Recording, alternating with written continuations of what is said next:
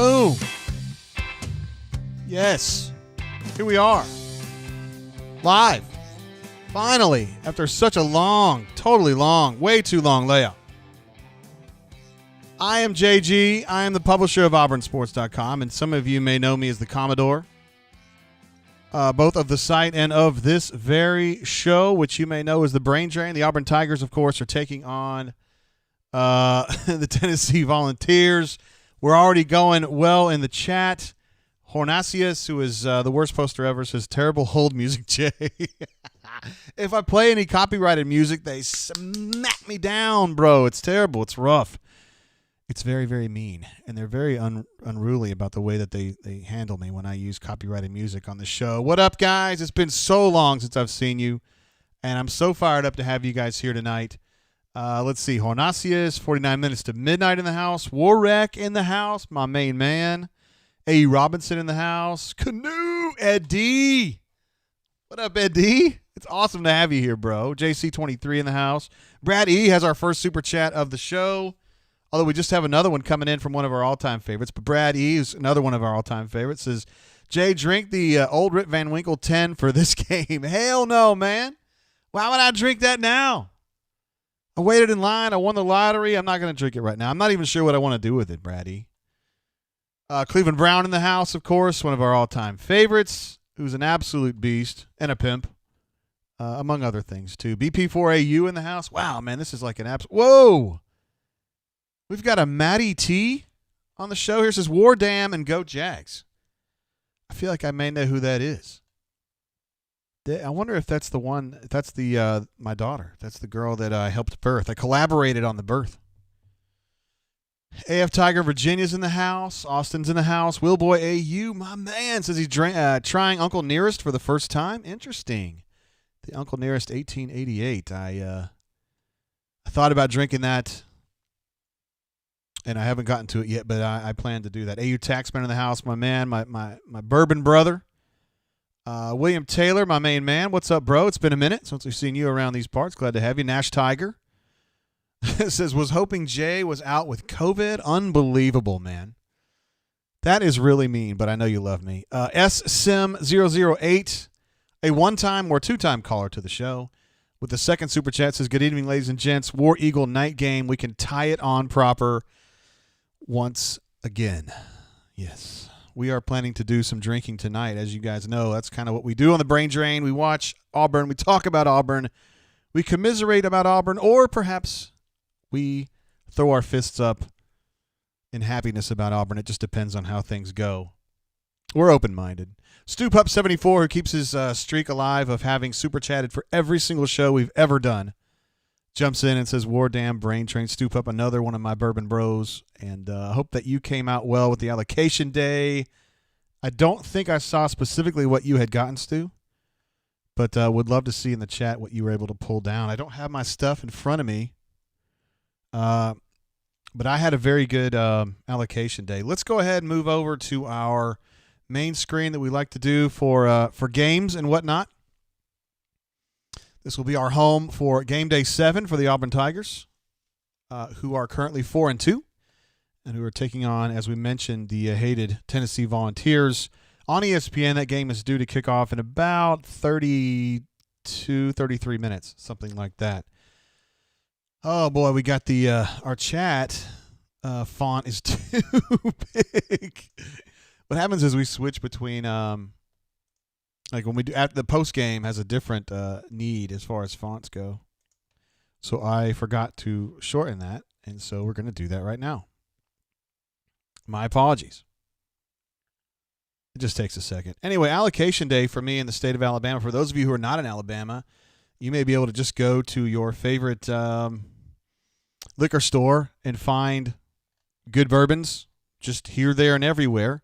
But in the state of Alabama, you've got to try to get in a lottery. And you can either get one of the 100 spots in the lottery, or sometimes you don't get it and you can still get one of the 100 walk-up spots. Basically, there's 200 spots available to get bourbons in this state. And, yeah, it's one of those deals. So I usually strike out on the allocation, but this year I hit it. And I pulled the, golly, I think I was number 74. It was in the 70s. And that was good enough, man. I went in and they've got table one has a bunch of like really, really sought after bourbons. This is where you got your Pappies, your Eagle Rare 17s, you got the Gold Blantons, you've got various Boss Hog Whistle Pigs, et cetera, et cetera. I was really hoping to get Eagle Rare 17 or Blanton's Gold. I didn't get there. I was too far back in the line. So I ended up having to choose between old Rip Van Winkle 10 or Weller CYPB, the white label Weller. I ended up choosing the old Rip Van Winkle. I'm not sure what I'm going to do with it. I don't really want to drink it. I would rather sell it or trade it for something that I know that I like. That seems reasonable, right? I also managed to get some Rock Hill Farms. Those of you who are bourbon heads, my bourbon bros, know that is a difficult to find bourbon, although it's not necessarily one that everybody in the world wants. And I also got Michter's 10.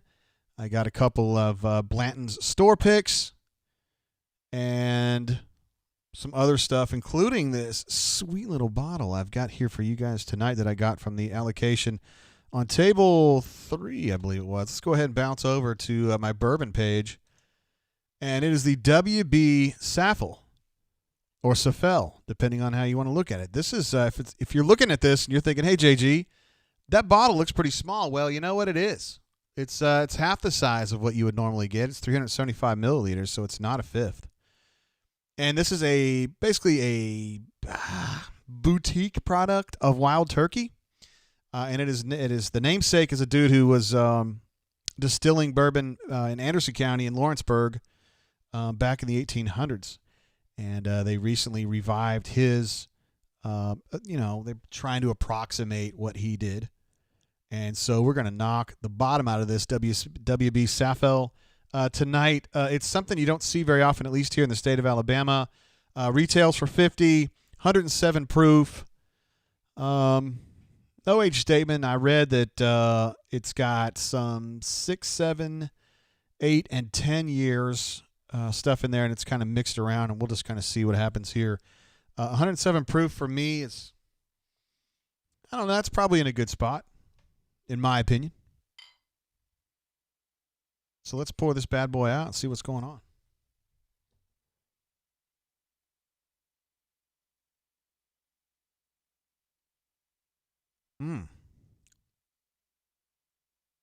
Yeah. I was drinking some Michter's American whiskey earlier tonight with my wife. Administrative assistant loves anything that's smooth. Oh, that American whiskey is so smooth, it lacks punch, and it kind of bugs me without having any punch. This has an appropriate level of punch, and I'm pretty happy with this.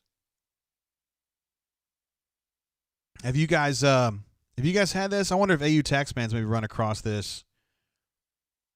I don't know. It's one that I wasn't real familiar with until I saw it in the allocation list, and then I looked it up and saw it was very well reviewed on Reddit, among the Bourbon Bros on Reddit, and typically I take their opinions, and it got very high reviews, so I gave it a shot, and it is delicious. My man Scotty B is in the house from Knoxville. He is 100% Auburn. But he lives in Knoxville. He's lived in Knoxville for a long time, and he's a UK guy. At least he's friends with my UK folks. So we'll say that. Canoeman says Michter's is fantastic. Oh, no hating, bro.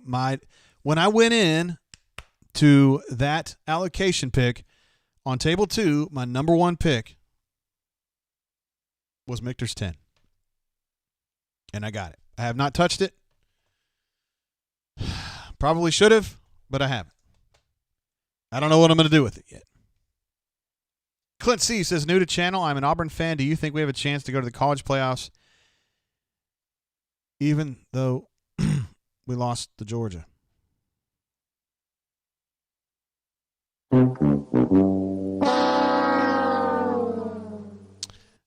No, not really. Not really. I would say no on that one. Josh C. says, JG, first time watching here. Glad to have you, brother. Let me get back on the main page here. Sorry, I got carried away with this bourbon situation. You know, it happens. All right, there we go. Let's see. AU Taxman says this stuff is awesome. He's talking about the WB Saffel or Saffel. I buy it when I see it, which isn't often. They still have some here in Montgomery at the allocation. Well, I should say on the Boulevard allocation spot. I don't think people here know what it is. I didn't know what it was. Okay, we got another super chat. Ed D, you know what I'm doing, bro. That is coming in from my man Ravine, who is in Orlando tonight. Says thankful for AU football, but more thankful for the return of the brain drain. JG always coming through for us. Keep up the great work, and congrats on the allocations, my man. Appreciate you, Ravine. You've always been here.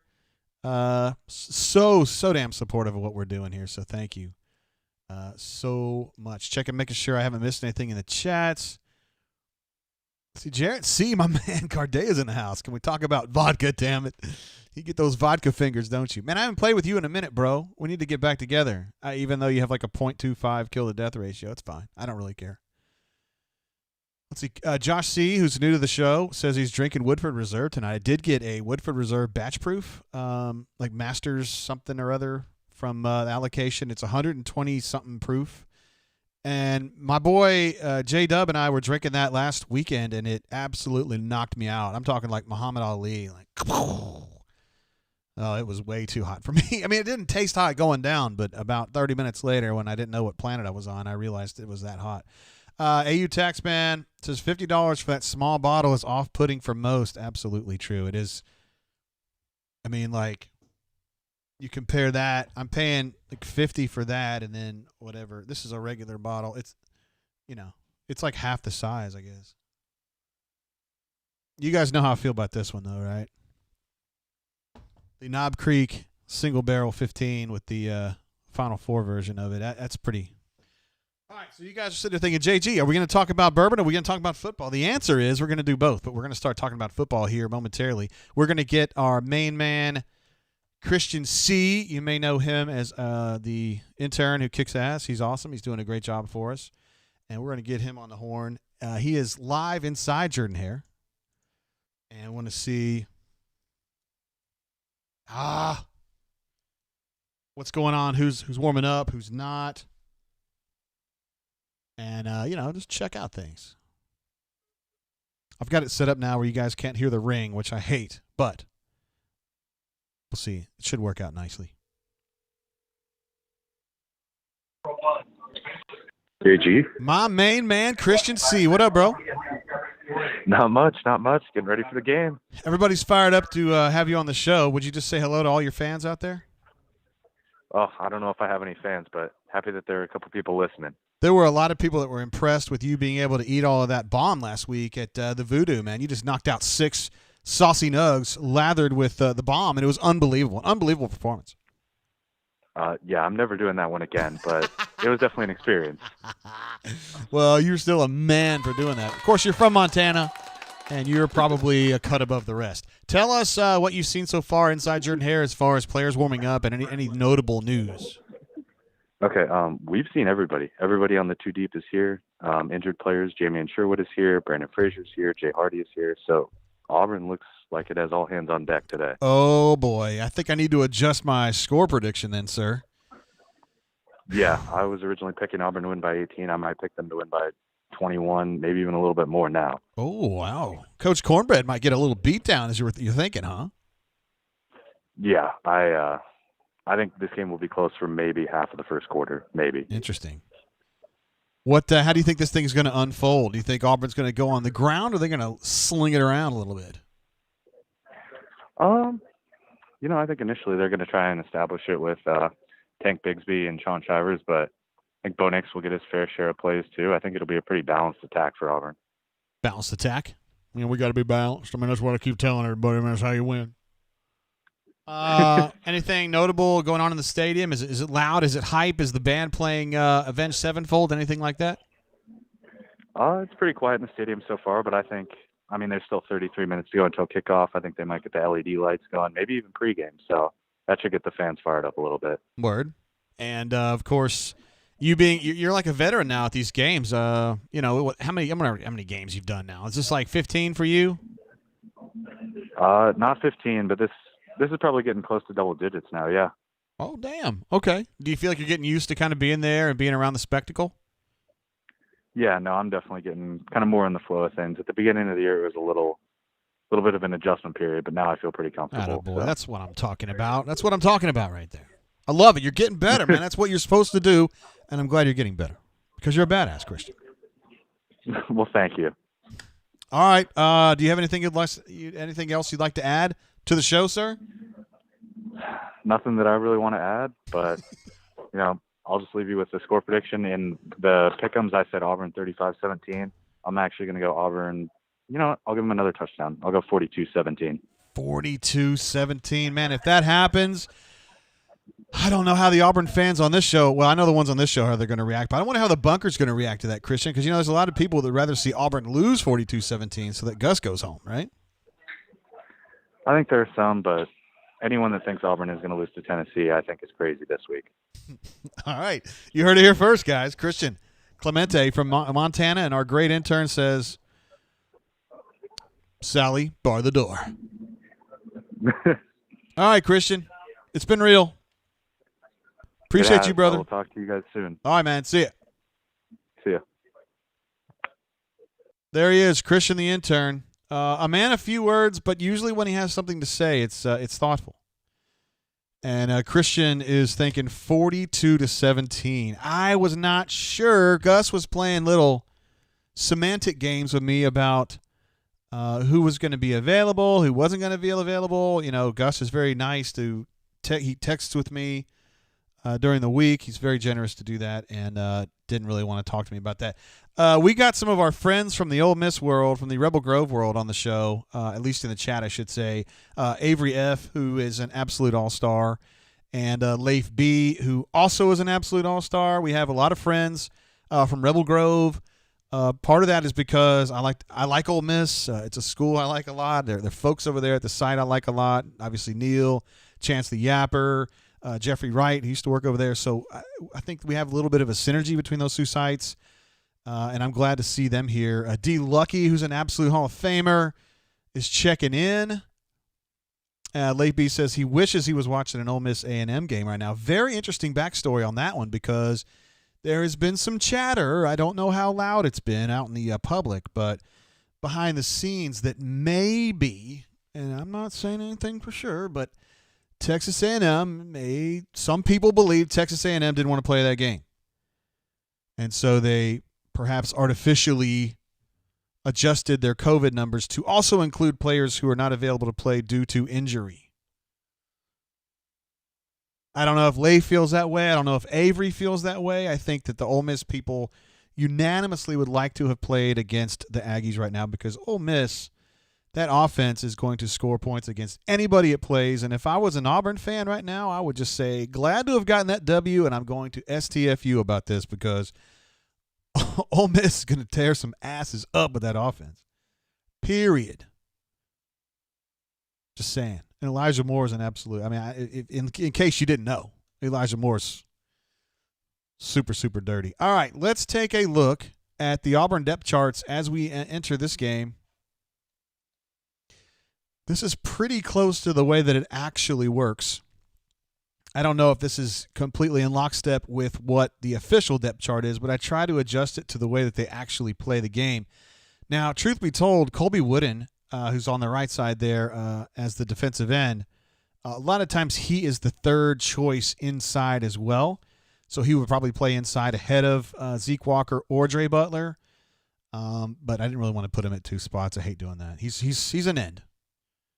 He's an end, and that's what he does, and he's been absolutely terrific. I think he's the one guy, really, on this whole team that, September 1, nobody's real sure what to expect from Colby Wooden, and now, November 21st, we're like, that dude's he's an absolute badass. He's a redshirt freshman. I mean, he could have played last year and been a guy that, I don't know if he'd have played a lot last year, but he accepted the red shirt and busted his ass in anonymity all year long, and now we're seeing it. The guy's ready to play. Derek Hall had a great game at the buck spot against LSU, and if he can continue that, I think Auburn's defense is going to take a full step forward because with Wooden and Hall, let's say Hall was able to play at that level he did against LSU, at that point you would have good pressure from both ends of the rush there, and you might be able to, at that point, blitz less, get more pressure, and then it's on right there, in my opinion. Truesdale and Newkirk have been solid this year, The key with them is I think they're better when you keep their snap count under about, let's say 45. We got a big super chat coming. What are you going to do with that? I just wonder what you're doing. We have a company coming over tonight. Oh, we don't? We don't have company coming over tonight. And she's in here cleaning. I can't believe this. This is where the magic happens. Can't keep it clean. Big super chat coming through from Warwick. Let me go ahead and give you one of these, Big Daddy. We love you, Warwick. He says everybody up in the place got to take a shot. Let's get it going. Yo, man. Man, I took one earlier, but I'll take another one. Sure. Of course.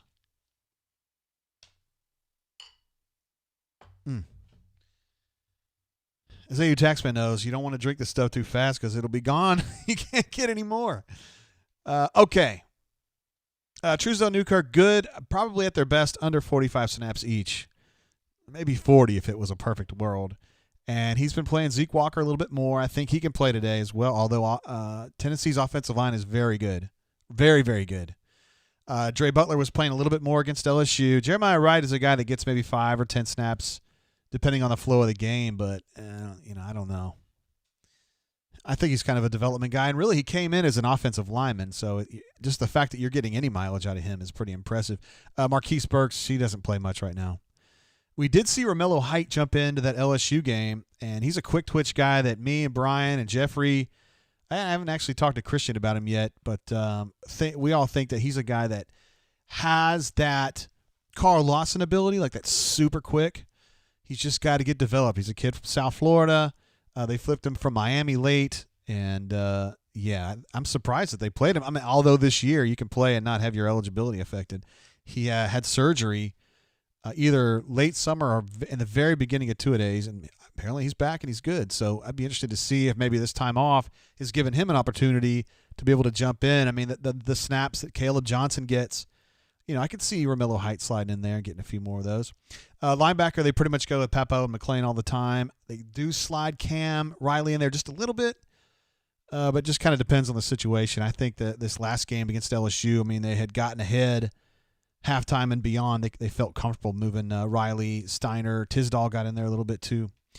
Christian Tutt, you guys know the story with him. Really good playing downhill, not as good playing backward. And Tennyson is probably better in coverage, not quite as good playing forward. So they're almost like a tandem or a platoon, but not really. Tutt still gets probably 80% of the snaps. Super chat coming through from a man, Fat Crack. JGT, it's been too long, and it's nice to hop on YouTube and enjoy some good quality football commentary. Thanks for all you do, sir. We got to give you an air horn too, Fat Crack. Fat Crack's always here for us, bro. Appreciate you, brother. See, Late B says, what's Jay drinking tonight? I am drinking this WB Safel. You've probably seen it somewhere in Owensboro, but this is a Wild Turkey product. It's one of those like boutique, I don't even know. It's the Whiskey Barons collection. They kind of hide the fact that it's Wild Turkey, but it's Wild Turkey. It's a version of it, Let's see. Zane Teese is shot for every touchdown tonight. I don't know, man. I don't know. Do I want to commit to that? Let's see. Zane T says McClain's run fits last game are going to be needed tonight. Yes, he had a nice game against LSU, no doubt about that. In the defensive backfield, same as usual. McCreary on one side. Pritchett has been playing pretty well on the other side. I thought that Simpson was the starter to begin with, had the injury. Pritchett stepped up and did a nice job. So at this point, it's almost kind of like he's playing three between McCreary, Pritchett, and Jalen Simpson at the cornerback spot. There really isn't a fourth guy. If it is, it's Domio. He did play a fair amount against LSU, Domio did. But, again, that game got out of hand very quickly in the third quarter, and he started playing dudes just to get them some playing experience, which is a great idea. I don't know how much he would trust Domio in a tight game, but maybe we'll find out tonight. Smoke Monday in Sherwood. It sounds like Sherwood's ready to go, and so that's good news. And then Jordan Peters is kind of the guy who backs both of them up. We've seen Chris Thompson a little bit this year, and then Devin Geis, we have not seen a lot of him, but he plays a little bit. So that's the situation on defense. Still no KJ Britt. I I still think he's going to play. I mean, I think he's going to come back. I don't know if he's quite ready, but we'll find out. The last report that I got, which would have been 5 days ago, was good. That he had made a lot of progress, but not enough where it was like, oh, he's going to play tonight. Like, I don't think he's quite there yet, but we'll see. On the offensive side, not a lot going on here. Since the loss of Brandon Council to a knee injury, he was at right guard. They moved Keandre Jones, who was his understudy, and he is now the starter at right guard. So they go Ham, KJ, Abrams, T. Manning, and Alec Jackson is your usual starting group. We were surprised in the LSU game when they did a wholesale change there in the third quarter, I think it was, late third, and they moved Tate Johnson, was the number 2 choice at guard. I don't know if that's the way it looks on the depth chart, but that's the way it actually is in real life. Brendan Coffey made his debut in the LSU game at right tackle, and Kamar Bell also, I believe, made his debut at left guard in that game. At wideout, it's a little bit different. I've got Kobe Hudson as the number 2 choice behind Seth Williams, which is not exactly true. Probably Capers would play there.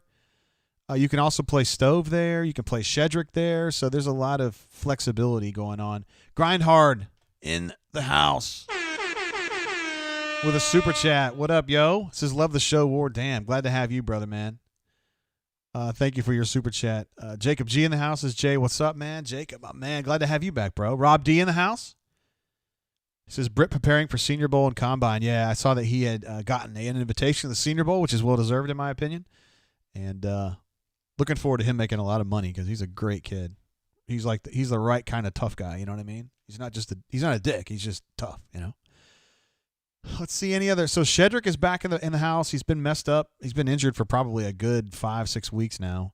So we'll see how he plays in. I look at him as kind of like the modern day Cody Burns minus the valorous backstory about being a quarterback and kind of agreeing to shift because it was for the best of the team. Shedrick he's a good blocker. He's a tenacious player. I just don't know if he's a great receiver. So we'll see how he kind of fits in, but I expect you'll see a lot of Seth and Stove and Schwartz as normal. I went ahead and added some tight ends to the fray here. Jake Fromm played. Yes. Fromm played in the game last week. Against LSU, and I erroneously believe that was Brendan Frazier. And then Gus said on, I think it was the Tuesday teleconference, that Brandon Frazier was going to play tonight. He said, you'll see him on the field, which could mean special teams. But you guys know I have given Brandon Frazier I've given him the business as far as I've been his number 1 fan. I mean, his mom and his dad don't have as many nice things to say about him as I have. So I'm going to be glad if I do see him on the field playing offense. I'm going to be glad to see that because I've been thinking that he was going to be awesome for a long time now. I mean, among all those guys right there that are listed at H/3, he has the most upside from an offensive perspective, in my opinion. Now, some of you guys might say, J.J. Pegues, I don't even know what to think about that guy. His ceiling is huge. He's huge. But I think that Brandon Frazier's that guy who can – he's like a Lutzenkirchen who can go out there and in routes, create separation, find separation, catch the ball, and do things like that. I think Frazier's going to be really, really good. Call me Biscuit. I thought that I had made that mistake, and I appreciate you saying that. Tyler Fromm, not Jake Fromm, not the former UGA quarterback. Tyler Fromm, his younger brother, is the tight end, obviously, at Auburn, number 85. Sorry about that. E-Taxman says, can't take away those valuable snaps from Shaker. And I also wonder what we'll be doing at tailback. Shivers, Gus loves him some Shivers, and I get it. Shivers has still been good. I know Tank has been a revelation this year, but Shivers has been good too. So I think those two will probably rotate. And DJ, to me, has done nothing wrong. He's been fighting through like an ankle injury. You guys have seen him limping around, but he insists on carrying the football, which I think says something about him.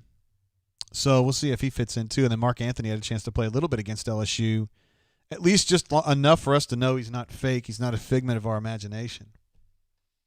Let's see what's going on here. Sorry, guys. I got a text here from my main man, Gabe D.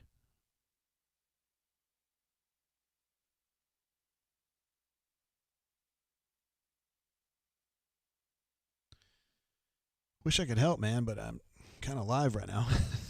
Love Gabe, though. For those of you, we don't have anybody on the Missouri. All the Missouri folks would be on the Missouri show right now, but St. T says R.I.P. Lutz, one of the nicest guys I've ever met during A-Day. Yeah, Lutz was really that dude, He really was larger than life. He was just a really nice, principled, treated everybody equally.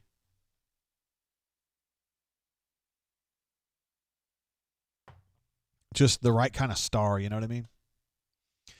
War Eagle 0008, my man, says Jay, and drinking the lotto bourbon tonight. Yeah. This I wouldn't call this the lottery bourbon, but I got it at the allocation thing. It's the WB. Let me go to the other page. You guys can't even see this stuff. We've talked about the depth chart plenty. It's this stuff. WB Safel. It's like a boutique product from the Wild Turkey Distillery. And it's good, man. I like it. I was drinking Michter's American Whiskey earlier today, and my wife loved it because it's super, super smooth. I've never had a bourbon. Well, it's not a bourbon. I've never had a whiskey that had no burn, like none. And the Michter's American Whiskey had no burn. So if you're thinking to yourself, hey, JG, I'd like to have a bourbon that has no burn and won't punch me in the face, Michter's American Whiskey is what you want to do. Morgan Mama says, I'm a Missouri guy on here. Word. Welcome, Morgan. We're glad to have you, bro. Yeah, so Gabe is one of my real good friends and who I got going on Ecamm is apparently having some issues with his audio tonight. I'm not sure why. And, yeah, it's very frustrating, I'm sure. I hope he gets it straightened out and gets the show back going for you guys. And I wish I could help him, but I'm kind of live right now. I can't do it. Let's see. So we got about, 10 minutes to go here before kickoff of this tilt. Let's see. Diego G's in the house. What up, JG? So glad to be back. Too damn long. What's up, Diego? Glad to have you, brother, man. Zane T says Crock and Rum has been one of my favorites recently. Man, I just drink bourbon or whiskey exclusively now. Damn it. I hate this for Gabe, though, man.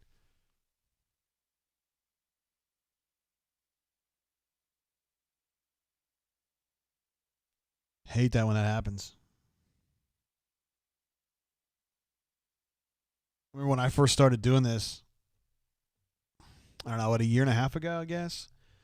I'm using a program called Ecamm to do this, which is what Gabe and Neil do as well. But before that, I had to use OBS, and I had to kind of figure this out on my own. And, man, it screwed up a lot, and I got so pissed off. And I would take like a complete week off trying to figure out how to do this because I get so pissed. Late B says the Boys and Girls Club here, he lives in, we'll just say you live in Western Kentucky, is having a raffle for a complete collection of 5 Van Winkle bottles. That'd be nice to have. $100 a ticket. I know that's kind of rich, but that's for a great organization. Let's see. Rob D says, wife just brought us 2 tall shots of Screwball. I have a friend. Actually, he's a bunker guy. I don't want to out him, but he's a guy that posts on the bunker some. And he's what I would call a distributor. He doesn't describe himself as a distributor, but he is. And he was telling me that Screwball, which is the peanut butter flavored bourbon, I know that sounds gross, like to hear it, but the Screwball peanut butter bourbon is pretty good. I mean, I'm not going to sit here and tell you it's better than like these good bourbons that I get a chance to drink. And speaking of that, look at you. You're bringing me a little something, something, huh? A little something special. That peanut butter bourbon is better than I thought it would be. I had some at Voodoo Mobile. They have a full bar there. And Michael and Jan hooked me up with some of that. And I was kind of like, I got to keep an open mind. And Michael was like, keep an open mind. And then I had it and I was like, it's pretty good. But I mean, I like peanut butter, so I wasn't going to say much about it.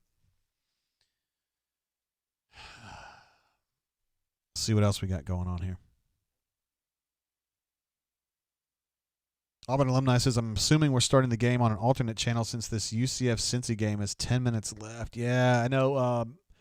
Nash Tiger was talking about that earlier. He thought it would go on forever. AU Law 20 says, have you had the latest Bardstown Discovery Series 3 yet? Let me tell you something, bro. if I could, I would. If that stuff ever showed up in my ABC, I'd probably buy 2, and she would kill me. Because I'm already at a point where she's like, don't buy anything else. And I'm always like, nah, of course not. So, yeah. I wish that I could have some. When we were down at the beach a couple weekends ago, I had the Bardstown Fusion Series 3, which is the blue label. It's not as good as Discovery, but it's good. I would drink that. But anyway, AU Law, if you have that, I would love to hear what you think about it. I didn't know if Series 3 is better than 2 or whatever. I'm just glad to see Auburn alumni in the house. One of our really good, informative people here. Cody R says he thinks Tank Bixby's going to run for 2 hundo and 3 touches tonight. Yeah, I think that's possible. I do. I always have to see how they distribute the carries. And then I'm with Auburn alumni on this. It sounds like it's all of our starters are good to go. Prayers sent to the Vols in tears. Wah, wah. It's pretty funny. Another super chat. War Eagle 0008 says, thanks for the show. Glad it's back. WDE all. Let's beat the Vols. And let's move on to the first week of BP and our Tiger basketball. I think we need to have a talk about Auburn basketball, guys. I mean, I'm not trying to bring down the room or anything. But before this game might be a good time to talk about it.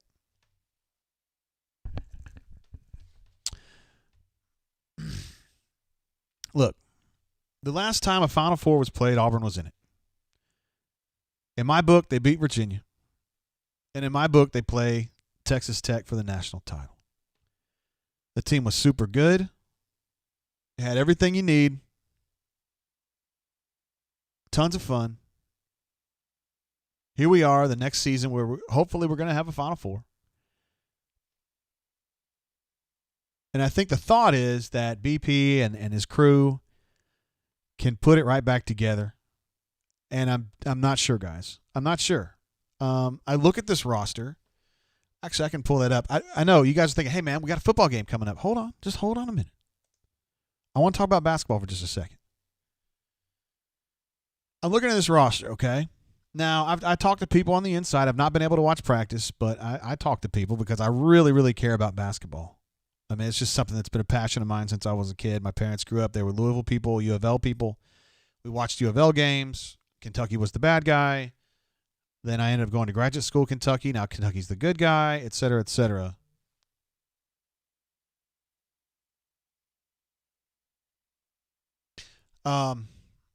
This lineup doesn't overwhelm me, and I think that so far in camp, if you want to call it camp, Devin Cambridge has been the one guy that's really stood out, and I think Jalen would be the next guy who's really stood out. I think those guys, you can pretty much bank on them, okay? Devin's going to be a good player. I think his defense has gotten better. I think he's become more of a consistent shooter, okay? And I like Jalen Williams. I think he's fitter now, and I think he's going to be a good player. He's got a left-handed stroke. His three-point percentage wasn't great last year, but I think he's going to be a good three-point shooter. So I think he's going to be helpful. Now, here's where it gets kind of dicey. Sharife Cooper. You know, I'm just not 100% sure we're going to see Sharife Cooper a lot this year. He hasn't been practicing lately. And if you asked me, I don't know. He hadn't been practicing lately. So I don't know if he's going to play or not. I don't know if he's going to play against St. Joe. I don't know if he's going to play against Gonzaga. I don't know. So without Sharife, you know, I don't know. Justin Powell's been playing point a lot. And he is a tremendous shooter. I think he's going to be a really good shooter right out of the gate, but I don't know if he's super quick against these teams that have great point guards like Gonzaga. I don't know. I think they're going to end up having to play Turbo Jones there a lot more, and they don't love Turbo as a point guard. So Cambridge, you know, can Chris Moore step up? What can JT Thor bring? I should actually change that. It's not J period, T period. It's just JT. My apologies, JT, if you're watching. You know, Javon Franklin, I don't even know what to expect from him right now. That was a flyer anyway. I've heard that Dylan Cardwell's offensive game has been better than expected. I think he and Stretch are going to be interesting at the center spots. But guys, this is not a roster that's going to compete against. They're not going to dominate Kentucky right now. They're not going to dominate Tennessee right now. Okay. So I think people who are thinking, "Oh, we're going to come back and win the SEC this year," I don't know, guys. I don't know. I would just say temper your expectations a little bit, okay? Morgan says Gabe is back up. See you guys later. All right. Appreciate you having him, Morgan. And let's have a good show over there.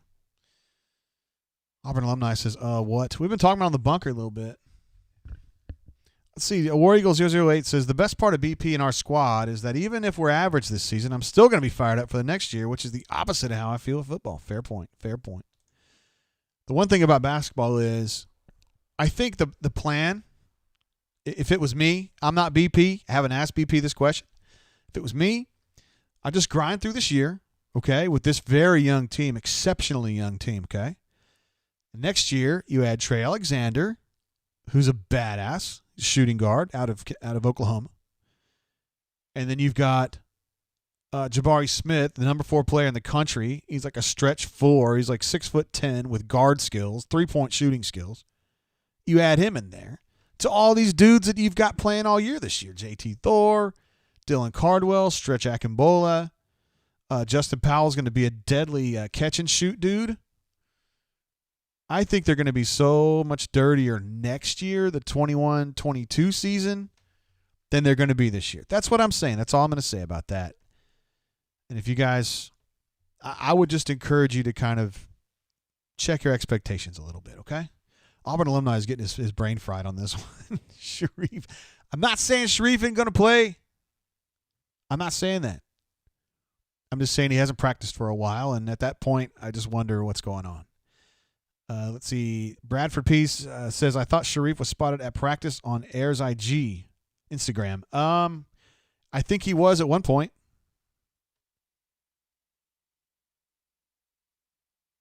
JC23 says, you're the first of the ones in the know that has admitted that Sharif hasn't been. Well, I mean, I talked about it on the bunker, but yeah. I mean, and I'm not going to write a story about it. I'm just talking about it. So that changes a little bit how things go, right? I mean, because Sharif is, a 5-star recruit, point guard.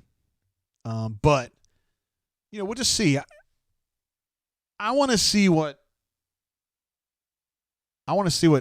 Stretch can do. Stretch. I'm sorry. The point guard. Turbo. I want to see what Turbo can do. I know he's not necessarily a great ball handler, but he's super quick, and I think that he can give them an advantage. All right, so what are we going to do programming-wise?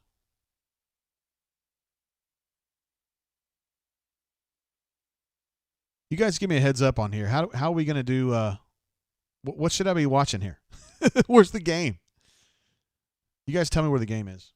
Because just like you guys, I've got Cincinnati UCF on the main channel here, and it concerns me.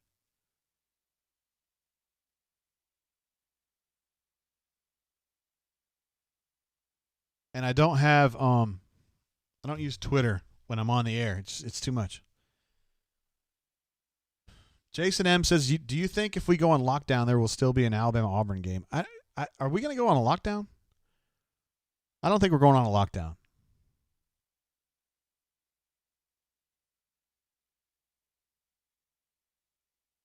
Coverage starting on ESPNU. Okay, very good. Let me see if I can find that. It's going to take me a minute, guys. Okay, Matt N says it's going to start at 6:10. Okay, good. I got time to find this. I got about 1 million channels like y'all do. I just don't know where ESPNU is. I know that. Nash Tiger says it's in Auburn. Hope this helps. Yeah, it helps, bro. Okay, so they're going to stay. It says it's going to have Skycast coverage of the game here the whole way through, so I guess we'll just say this. War Eagle 008 says, K says no lockdowns. I would be shocked if there was a lockdown in our state. I know the numbers are not trending in a good way, but I don't think we're not locked down, people. I mean, I'm not trying to say, I'm not trying to take a political stance on it. I'm saying we don't really lock down in Alabama. Let's just be smart, guys. Stay inside if you don't need to be out, and wear a mask all the time and wash your hands a lot. I mean, and I'm not saying, I know there's people out there who have gotten COVID who wash their hands and who wear a mask. I'm just saying let's do our best and Hey, look, highlights from the Peach Bowl when Auburn lost to Central Florida. That was great. Let's see. Auburn alumni says, I need to make sure I'm synced up with y'all. I hate that. Sometimes folks say that I'm either ahead or behind. I mean, what you're seeing on the video is usually about 20 to 30 seconds behind what's actually happening to me. Like right now, there's a delay. You know, this goes to YouTube and goes out to you guys. So there's a delay, and I'm always hopeful that it will sync up with the delay that's happening in the game. But there's Ivan Maisel. He's a good dude. Mobile guy. Hey, man. I'm not seeing this game on here right now. Kind of pissing me off. So is the game not starting? We're 3 minutes away and we've got nothing? Is that what I'm hearing? Might have to listen to Andy?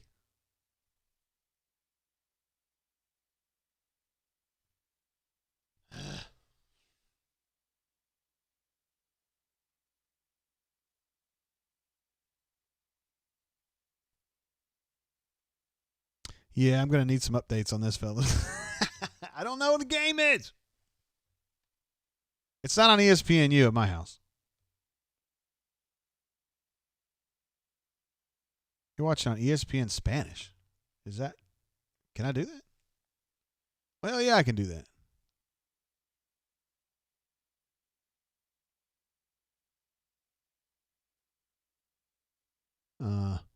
I've got UFC on there.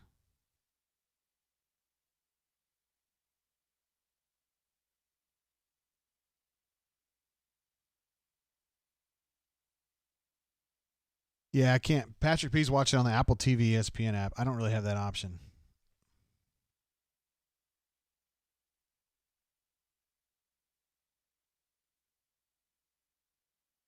All right, finally we got Auburn, Tennessee on. Thank you, sweet baby. All right, so we're going to go into kind of like our game coverage mode here. Sounds like Gabe's back going again. Thank goodness. I'm going to tell you guys, man, I'm not a big fan of these lights, man. Like the way the lights kind of go on and off. I haven't seen that at Auburn. This is the first time I've seen it like during a game, but you know, they have it at other schools and it just kind of bothers me. Maybe it's cool when you're in the stadium though. Liberty's Hugh Freeze not plotting next move. Yeah, he wants to finish his career at Liberty, guys. Sure he does. Of course. All right, so we'll just kind of watch along like we do, guys. And I try to bring you know, some an Auburn perspective of it. It wouldn't hurt my feelings at all if you guys listen to Andy, if you guys listen to whoever's doing the game for ESPN. But I'll just try to give you guys some nuggets from an Auburn perspective. There's Cam Riley getting ready. Sean Shivers. Roger McCreary out there. There's Shauna Lockwood right there taking photographs for the Auburn Athletics Department. Tank Bigsby getting some hugs. Desmond Tisdall right there. There's Cam Brown. OC Brothers. Looks like everybody's good to go. And we've got kickoff and Jordan Hare. That's very, very exciting. Finally got some football. We're going to have a touchback to start with. You know, Gus is talking about we got to get Anders and have more touchbacks. It's weird to see Guarantano back, huh? Tore that ass up last time he was in Jordan Hare. Of course, he had Justin Jefferson at that time, who's a terrific wide receiver. I don't know if he has anybody quite on that level now. Auburn tried to get in on him late in recruiting. That was that year.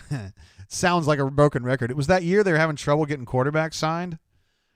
And he was from New Jersey, as I remember. And he wasn't having it.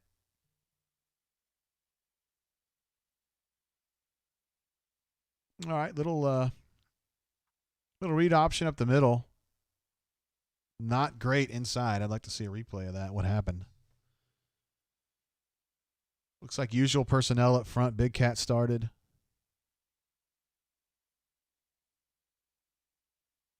That's why they hate Jarrett Guarantano at Tennessee. All right. So we got a 3rd and 3 coming up. Let me get the stats up here.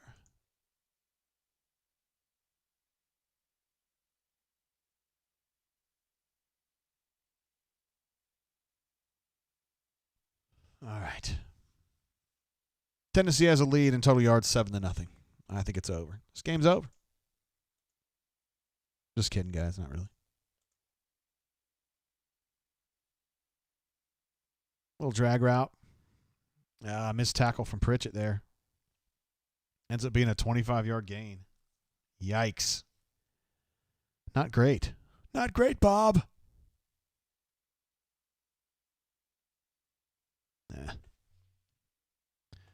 Offsides. Defensive. I call that encroachment all the time.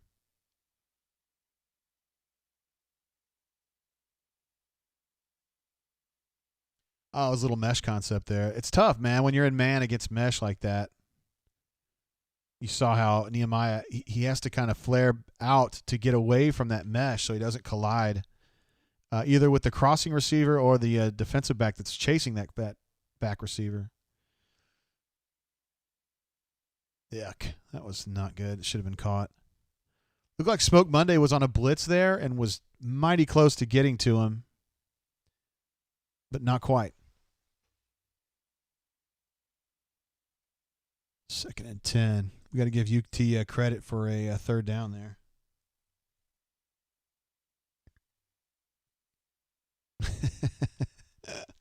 Pork Rinds is back. What's up, bro?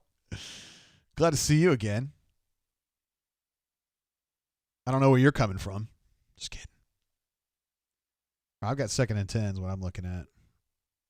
Colby Wooden with a stand-up spot from the defensive end position. Still no pressure, man. Looks like that's going to be a 1st down pass.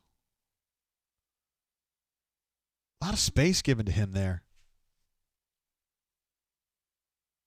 Looks like that was Tut's guy. In a perfect world, you probably wouldn't have Tut defending hardly anybody in man.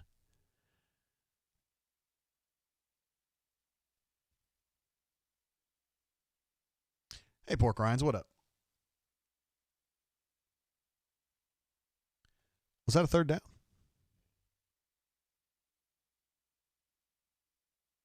No, I got a 1 of 1. That was a 2nd down, I think. Well, they're coming out throwing just like they were in 2018. Boy, he almost caught that ball, man. Smoke and Roger were in good coverage there, and they just didn't. Like they didn't stop the ball from coming in, though. Oh, actually, it looked like Smoke had a chance for a pick there.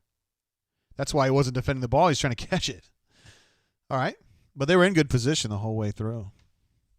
So Joseph says coverage is social distancing so far. That's funny, man. All right, 2nd and 10 is what I've got here. Still going with their A1 personnel here, although they got Jalen Simpson now after that Pritchett screw up. Ooh, nice pull down from behind. Who's that, Colby? Nope, it was Daquan. Nice play there. So they have already switched out Nehemiah for Jalen Simpson. And it looks like Zacoby's coming off. 3rd and 9. They're going to go full dime, aren't they? They're going to go with like Puckett. I haven't seen him yet. Let's see what the personnel is here.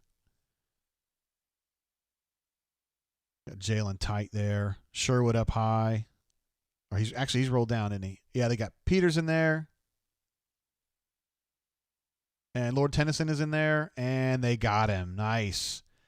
Little blitz action from Jamie Sherwood. A triumphant return to the Jordan Hare turf after suffering a leg injury against LSU. And Coach Cornbread is sad. He's saddened. He's melancholy after that one. Although he's probably going to see that plenty tonight, isn't he? Did you see that? That tailback tried to come up and go low on Sherwood, and he just basically trucked him and kicked him down and went over him. That's pretty good right there. What's his 45 yards or so? And he's going to miss that. Womp, womp, womp. Let's give him a TPRR for that one.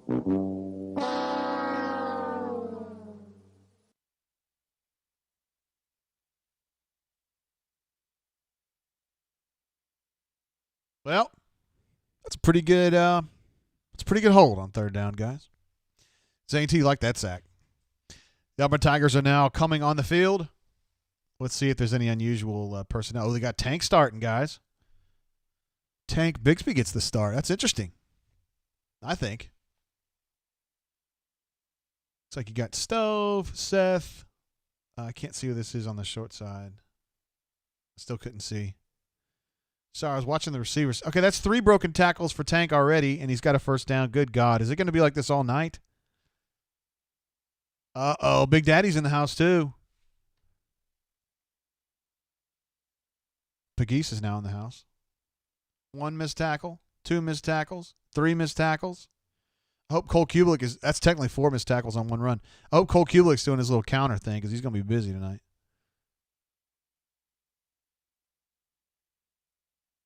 I would not have thrown that ball, but they're going to say he was out of bounds. He made the catch, Eli did. Man, great coverage, though. That was a tough situation. I don't know if you guys know this, but Bo Nix, his dad played at Auburn. Patrick, you may remember him from the early 90s. You may remember him. It's a pretty big deal. He grew up an Auburn fan. His name's Bo. All right, 2nd and 10 is what I've got. That was like a designated handoff to Tank. Got like 3 yards out of it.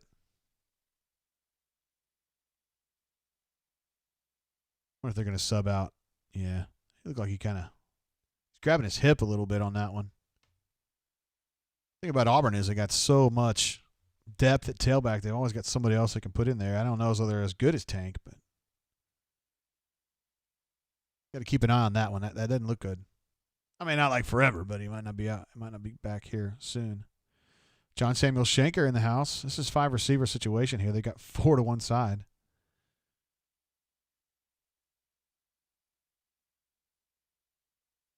Throwing that ball to Shed Jackson on 3rd down, and he didn't catch it. He didn't look open to me. And it's hard to believe if you're going to go with 4 receivers to one side that nobody could get in.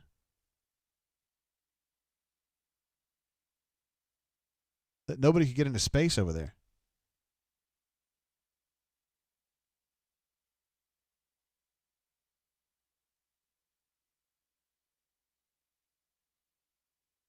They're working on Tank Bigsby's left hip.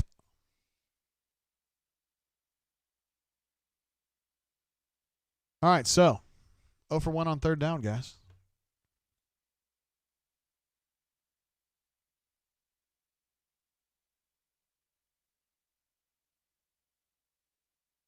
All right, looks like Tennessee's going to take over on their 21. Looks like Tank Bigsby. Let's see what happens here. I mean, they got a lot of dudes. Kind of a weird possession there. I didn't think much of that possession. You got a couple run. You got Tank had a really good run on the first play, and then he got banged up a little bit in the coming off the pile there, and then they had a weird throw to Eli, which I thought he was defended too well, and then they ran that quads look, and nobody was open, and so he threw it in for Shed Jackson, which would be the last guy trying to throw to in coverage like that, and then it wasn't caught.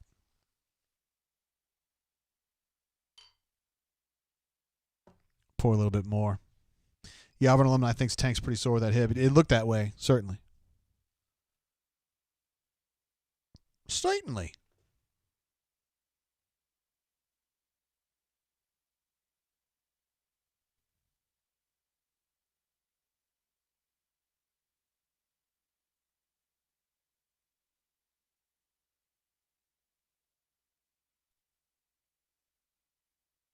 All right, let's see. Auburn alumni is not a terrible start, but definitely not as sharp as I was hoping. You know how it goes. Sometimes it is kind of a slow start with them.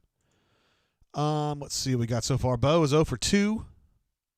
2, I would say, contested throws. So we'll go ahead and put that on the board, 0 for 2. And Tank has technically 2 carries for 14 yards so far. But we're going to have to keep an eye on his health situation. Wouldn't be surprised at all to see Shivers and DJ here coming up. Guarantano currently is 2 of 5 for 40.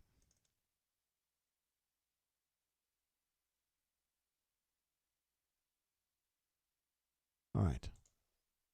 So that is now fully updated. Yeah, I feel like there's always a temptation. I was talking about this on the show yesterday, and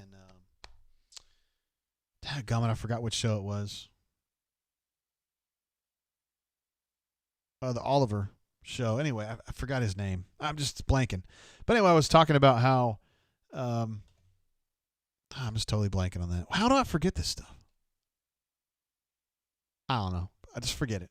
It's too late now for me to get this thing straightened out. Ay.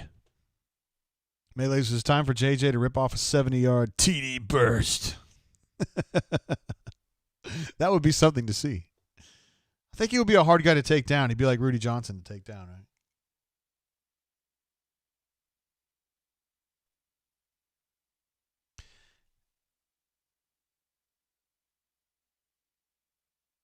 It's kind of weird. I mean, it doesn't look like a bad injury or anything like that, but sometimes, weird things happen. AU88 says, I counted as progress that Tank got the start. Halfway through the season, has Gus shed his favoritism for upperclassmen? I mean, to be fair, Tank is so good, you almost have to start him. All right, let's see. Personnel-wise, looks pretty standard here. They've got Nehemiah back out there. They're not going anywhere there. Zacoby had a nice fill right there and stops it for a 1 or 2 yard gain. That's the kind of stuff I'm expecting from Auburn's defensive front against Tennessee. Linebackers very aggressive on Auburn's side, and these inside guys, 94 and 44, are really good until they get up, until their snap count gets up. Got Derek Hall on one side, Colby Wooden on the other. And let's see, I imagine they've got Tutt in there as like your third linebacker / hybrid guy. Yeah, there he is in motion, staying with the motion man.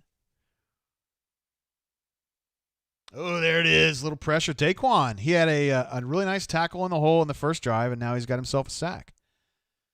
Now I think is the time that you take Daquan out so he can get some rest. You move Colby inside and put somebody else like Zeke in there. Little twist going around Derek Hall.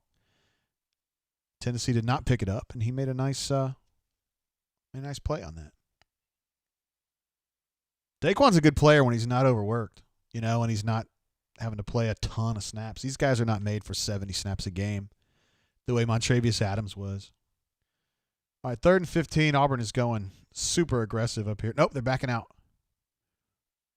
Tennessee was thinking they would back out. Oh, man, what a terrible missed tackle. Ay. Nah, that was ground caused that fumble. Dude, I thought Tutt had that play. Man, so they backed out of the blitz. They only brought 3. Oh, Papo made a mistake there, but Tutt also made a mistake there. Peters was in position to make a play too. Little crossing route was got them 15 more yards. Golly, man. That was 3rd and 14, yo. Got to do better than that. Tennessee is now officially 2 of 3 on 3rd down, so I'm going to go ahead and update that.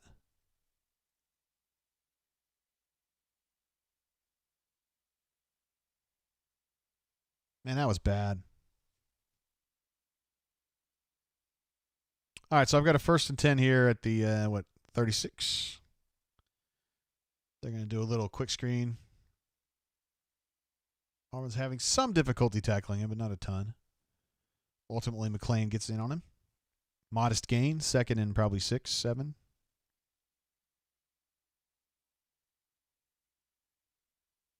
Hitting Auburn on a lot of crossers so far. They had that mesh concept, big gainer. That was kind of a quick drag. The play before that one.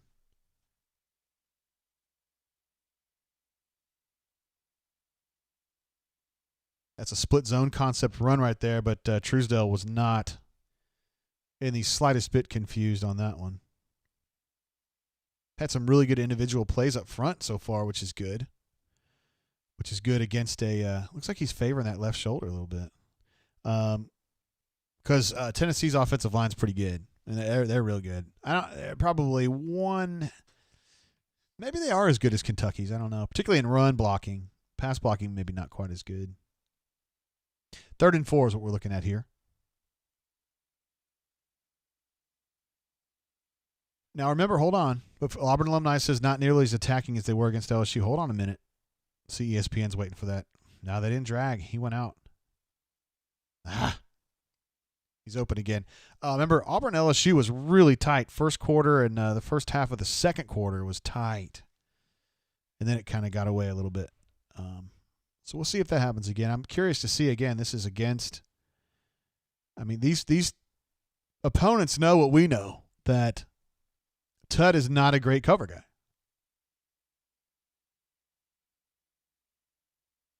Tut's not a good cover guy. He's better playing forward. Try to run the ball. Smoke had a nice dive in there. Still got 7 or 8 yards out of that, so that's a win for Tennessee on that one.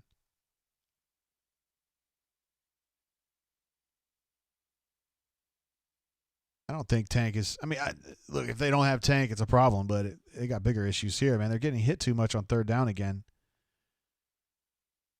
That's the issue right now. 2nd and 4 is what I've got. Auburn alumni says secondary. I don't know if it's secondary looking bad. It's specifically they're picking on Tut. It's a quarterback draw, and that's going to be a touchdown. It's a good play, man. I can't hate. We have to give it a. All right, so Tennessee goes up 6-0 on a design quarterback draw through that A gap to the right, and I just didn't see anybody over there.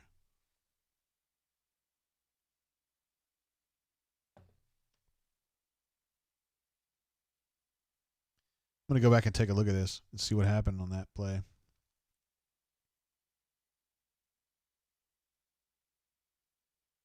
All right, so the staffing situation there is you've got Truesdell in the middle. Colby Wooden is like in a 3 spot, and then you've got somebody's pulled down in that 5 hole.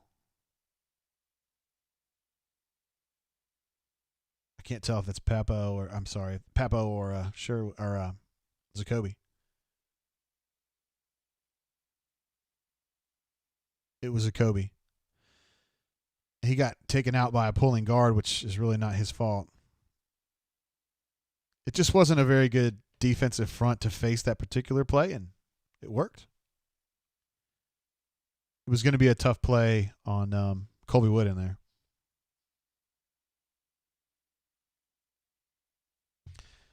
So there you go. 3rd and 15. It's 49 minutes to midnight.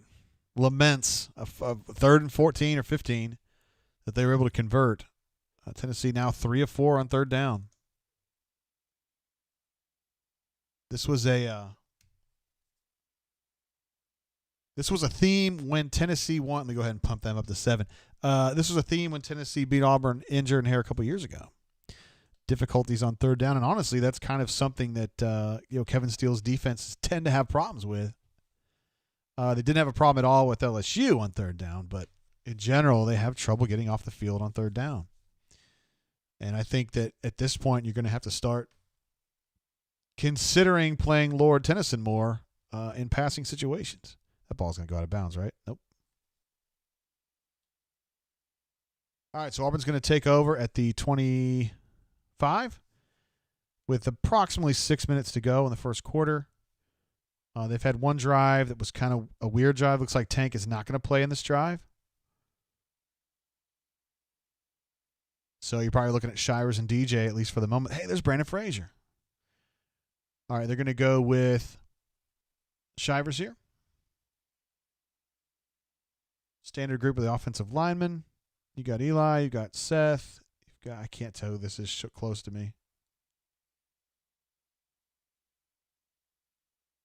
Quick throw out to Eli, which is what he does best.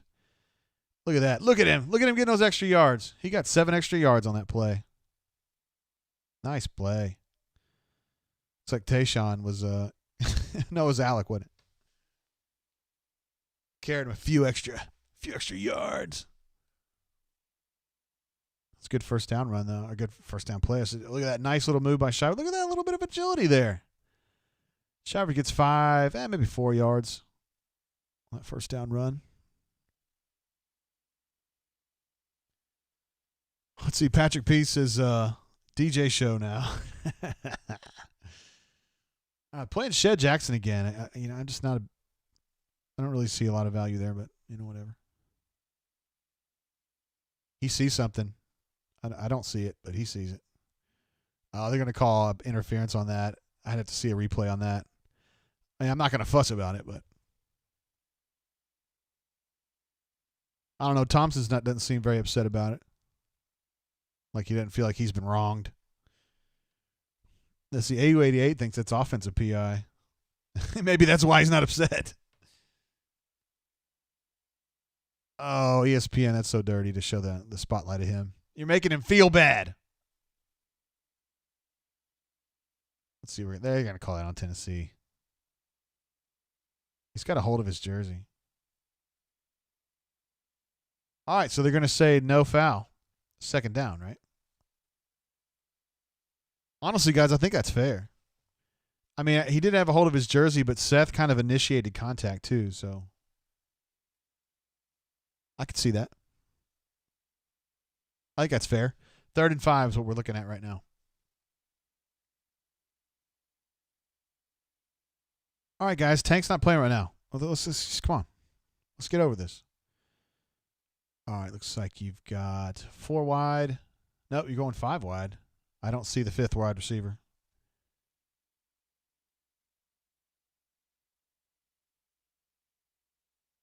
I'm going to try to go to Seth here.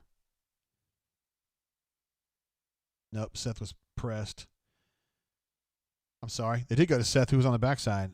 Who was playing high? It must have been Shed. I should have known better. If I'd known a Shed up top, I would have said something different. All right, so they hit Seth on the lower side of the formation, on the right side of the formation. Here we go. Let me guess. An update on Tank. Yep. Look at Shivers. Oh, look at that cut. That's a nice run right there, man. That's the one thing about Auburn, man. I mean, you lose Tank, that sucks, but, I mean, they got a lot of dudes, man. Come on now. Shivers is a good player. DJ's a good player. I think Mark Anthony's a good player. That'd be all right. 88 calling him Roomba. Look at Bo, who's going to run for a first down. Oh, he's going to lower his shoulder, too. That's like a 15-yard gain right there on that play. So Auburn moving down the field right now, no problem. Auburn is now 1 of 2 on 3rd down. Got that conversion on that 3rd and 5 just a minute ago.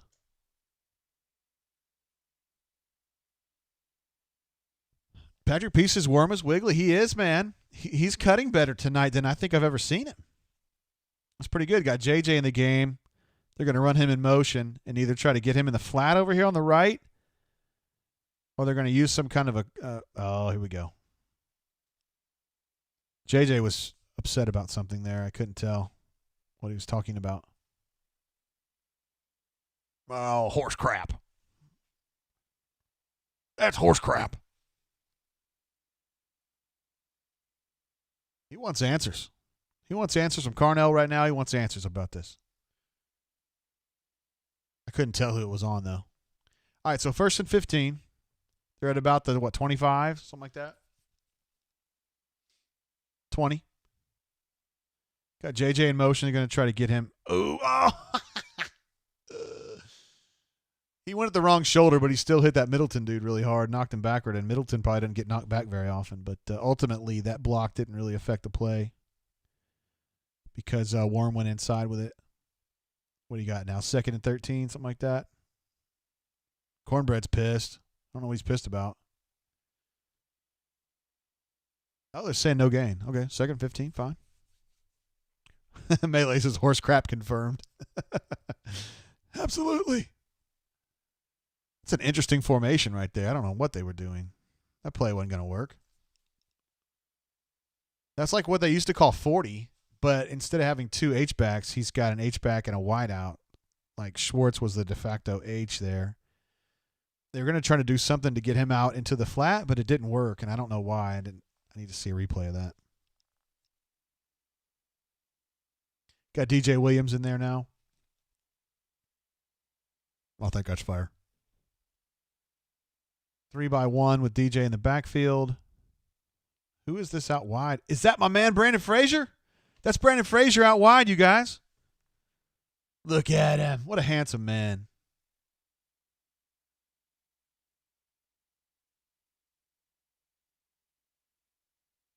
Oh, goodness. All right, so Bo got picked off right there. It's really the only time Bo gets picked off is when he's running and he's it seems like when he's in the pocket, he makes better decisions than he does when he's on the run, when he's throwing the football.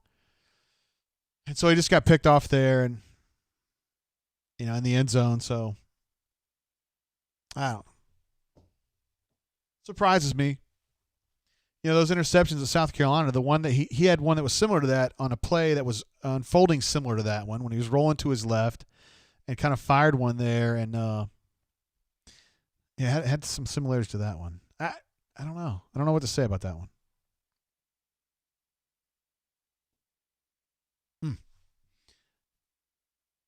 I'd like to go back and see that. There was a receiver right there, but somebody undercut that route wisely, and he didn't anticipate that at all. Auburn is now 1 of 3 on 3rd down. Here's the thing I will say about this, though. War Eagle 0008 says, I know it got picked, but he stepped up really well. Agreed. I mean, if you're looking for positives on that, he kept his head up. He didn't panic. Wasn't a good throw. He got tricked into something there, but it wasn't panicky, I don't think. I think he was under control. He just made a bad decision on the throw. Bigo says, oh, great. Comparing to the South Carolina game, Ed D says, buckle up. Lawrence Lane 56, excuse me. It's surprising how much the offense changes without Bigsby. Hold on, just give him a minute now. That drive was going fine until that pick. Well, you got the false start, which put him on the 1st and 15. Then they had a no gain play, which was 2nd and 15. Then he just got picked right there. So the drive was going fine. Patrick Peace says both should have run it. I agree. Yeah, I thought that was a positive drive. Obviously the finish sucked, but they're doing all right. Ryan S. says with a super chat, appreciate you, bro. Let me go ahead and give you a DJ air horn. Says shades of 2018. I hope not. But it has kind of a weird look like that right now. Yeah, the 3rd down failures, Tennessee getting up early, has some of those same themes. Spread Attack U18 jumps in as well. I need to get these in here. Let me get you, Ryan S. Hold on, bro.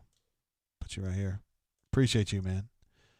That's the super chat from Ryan S. The shades of 2018, which I already addressed on there. Spread Attack U18, my main man, jumping in with a super chat. Says, okay, I'm here. That's the difference in the game. All right. We're fixing to pick that up because you're here, Spread Attack U18. Although I'm not going to blame the pick on you because you weren't here yet when that happened. So that's not on you, bro. Lawrence Lane 56 says the Pruitt curse is going to live on. Uh-oh. He's trying to be that way. Oops.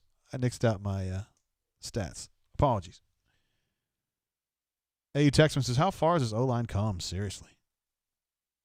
I mean, it's still early in the game, but, we're going to get Caleb Johnson in there right now. With Big Cat, you got Zeke Walker playing tackle to give big number 44 a break. Same linebackers as usual. Got Peters in there, probably in place of Sherwood. If I had to guess, I can't see from that angle. I want to see what Zeke can do here. Not good. That was his lane right there. It's a good fill to stem the run a little bit, but it's still 5 or 6 yards, and Zeke got knocked down to the ground. I'm going to go ahead and stay on ESPNU, I think, with this view. I like it.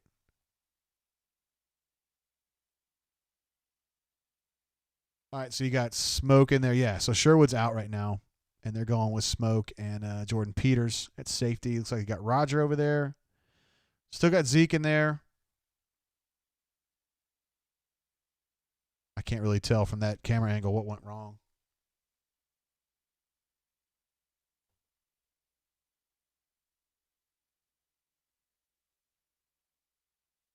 Looks like they're bitching at each other, though. Tennessee is, so I guess that's going to be a false start or an illegal formation. Brandon Kennedy, a young man from Wetumpka initially, went to Alabama and is now playing at Tennessee. I covered him years ago when he was at Wetumpka. I don't know how I feel about this angle. Looks like it has a screen left. Zion got caught again. I can't tell if it was on him, though. That the camera angle is really messing with my head. I'm not sure I'm going to stick with this, actually. Looks like they're shifting in some more defensive linemen. Wooden's back in there. Derek Hall's back in there. Daquan's back in there. I'm having a hard time. Is that Jalen? Or yeah, they moved Jalen in for Zion. I'm sorry for Nehemiah. Yeah, Nehemiah's had a couple of mistakes. Got Sherwood back in there. Smoke's super deep. Tailback's wide open. Nobody was over there. Let's see if that was an illegal shift or something. That's a little wheel route that, although he wasn't really running it like a wheel, was he? Auburn beat, in a play, they ran something similar to that on Georgia back with Cam Martin. A few years ago, he dropped the pass, but it was beautiful. The execution was. Auburn alumni says he saw Jay Hardy on the sidelines. Interesting. All right, so I guess that foul was on. I don't think I can do this, guys. I don't think I can watch this camera angle anymore on ESPNU. It's like the Sky Cam, but it's just it's confusing. It's kind of a quick out there. And Domio getting some snaps, number 17. You played that about as well as you could. It's a modest gain. Still got Zeke Walker in there. In place of 44, Newkirk. Trying to give Newkirk a little bit of rest. Again, those guys are best. Keep them under 50 snaps. So you got Caleb Johnson and Big Cat on the ends. You've got Truesdale and Zeke Walker inside. Tutt at nickel. 0 and 9 at your linebackers and 21 and 20. Normal situation at safety. Plus you got Domio as a squatted corner right now. Called timeout. Interesting to see Domio over there. Just giving Roger a break.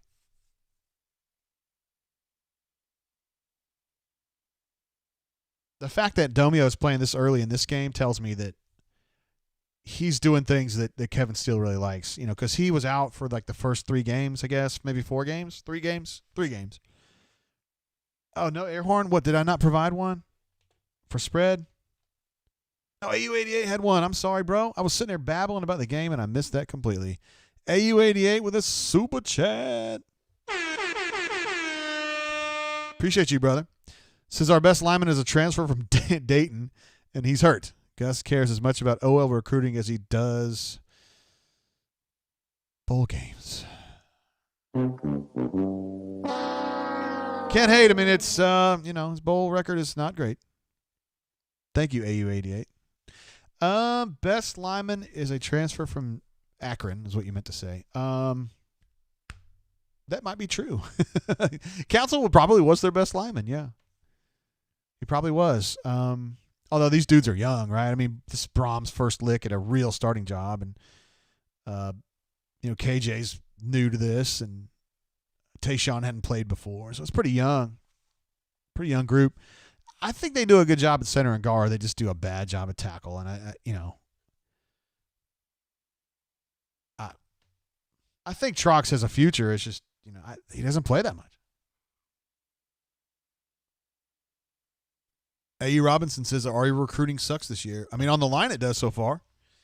I don't know if it sucks overall. AU88 says Akron, Dayton, same thing. That's true. That is true. I don't mean to be hating. It's all Ohio, right? It could be Cincinnati. It could be Sandusky. It doesn't matter. I hear you. My dad lives in Ohio. I don't see my dad very much. He's not going to come down for Thanksgiving, by the way. We're actually having a nobody coming Thanksgiving. My mom's like 77 or 78, and she really wants to be a part of it, which is great. We love my mom. She lives about a mile away from me. And so we don't want to put her in a situation where she's around a bunch of people, and you guys could say, well, the virus is fake. Well, it ain't fake for somebody who's 75, 77 years old. So we're just going to kind of lay low. We're going to be doing some basketball stuff. By the way, what should we be doing for basketball brain drains? We're going to do something for these games coming up. They've got St. Joe, Gonzaga, UCF, South Alabama a little bit after that.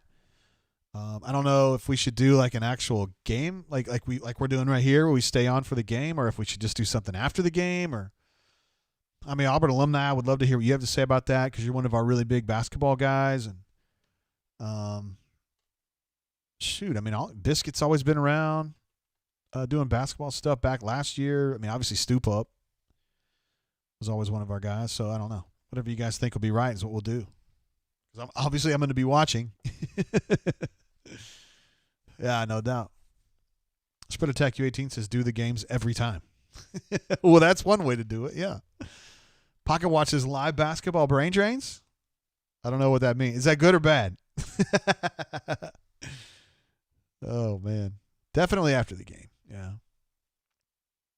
I just don't know how long we would do a game. Let's say Auburn plays South Alabama and wins by 15. Like, how long would that show go? Or would anybody even call in?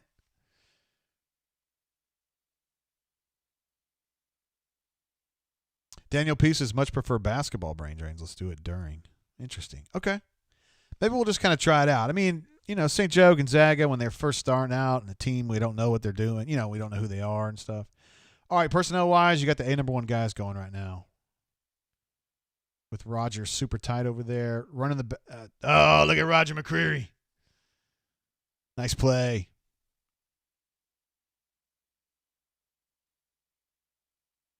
He slid off that block and went right in on that tailback. Made a really nice play for a loss. Nice play. All right, in the first quarter, guys. Got to do some updating. Bigo says my liver can't take a brain drain after every basketball game. Your liver's going to be fine, bro. Stoop Up says Saturday basketball brain drains will be good.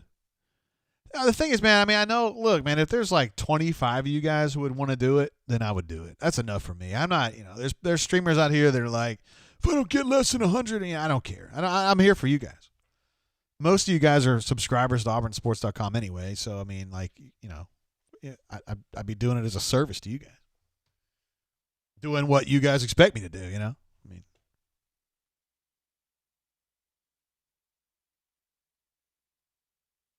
See, Pocket Watch says there isn't as much downtime during basketball games, so you may not like doing them as much. But I love basketball, though.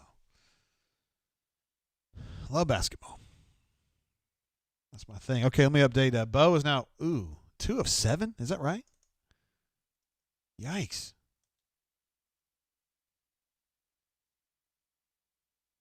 Yowzers, man. That's not good. 2 of 7 for 31 and a pick.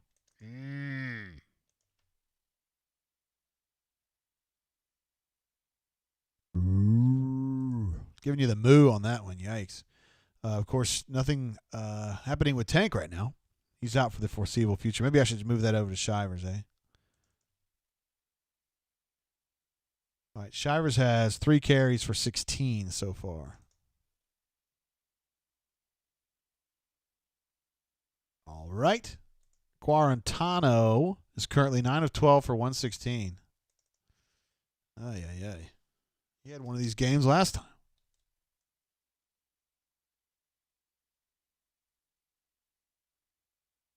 Uh-oh. Yeah? Are you okay? Okay. You okay? Are you okay? Let's see. Tennessee's now 4 of 5 on 3rd down. Good golly, man. What do you think about that, Court? Being 4 of 5 on 3rd down. It's a problem, isn't it? What'd you say? It's just slow starting. Wait, you got any guess? Guess? I thought I heard the door open earlier.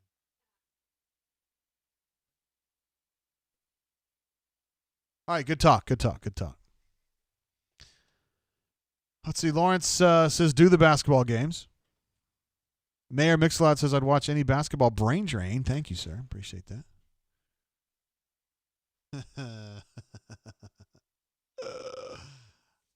Oh, man. MWF says super chat coming once we take the lead. I like that. Let me see what I can do. Daniel P says can't win when you can't get your defense off the field on third down. Well, truer words have never been spoken right there. Third down has been a real problem. One of those was 3rd and 15 or something. Mama Dudette says, yo, JG, nice tight haircut, bro. Yeah, I got it. I like it real tight on the sides now, man. So, doing what I can. Wargle 19 says we make trash look like CFP caliber teams, LOL. Let me give you an applause on that. I need a laugh one. Too. Oh, yeah. I can't believe Tennessee's like starting like this again. It's crazy to me. Oh, they're going to try to get that tailback again. Auburn's a better position this time, but not great. 5-6 yard gain? Who are you talking at, bro? Number 8 better watch what he's saying. Talk about somebody's mom over there, the wrong person. You might get your butt whooped. All right, here we go, guys. 3rd down. 3rd and 3. Fat Crack says, does Gus think he needs this game? Because if not, we're done. It wouldn't be funny if it weren't true, but it is true. It is funny. Oh. All right, so another drag. Christian Tutt was in good position there. I bet you it's going to be like 4th and 2 or 4th and 1 here. 4th and 2. It's a modest gain. There's a 3rd down hold, guys. It's progress.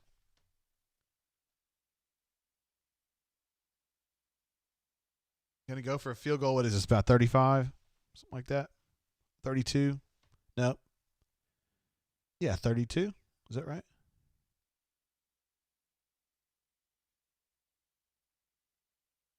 $47. God, that's what I get for counting, right?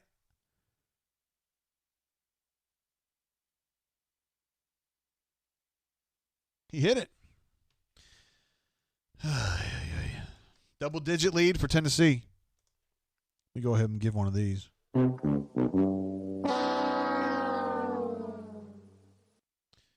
Yeah. It happens.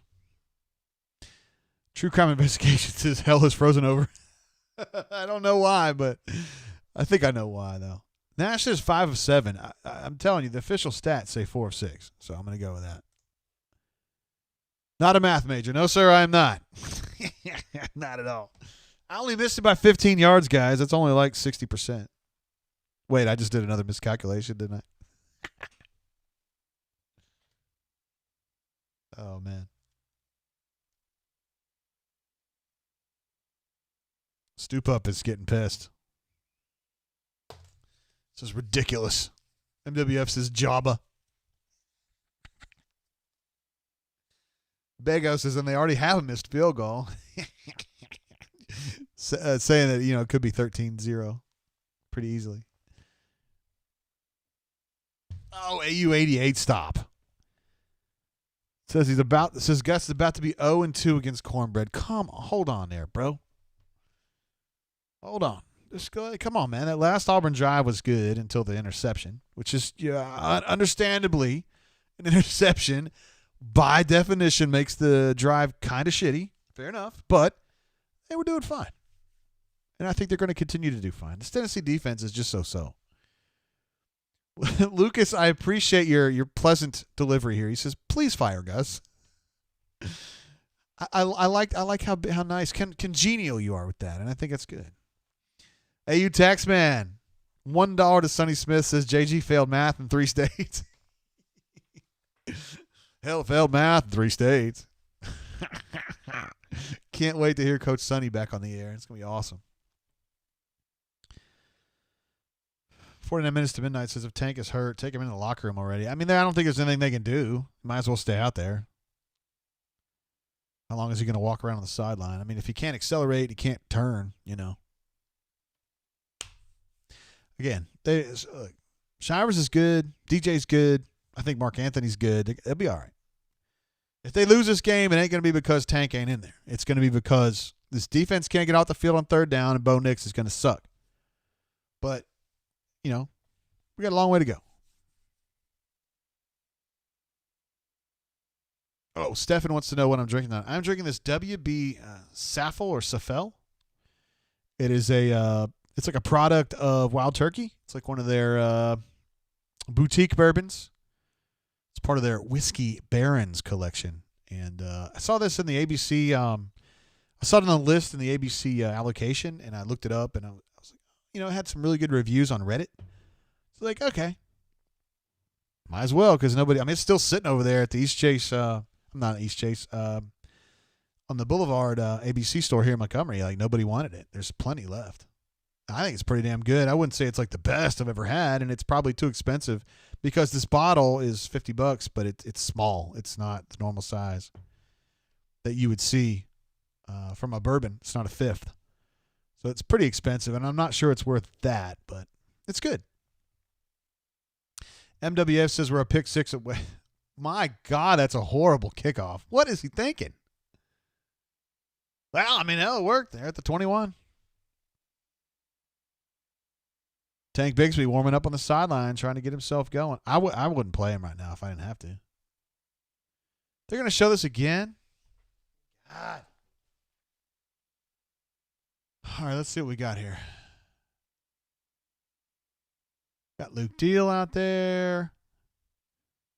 Got Sean Shivers out there. Can't see who the wideouts are. Seth. Capers.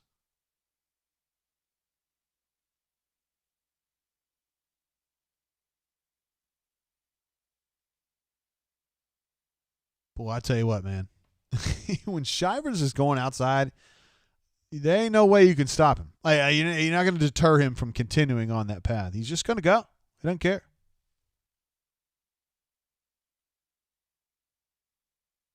All right, so we got a 2nd and 3. It's a 7-yard run on first down. That's good. Looks like Capers in tight. I don't like the route combinations right now. I don't understand why they don't use more,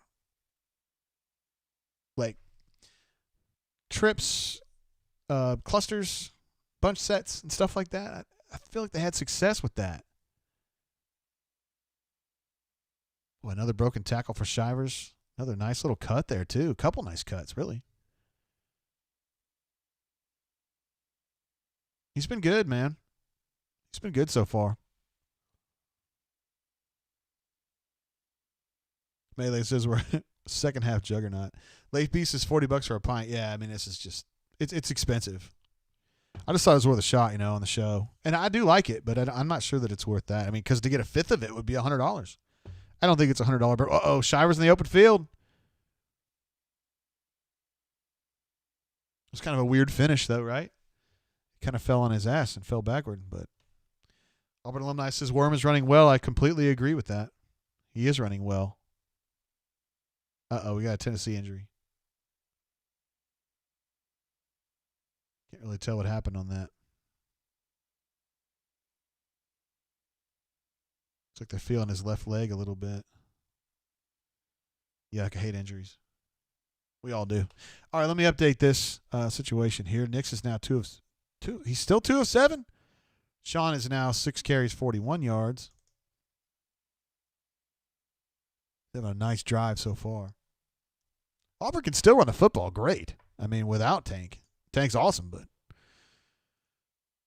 Guarantano's now 11 of 14 for 125.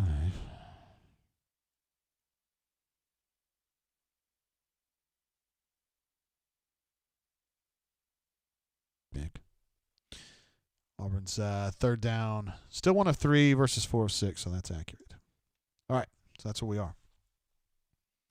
Auburn alumni says O-line looking good on this drive. I've seen good stuff from them this whole game, really. AU Taxman is about to drop 40 on these fools. I don't know about that. I don't know about that. He's still 2 for 7. Yeah. Keep thinking Bo's going to have himself a game. And it's like, maybe not. Maybe not. I don't know. Let's see. SM says, who was that kid from West Virginia that killed us on that Thursday night? Could be that kind of night for Sean, except Gus. Was that a Thursday night game? I was there. I don't remember what day of the week it was. That was a weird trip, man. West Virginia. A couple things I remember from West Virginia. First of all, that stadium's in a hole, kind of like Georgia's, which is weird. You have to climb up to get out of the stadium, which is weird. 2, West Virginia has like a, I don't know if you call it a shuttle system or like I wouldn't call it a subway because it's up. It's like elevated. It's like a people mover. And you can ride that bitch around campus, like from building to building. I don't know if it's like, one building to one building, but it's like a monorail type looking thing. Seriously, it's weird. Noel Devine is the tailback in question who was part of that game. And what was that, 2008, I guess? Tuberville was wearing that weird orange-colored jacket that everybody lost their shit about because it wasn't really Auburn orange. It was Texas orange. Yeah.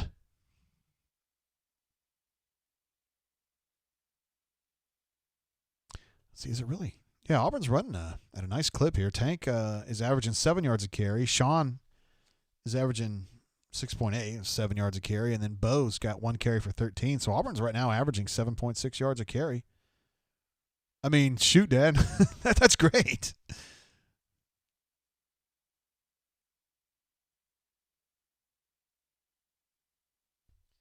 Nash Tiger says the Espanol broadcast is fantastic on ESPN3.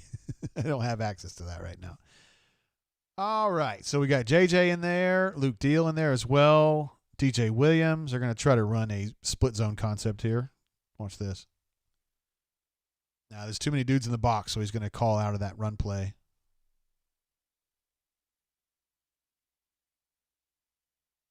He is wide ass open if he hits him. That is a touchdown, and that's the easiest touchdown Bo Nix will ever score. So that's a check, right? And I think you got to give Bo credit for that because he recognized that he couldn't run into that box right there. I don't know if it was 8 or 9 in the box. It was probably 8. And they were going to run a split zone. I can almost guarantee it. There's their light show, guys. I hate this. They were going to run a split zone with 89 cutting across the formation, and then DJ was going to run into that A gap on the backside. Bo didn't like his box, changed the play, and Schwartz just goes on a go route and beats everybody.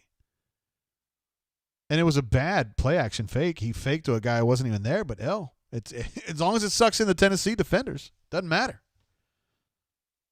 So let's go ahead and give that a Jim Fife. Touchdown, Auburn! That was nice. What was Tennessee's defensive back looking at? It wasn't Anthony Schwartz.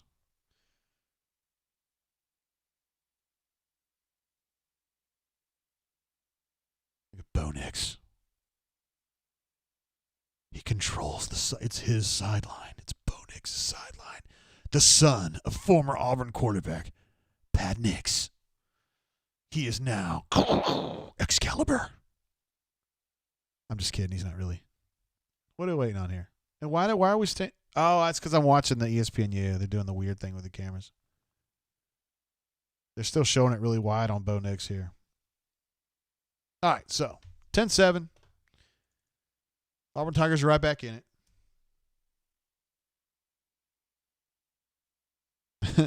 Ryan S. wants to know how they got a delay of game on a PAT. There's Kirk Sampson, my main man with the hugest head I've ever seen in my life. He's the guy in the golf shirt there with the white up pullover. My main man.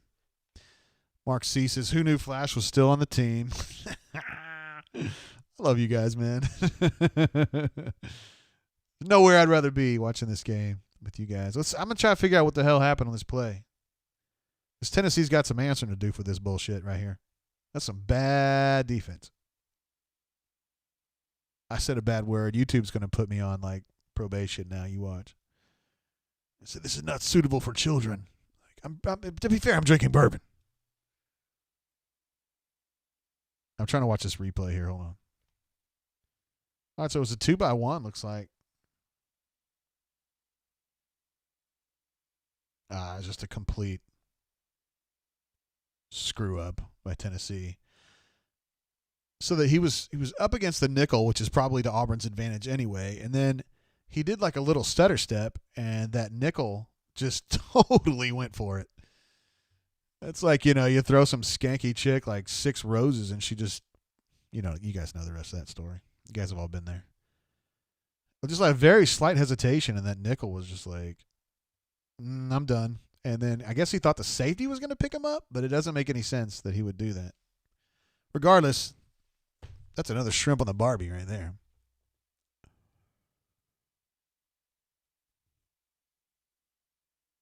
Melee says, run that same play every time. I'm not kidding. MWF says, this ain't a child show, bro. This is at least PG-13. And I try not to cuss too much, but I mean, if we're going to be on the air for 5, 6, 7 hours, I mean, I'm drinking bourbon and we're talking football. I mean, there's going to be a bad word uttered every now and then. All right, so we'll go ahead and bump Bo up to 3 of 8. That's good. Why not? And let's see. He's now officially at 85 yards. That was nice. A nice little boost to the bottom line. And I'll give him the TD on the stat line. But I'm not letting that interception disappear, guys. He's still got to own that shit. And then Sean is still 6 of 41, so we're good there. Let's see. Auburn on 3rd down is still 1 of 3, so they were getting their work done on 1st and 2nd down in that drive.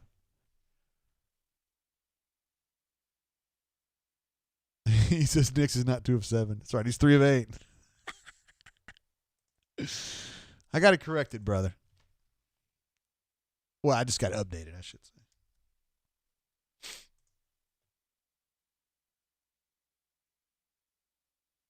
What are you saying? Yeah, he's officially 3 of 8 for 85. Yeah, that's the official number.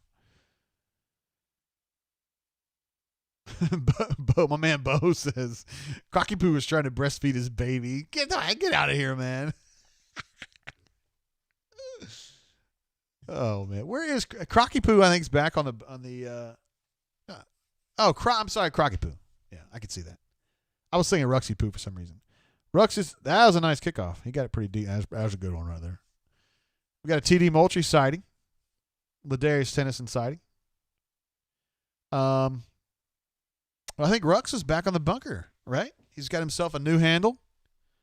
He's had some issues in the past with various pejoratives, but hopefully, yeah, I've got 3 of 8, guys. I've got Nix, 3 of 8, 85 yards, touchdown, interception. Melee says, I think they double covered J.J. Pegues on the touchdown. That's probably. Oh, man, Auburn almost had that. Look at Dre Butler out there. Auburn almost destroyed that mesh point, didn't they? Almost. Like just maybe a half a second off on that. That would have been a massive loss. It might have lost the football, but instead, Tennessee was able to get that handoff going and turn that into a solid gain. 2nd and 4, 6-yard gain.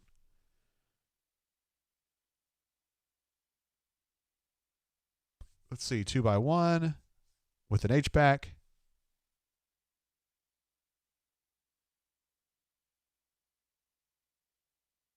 Oh! So Smoke was coming in on a blitz. He was almost late, but he did get a hand in there to piss off Guarantano, who he couldn't really get the proper arm extension on the throw. And Nehemiah probably should have had that ball right there. Ball thrown way behind him because of that pressure from Smoke Monday. And he didn't get it. So 3rd and 4. Here we go. 3rd down again. This is for Nash Tiger. He's our big 3rd down believer out there.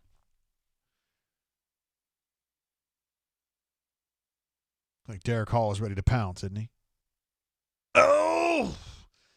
All right, so that's not a sack, but that's definitely a pass affected by Big Cat Bryant right there, who just put his helmet right in the back of Guarantano's shoulder pads and knocked his ass backward. Ooh, I bet that hurt. So that's going to be an incomplete pass and a stop on 3rd down. So they're now 4 of 7 on 3rd down. It only takes a spark to get a fire going, guys. MWF says, I feel a super chat coming.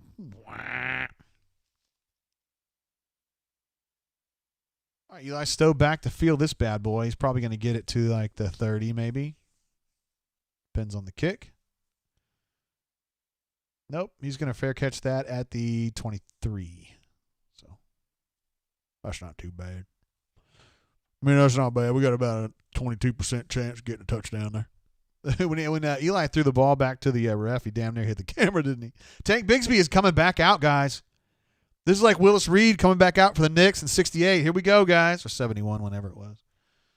I repeat, Tank Bigsby is on the field. Same group up front. I'd be curious to see if Tank. Dude, Sean is playing great. I don't see any. I hope that they're not exposing him to additional injury because they were doing fine. All right, Tank's first run is going to be mighty fruitful. That's at 12, 14 yards.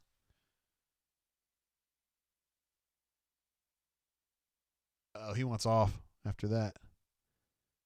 Still a good run, though. He just doesn't want to get hit on that hip. I don't blame him.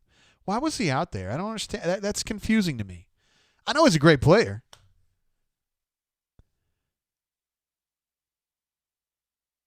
Well, he did that again, man. It's like a slingshot when JJ's coming across a formation like that and hits that end man on line. That dude, there's nobody that can really brace for that contact. You can kind of put your feet down and brace, but JJ wins that leverage game every single time. And it's funny to watch him knock those guys backward. It didn't really matter on that particular run. Ooh, I like that. That was like a little zone bluff right there. That was the action. Ended up being a throw, but I couldn't tell. Did Shedrick drop that ball? They were kind of running a zone bluff inside, and then they threw it over it to Shedrick in it. I was watching the run more than I was the pass.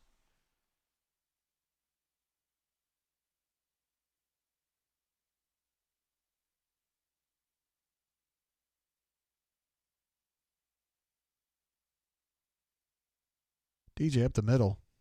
Got a good little seam there. Through that right side A gap between KJ and Brahms. Got the first down. They're moving right along, guy. I'm telling you, they're moving right along. They're just running the football. And they don't have Tank, and they're still running the football. 7.8 yards per carry for Auburn so far. This is it's going well, guys. Whatever Bo wanted, he didn't see it. Oh, he did see something there, though. Schwartz gets a first down. It wasn't the primary read, but it'll work. It's a 12-yard gain, something like that. Auburn alumni says are running all over these guys. Agreed. Running the football very well. JJ's getting a lot of work today. DJ sprints out there. Gets a nice little run off of between Manning and Alec Jackson for another, 8-9 yards? Boy, Gus loves this shit right now. If you're looking at 2nd and 2 all the time. Oh, they just gave him a first down for that one. DJ going up the middle again. Why not? He's probably going to get 5 yards out of that one right there. Woo. DJ's up to, 3 carries for 22. Man, this is a great running day for Auburn so far. 14 carries for 108 right now.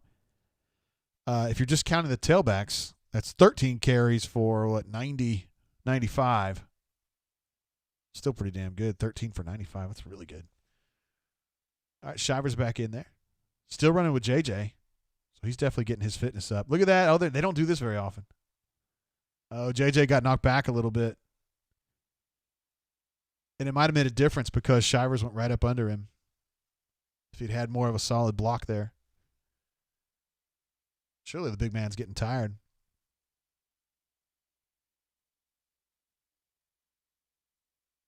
Yeah, they're going to sub him off. I don't blame you. So what are we looking at now? Did I say another bad word? I'm sorry, bro. 3rd and 5 is what we're looking at here. Let's see what we got. Eli, Shedrick Jackson, Seth in motion. Still got DJ out there. That's going to be a first down, I think. Yeah, they gave him forward progress at the 14. So that's going to be another first down. AU Taxman says, Bunker wants to know, where's Mark Anthony? Hell yeah, they do, man. Hell yeah, they do. Of course they do. Seth's pretty slow getting back over there. I wonder what he's doing. Doing some extracurriculars out there. JJ's back on the field after a very short break. He's been a real menace today. This has a zone, split zone look to it right here. Let's see if that's what they do. Yep, split zone. Oh, no, it wasn't. It was a keep. I thought he probably should have handed that ball off.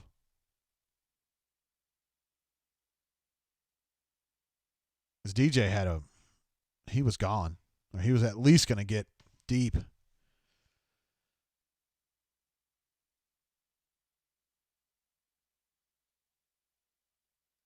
This is where the old Gus would have been pushing tempo. I mean, I know he's not calling plays. It's more of a Chad thing, but this is normally where you would see Auburn tempo. All right, so they're back right in the exact same setup here. I would not be surprised if they try that again and give the ball to DJ this time. He went the other way and got stopped. Nice fill by the linebacker. Actually, there were two linebackers that made a nice stop there. So you're looking at another third down. What, 3rd and 8-ish, 7-ish, something like that? 3rd and 9 officially. Excuse me. Math's not my thing. I don't know. I'm stuck it out on ESPNU watching this Sky Zone camera again. I'm getting used to it. Brandon Frazier's on the field, guys. Number 87. Look at that handsome man over there. Wonder if they're going to try to feature him here with a throw out to the back pylon. I would. He's open. He's wide open, bro. Brandon Frazier was open in the middle field on that. J-Dub, my main man, says, damn it, Jay, quit cussing. Oh, I'm sorry, spread attack. My bad. I have questions about the hoods, too, but J-Dubs is quit cussing. I didn't mean to say a bad word, bro. Sorry. I mean, it's probably your fault I'm cussing anyway. I'm just kidding, not really. All right, modest field goal. I'm not even going to guess the distance. ESPN says 25 yards, and I'll just believe it. I'll take that at face value. That's fine. And he puts it right through the middle. So the Auburn Tigers go up. Their total goes up to 10. And they have now forged a tie in this showdown. Oh, they shouldn't do the lights for a field goal. Come on, bro. Now forged a tie with the hated Tenneesee Vols. And MWF gets a stay of Super Chat until at least a little bit later. Daniel P says my virgin ears are offended, Jay. Sorry, bud. All right, let's update a couple numbers here. Sean is now 8 for 51. They're really spreading it around, though, on the tailback side. Shivers has 8 for 51. DJ has 4 of 24. Tank is now 3 of 24. And then Bo's 2 of 12. So, I mean, they're still averaging 6.5 yards a carry. And I'm telling you, Brandon Frazier was open for a first down, maybe a touchdown on that play there, that third down. He was running like an arrow route. Just telling you, you got to have trust in the big guy from Texas. He can do it. Bo is now 6 of 12. His numbers are looking a little bit better, I guess. As long as he keeps the interceptions at 0, from this point forward, it'll be fine, I guess. He's 6 of 12 for 112.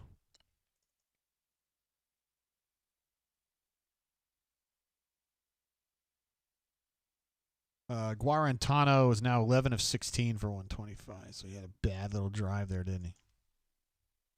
We don't care. And Auburn on third down is now 3 of 6. It's not too bad. I mean, you go 50%, you feel pretty good about it. Super chat coming through from BMAC, 34420, my main man. He says, thanks, JG. Great content as always. Please curse more. It reminds me of on the bunker when people say, either please post more or please post less. All right. Appreciate you, B-Mac. You've been a big supporter for us for a long time, and it's appreciated, brother. Oh, need to give you a DJ air horn or else Ed D's going to get in there.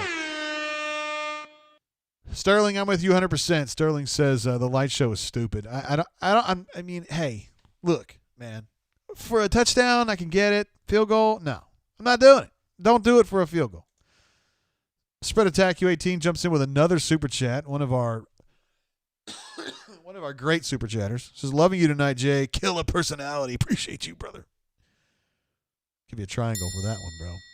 Thank you for the super chat, sir. Nash Tiger says he should put an actual curse on somebody, preferably a recruit who bailed on us. Yo, Malcolm says DJ is okay, but Shivers is explosive. He's going to break one soon. I agree with you. That was one of my criticisms of DJ last year, was that he's a good tailback. He just doesn't have that explosive side, He's good, though.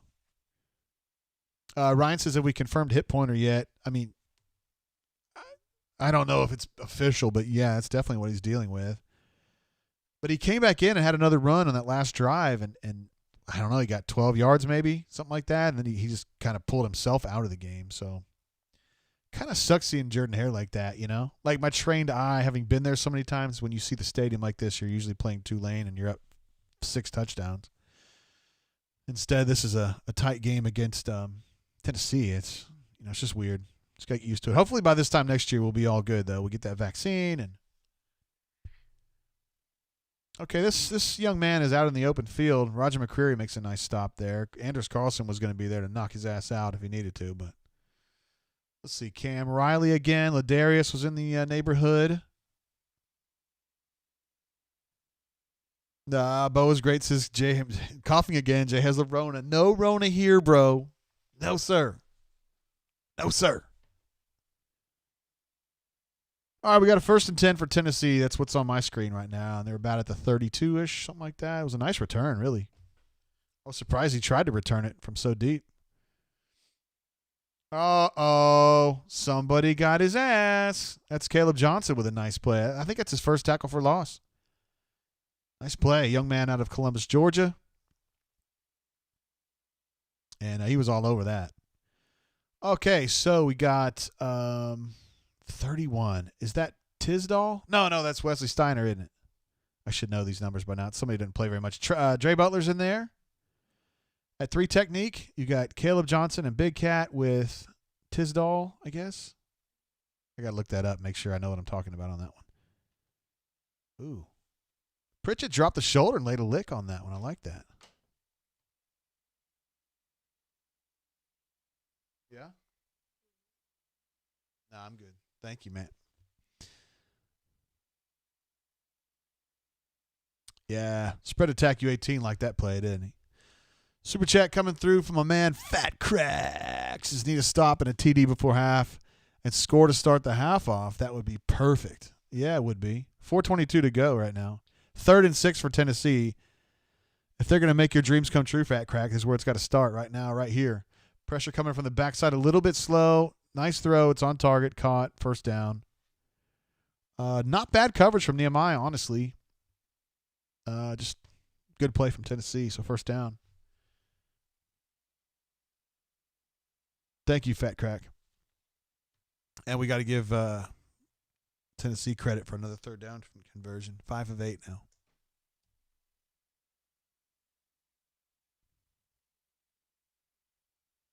Tennessee tried to run the ball inside, and that didn't go very well. Jacoby was all over that. Jacoby and Owen have been filling really nicely tonight. It seems like Jacoby's been the one to get the actual tackles more than Owen, but they've both been playing together really well. I think the synergy's been really good. Rick Steiner, now on the Board of Education. Is that Rick Steiner, you talking about the professional wrestler from before? Oh, yeah. Patrick P. was talking about it, too. All right, 2nd and 8 is what I've got right here. They're going to try to run the football up the middle again, and that's a really bad decision. Big Cat got his hand on that, and Jay Butler finished it off. Nice play. I think that's a tackle for loss or at least no gain. All right, so it's going to be 3rd down and long. They're going to go Rabbits. Let's see. We've got Daquan, Colby Wooden, Derek Hall, and Big Cat. So that's what it looks like when you go Rabbits.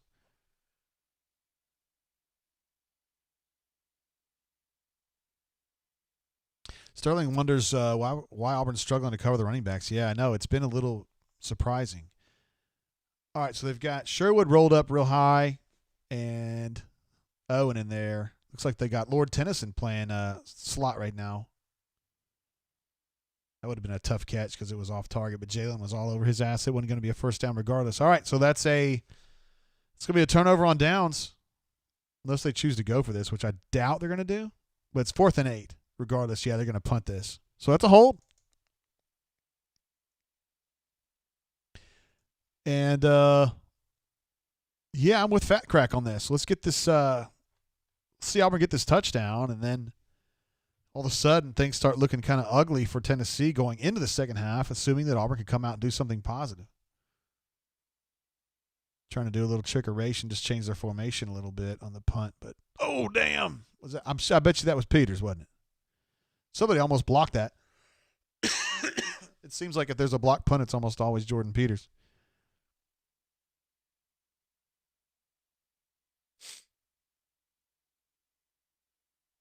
Looks like John Samuel's going to be out here. Seth. I don't get the Cedric Jackson thing. Luke Deal. Eli. No, Eli's going to back out for this one. Okay. So there you go. Shivers, Schwartz, Schenker. Lots of S's, huh? Looks like they got Seth out there wide. Regular group up front. 1st and 10, I've got them at about the 27. Little RPO to John Samuel. Got about 6 or 7 yards on that. I mean, hell, it's wide open. Might as well.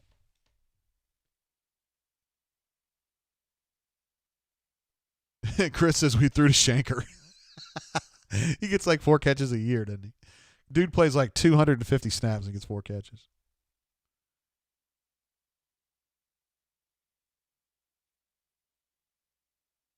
All right, they're going to run Shivers up the middle on that. He probably got 3 yards on that. 3rd down, it's going to be 3rd and short. Maybe 2 or 1. Let's see, Ryan S. says, if we go up, I'm opening the Weller. Which Weller is that, bro? Is it the green? Is it the red? Is it the – well, it's probably one of the green or the red. Unless you got the allocation, it might be blue. All right, 3rd and 2 is what we got. DJ's in there now. Pegues, they're going to try a split zone look here, but they may try to RPO out of that. Now they're going to split zone run it, but DJ's going to go ahead and go into the block of J.J. Pegues and get the first down. So that's going to be a first down. This dude from Tennessee is trying to say that that's not a conversion, but it's got to be. Come on, man. That was like a 4-yard gain. You talk about me being bad at math. They're saying it's 4th and 1. Dude, he got like 4 yards.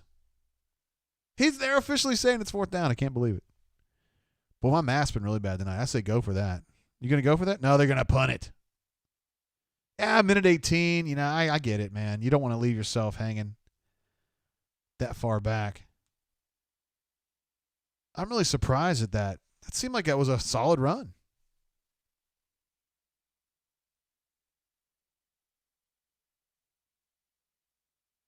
Wonder if Auburn's thinking about this right now. Because Gus was hollering at Carnell to get somebody, and then Carnell ran out there to holler at somebody, which makes me think that he's thinking about going for this.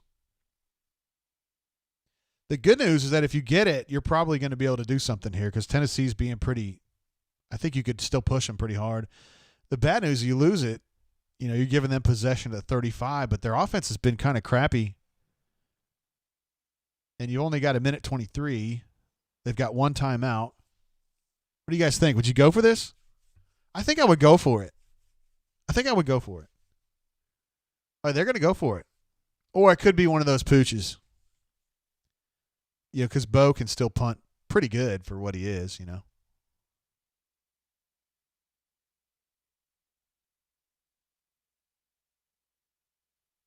Colby says, I never understood lining up shotgun for a 1-yard first down. That's a fair point. That is a fair point. All right, so it looks like they're going to go for it.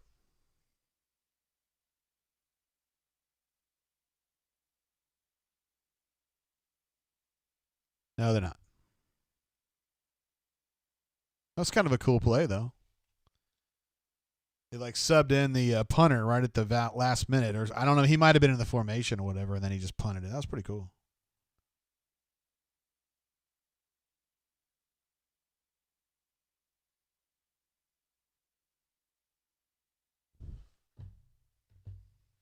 I should know, man. I mean, going for it on the 35, it was probably too much. I don't know. Maybe. That'd have been a big gamble, I guess. Fat Crack not feeling it, though. He says a freaking loser. Melee says just poop. That's all. I don't know about the bad punt. I got him to the 24 or whatever. So they're going to go for their version of a delayed draw. And Derek Hall stops him for a modest gain. See, from Tennessee's perspective, you go into halftime 10-10. They're good with that. But from an Auburn perspective, you're thinking, okay, Tennessee got up early, and then this game was really, I mean, the second quarter's really been tilted toward Auburn.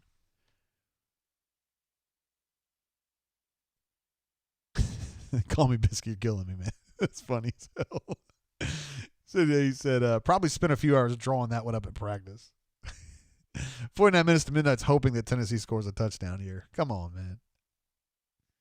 They're not going to score a touchdown doing this crap right here. Definitely not. Wonder if Auburn just lets this clock roll or if they're going to try to hold them, get the ball back. Probably, considering what they did on fourth down, they're probably not going to do that, right? No, they just called a timeout. 3rd and 4.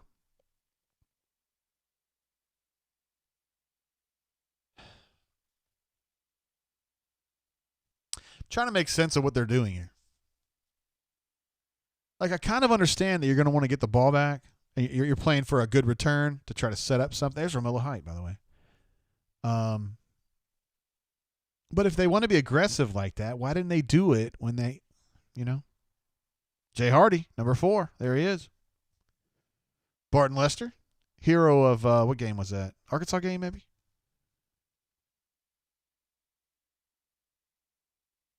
Tisdall's 30. What an idiot. I thought he was 31. There's KJ Britt in street clothes. We are going to have Coach Hunter up at halftime. We have caught in with him. We're looking forward to that, of course. All right, looks like your rabbit group there because you've got Colby inside with Derek Hall.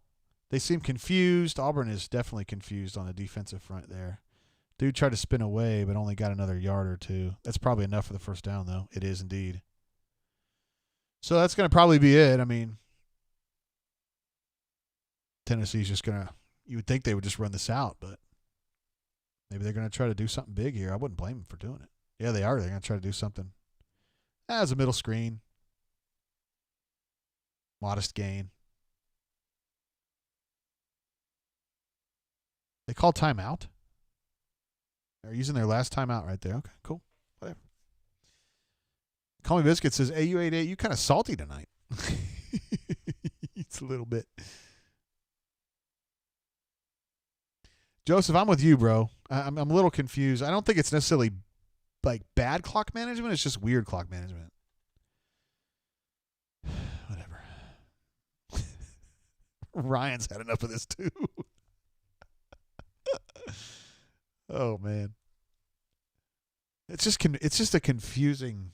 I wouldn't say that it's sound clock management. It's not bad. It's just not sound. When Joe Lee Dunn used to do the 2-6-3 defense, it was not sound. It worked sometimes though. Spread of text says Gus has cost us before doing this.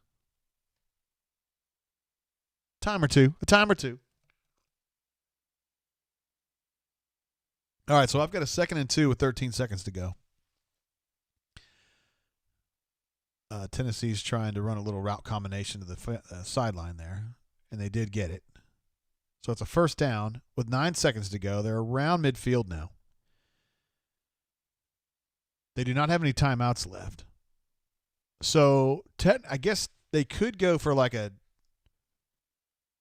outbreaking route and try to get to like the 35 or something and get out of bounds for a field goal attempt, or they just go for the end zone. I guess your choices here.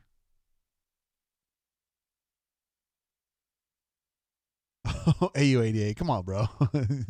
You are pretty salty tonight. All right, they're going to go deep. They got a 3-man. Big Cat's going to sack him and Daquan, both of them. So that's going to end the half right there. Guarantano gets sacked. He was planning to try to get a little bit of room, a little bit of time to let those receivers get down in the end zone, and just didn't happen. Auburn got on him. So that's a wrap on the first half, guys. Super chat coming through from Ryan S., who is none too pleased with the clock management there. It says Gus is to clock management as Jay is to math. Is he really that bad? Appreciate you, Ryan. Let me give you a DJ air horn for that one, bro. Thank you. Also, Hornatius is back. He says, y'all's negativity is killing the team.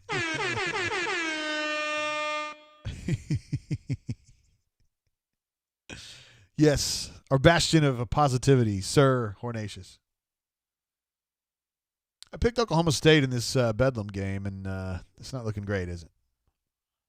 Yeah, I know that Oklahoma State generally doesn't play that well at Oklahoma. I get it. But I didn't think they gave up 3 touchdowns in the first quarter. And Oklahoma's been kind of so-so this year. I think their quarterback actually kind of stinks. All right, so Oklahoma State got a touchdown back in the first. Oh, it's 24-7. Yeah. My friends are OU people. I went to high school in Oklahoma. My friends went to OU. So they hate Oklahoma State.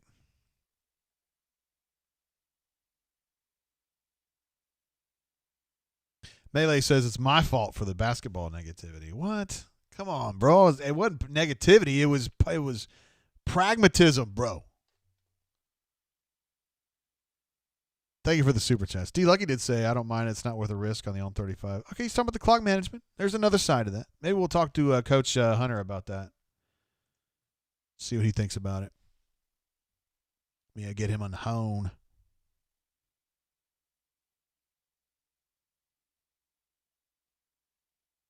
Probably need to go ahead and get him plugged in here. Like, so I just type in his name or whatever.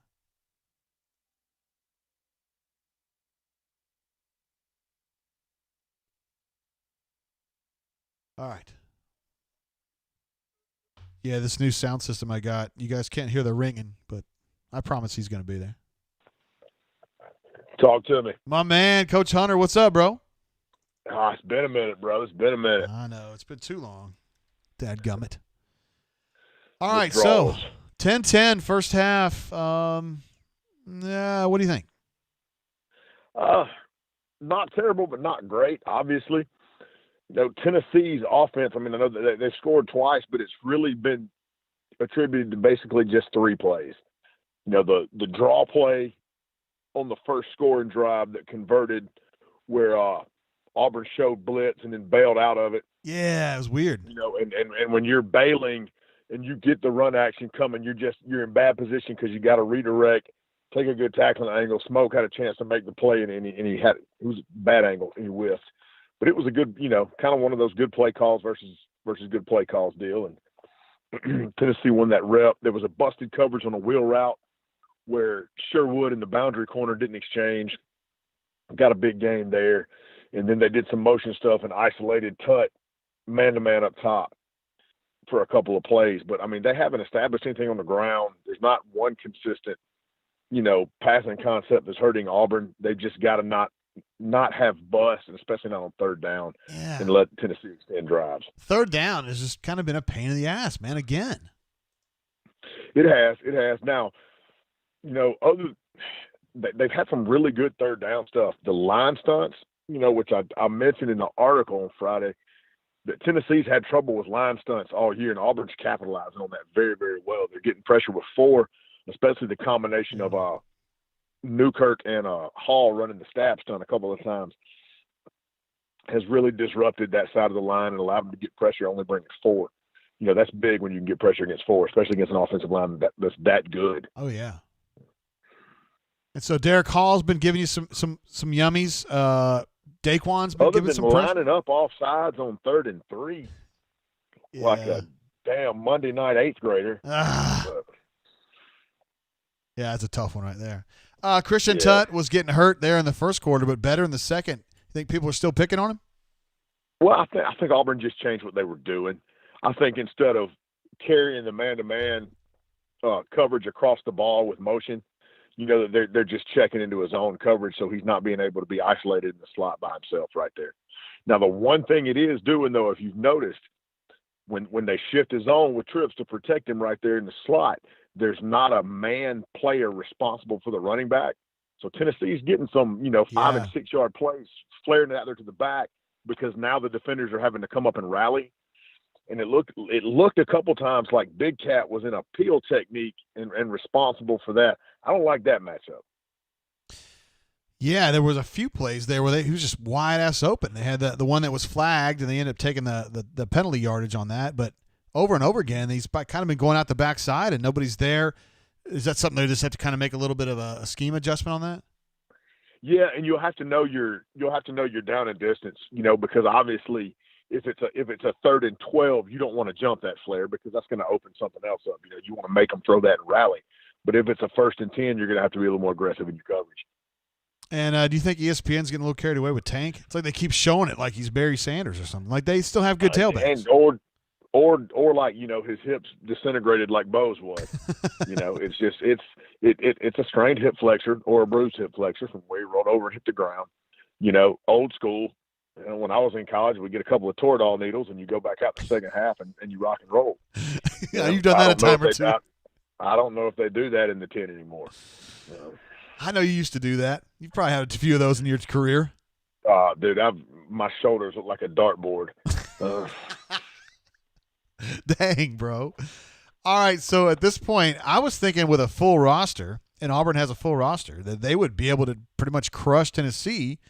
You look at it 10-10, and you're thinking, not so much. But here's the thing, dude. I thought they're just crushing Tennessee. Like, they're running the ball pretty much straight up the middle and just crushing these guys. At this pace, Auburn's going to win this game by a couple touchdowns, I think. I think so, too. Again, and, to give the commentators some due there's definitely some rust to it, though. You sit for 3 weeks in the middle of the season, and then you come out in this live bullets again. You're obviously not clicking on all cylinders. There was some miscommunications in coverage, a few miscommunications with blocks. Pegues missed his block on the insert a couple of times where they motioned him across and fold back under. Instead of climbing through the second level, he just kind of bludgeoned the guard and didn't understand that he's got to keep working when that gap's closed. But a big difference. Now, one thing that does bother me a little bit, there's a huge difference in the way that Shivers runs the ball and Bigsby runs the ball, not in ability, but in vision. On the last drive that Auburn punted the ball away, there's 2 runs that if Shivers is a back with good vision, he bounces it forward one more gap and he's out the gate, especially on the stretch read. It's like he's tied to a string. It's like what the gap shows on paper is where he's going. And if he had just a little more vision and a second more patience to bounce just one gap over on the front side on a couple runs, and maybe he will in the second half. Maybe they'll look at that on film at halftime, show it to him on the iPad. And that could be something to look for. Yeah. They've been running the football great, but like you mentioned, it could be even better if you just kind of show a little more patience with it. That's true. And they're running physical, man. They're making Tennessee's guys pay for it. Once they get past the line of scrimmage, that first run that Tank had, and then the second one when he came back in after the injury on the stretch, I think he broke 3 tackles, going upfield. And those kind of runs demoralize the defense. Yeah. Williams was running well, and it looked like he got banged up a little bit again on that 3rd down swing pass because that next drive when he came in and they gave it to him on 3rd and 2, normally that's he grinds that out and gets that 2. And he didn't look like he had much burst once he got the ball. That's a little worrisome. Yeah, that'd be 2 guys hurting. Yeah, and then we might have to find that missing in action urban legend of a running back named Mark Anthony Richards on the sideline. It might have to happen. Somebody. That or their eight's got to have a hell of a half. Yeah. Your thoughts on the linebackers? I know that's kind of something that you pay attention to because that's the position you played when you were younger. What are you seeing out of them? Man, they're continuing to play pretty well. There was one time where they misread the quarterback counter on the touchdown that Garantano scored on. Mm-hmm. Close quarters like that, you don't put that drive on them because the ball never should have made it to that point. A couple times they've rubbed each other off on mesh routes over the middle. Now the pressure has helped not allow Garantano to put the ball in the money on that, so it really hasn't hurt. So they've got to be a little better in terms of communicating and passing routes off to each other. they've run fit pretty well. Other than Tennessee's got one run over 5 yards, I think. Yeah. So they're playing pretty well there. I'm really impressed by a couple extra defensive linemen, man. Newkirk's playing well. Big JUCO. Trey Butler. 49 Butler. He's had a few good snaps, tonight. He's gotten, it looked like 8 or 10 snaps and been pretty effective. So if the front can keep playing well and Auburn can maintain that momentum, they're ahead one possession now because they get the ball to start the second half with a tie game. Got to capitalize on that possession. If you can come out, if you can score and get a stop, you got a chance to really light the fire. And that's what they want to see, a big-time fire. If you take back, Bo's interception in the end zone and just give Auburn 3 right there, much less 7, you kind of have an entirely different feeling right now with any kind of lead and getting the ball back to start the second half. So that was a big play. But hopefully he cleans it up. I think as long as they don't turn the ball over in the second half, they got a chance to win this one and win it stout. All right, Coach Hunter, good stuff. We'll check in with you after the game and see how much of this stuff comes true. Yeah, man. I hope I'm right. War Eagle. All right, see you, bro. Bye. There he is, Coach Hunter. Everybody knows him. Everybody loves him. One of the good ones. Big thing I want to take from that is they're able to get pressure with 4. And then just saying that Shiver's vision could be a little bit better, and he could turn what's been a good run offense performance so far and turn it into something even a little bit better.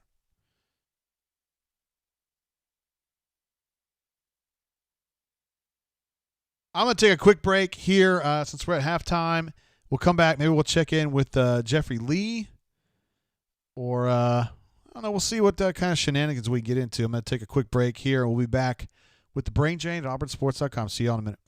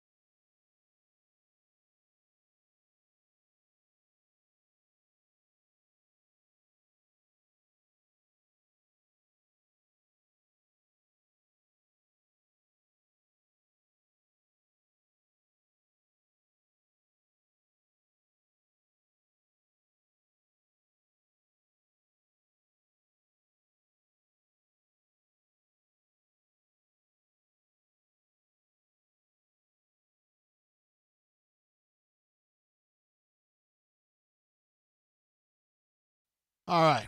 We are back here on the Brain Train, presented by AuburnSports.com. I'm Jay Tate, publisher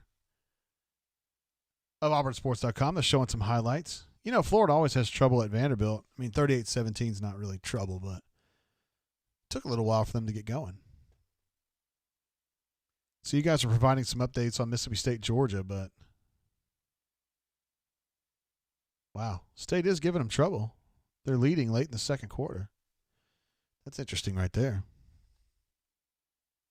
AU Taxman notes that Michigan and Penn State are now combined 1 of 8, or 1 in 8, I should say. Fat Crack, appreciate the kind words, sir. Let's see if we can get let's see if we can get Jay Lee on the horn. See what he thinks about this. I hadn't really conferred with him ahead of time, so I don't know if he's going to be available. You know how Jay Lee is. Get him on the horn. See what happens.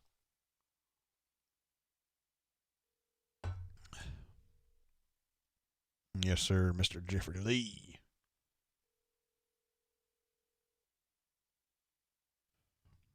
May not get him. It's kind of a late game. Not really.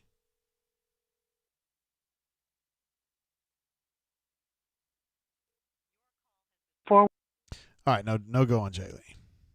No big deal. All right, let me see if I can get some stats up. We have seen the crucial stats that I think matter the most. But you know, my opinion's one thing. Your opinion may be something else.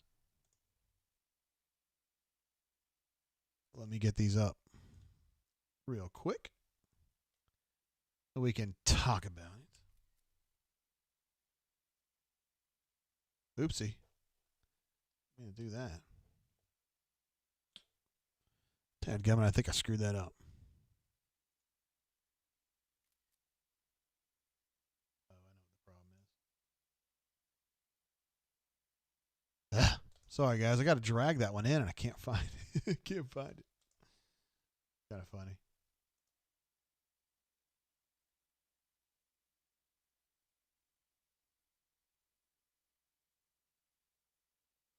There it is. That's what we're looking for right there.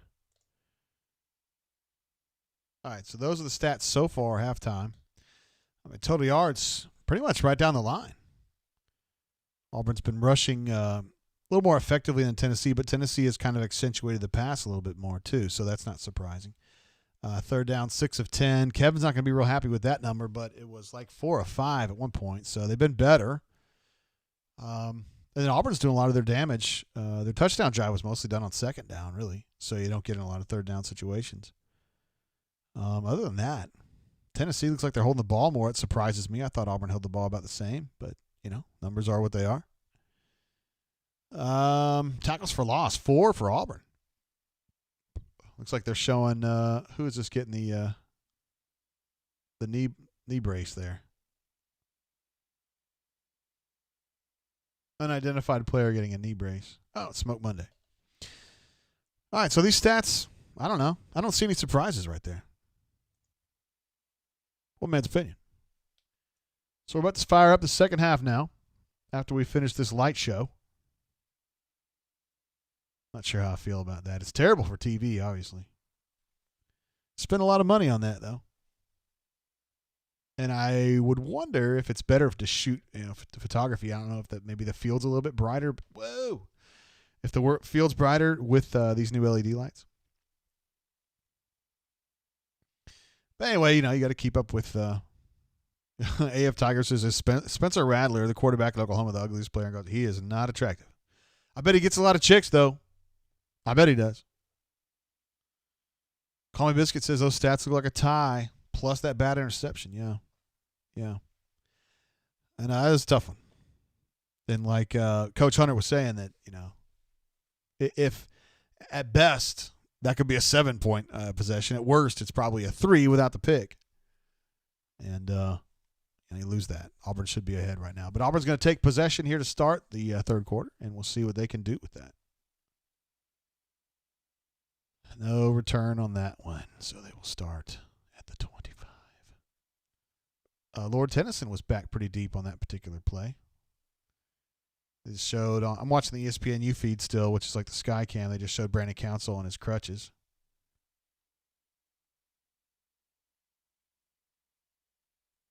Boy, they just shoot all over the place with this camera. It's like some drunk person doing it. I may have to switch off this if it doesn't get any better. Okay, they're back on the team now. All right, now here they're going to do a bunch set now with Cedric as the point man, and they're moving out of it.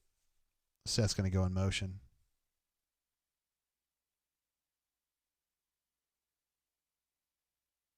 Is this really what we're going to do? They're just going to show one route? Okay. Shivers with the carry.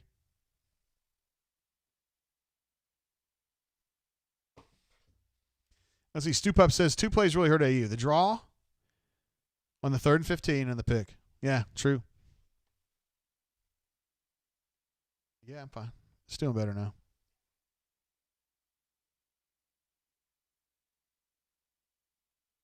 I can't do this anymore, guys. I can't do this ESPNU crap. It's terrible. It was fine there in the first half, but they've changed it. It's just absolutely horrible. So I'm going back to ESPN so I can actually watch this game properly.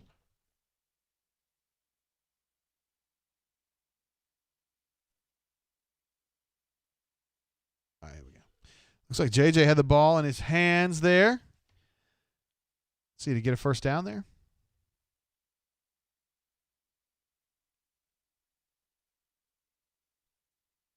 Oh, little throw to JJ there as the usually. Oh no, he's gonna be short, a couple yards short. Kind of coming across the formation there. Throw the ball to him. First time they've done that, I think. At least as he's making that turn, they threw deep to him. Well, deepish to him in one of the games before. It might have been the Ole Miss game, Arkansas game. Can't remember which one. Got Schwartz in there, playing the slot. He's not going to be throwing to Schwartz, I don't think.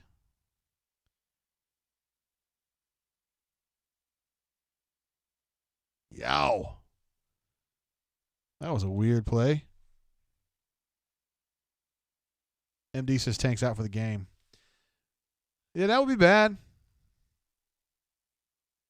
Look at Lord Court Sandberg over there, signaling and plays like a champ. 3rd and 3. Let's see what they got here. They're going to go trips up there. I don't know if it's technically going to be a bunch, though. It is going to be a bunch. But they went to the other side. Seth's wide open. Converts that with a few yards to spare. First down. All right, we'll just forget about everything else that's gone on in this half so far because it's been pretty shitty. They got a first down there. Let's see what they can do now. They're in Tennessee territory at the 40. Still playing Shed Jackson a lot. I feel like Xavier would be a better gamble there, but that's fine. Whatever. Trying to do something with Anthony here, but that was a really nice. You know, Nix did a good job there, so they lost 3 yards on it on a pressure, but Nix did a nice job of eluding the initial hit that was coming from behind him. He just had, they like to talk about the clock in somebody's head. It went off, and he did something about it. MD in the house. It's NW Dave in the house with a different name for some reason. Who knows? It could be anything. Appreciate it, MW Dave. Glad to have you here, bro. Thank you. Oh, we'll give you the DJ air horn, of course. All right, we're going with a trips formation with Samuel Shanker on the backside. Bo did not want to run. Threw the ball to Kobe Hudson, who converts the first down. May have lost his mouth guard. He lost something along the way. Best number 5 since Gutterman, right? Since Ricardo Lewis. Gutterman Rick. Uh-oh. Illegal shift. No, was it too many minutes for you? I forget. Oops. Oh, illegal man downfield. Understood that was kind of a weird play. You know, it was supposed to be a quick pass. They were doing something for Schwartz on that. He ended up scrambling and throwing the ball, and it's not even really Brahm's fault on that. He's just doing his job. 2nd and 17. Bo goes underneath to Shivers. And that's probably, an 8-yard gain? Not bad. Not too shabby. I don't really, Ryan S., I don't really blame Brahms too much on that. That's not really his fault. That was a designed pass play. Designed, like, quick throw, like, get the ball out. And then when it goes on and on and on like that, he's got to be very careful about where he is. He probably figured he was running. 3rd and 9 is what ESPN's showing. I've got 3rd and 10 on the official stats. Doesn't really matter. Still playing. Some of these personnel decisions just baffle me. John Samuel out wide. Shedrick Jackson at all. They're trying to set something up for Schwartz right there. Instead, Seth converts the first down on a deeper post or I couldn't really tell what was going on there. He's kind of in a weird place. He might have just been optioning around it. Oh, yeah, Ryan, I got you, bro. He wasn't really ragging on Brahms. He's just saying it was on Brahms. Oh, that guy's not feeling good, is he? Maybe he's just cramped. Oh, gosh, that's horse crap.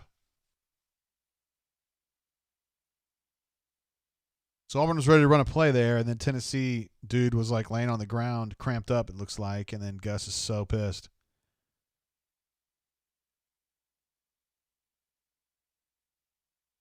May have to turn that one into a GIF for the for the stuff this week. All right, he's up. He's good. He's gonna be fine. He's gonna be fine. Fat Crack looking for the positives. Says Bo is stepping up in the pocket. This is nice. It is nice. It's been getting better, guys. Although, to be fair, this has not been his best game so far. We'll put it that way. That's fair to say. I think you guys would agree with me on that.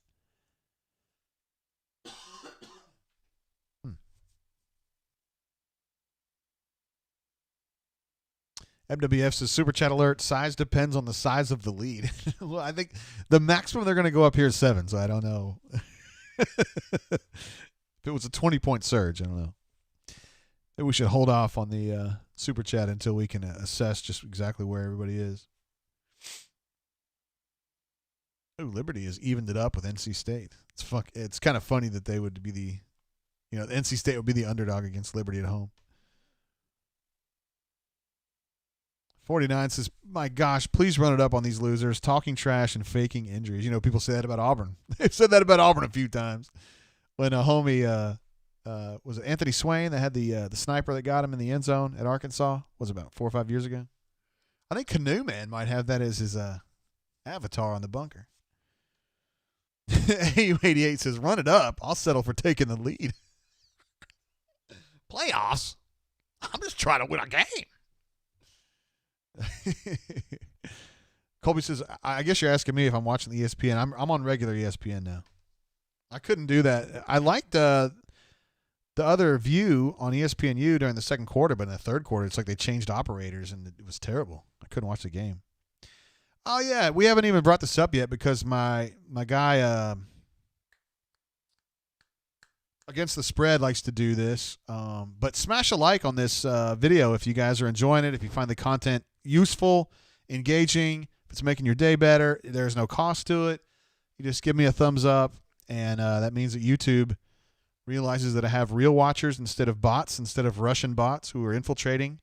And then they are actually more likely, they put me in a queue so that when I upload videos, they actually process more quickly. Yeah, that's true. That's a true story.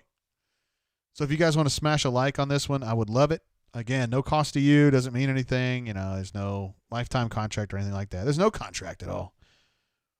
It's just helps me. It helps the channel, as it were. And somebody just gave me a thumbs down. You scoundrel. Who are you? That's a few too many defenders. That's one too many, I think. Thank you for the thumbs up, guys. Appreciate you guys. Fat Crack says, Seth is quietly having a good day. JGT, do you know his stats? In fact, I do. Well, I don't know them right now, but I can get them for you very easily. He is currently 4 catches for 47 with a long of 17, and he's been targeted 5 times. So 5 targets, 4 catches.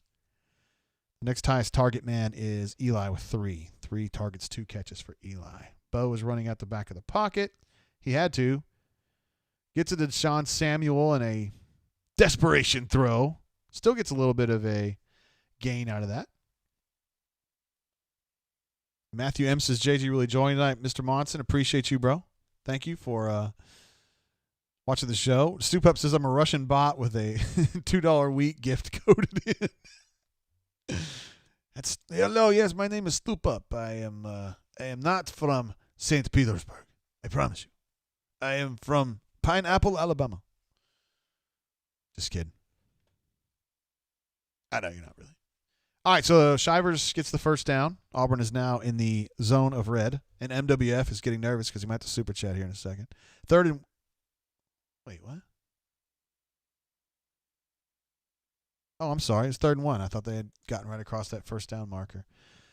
Bo Nix does the Tom Brady sneak to slide over the yard to gain, and that's going to be a first down. Indeed.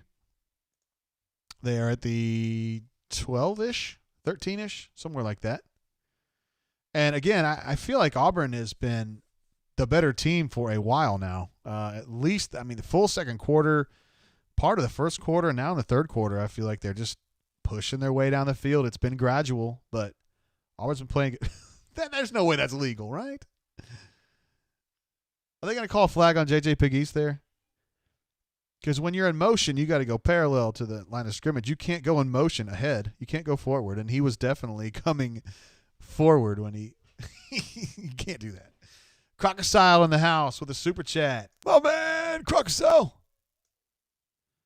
Give you a DJ on that one. Says, are we winning yet? Basketball season. Let's go. Thanks, Crocodile. You're the man. Little pressure on Bo, and he goes down. Saxky. Looks like that came from the outside right, which means he probably beat Broham for that one. And that's it's a tough one. It gets him out of the red zone.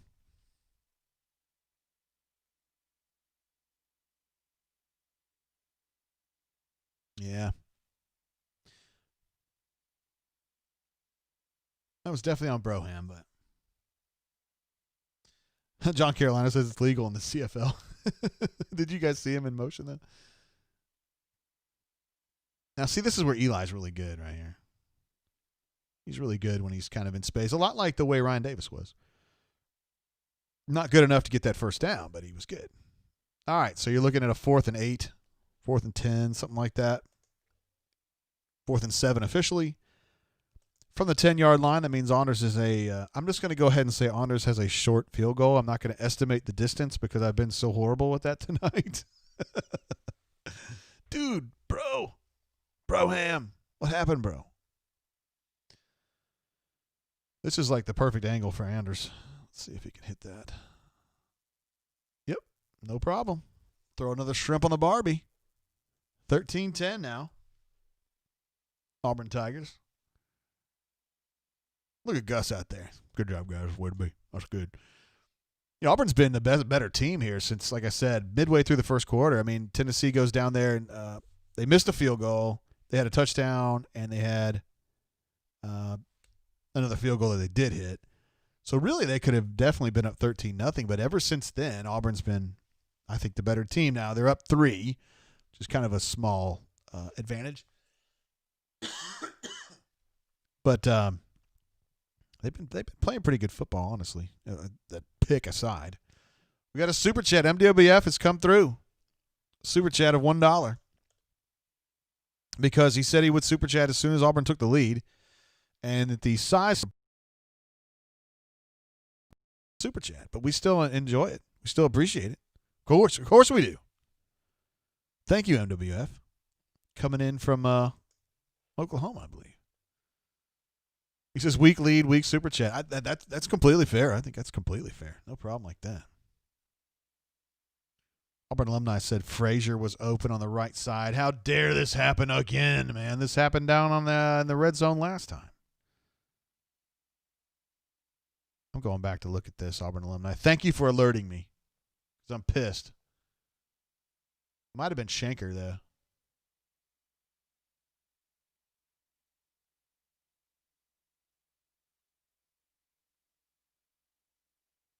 He must have been talking on the sack. I'm sorry. Yeah. I was looking at the wrong play.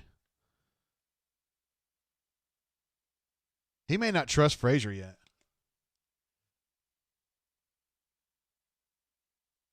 It was indeed Brandon Frazier. So he was set up as an attached tight end, then he went out wide.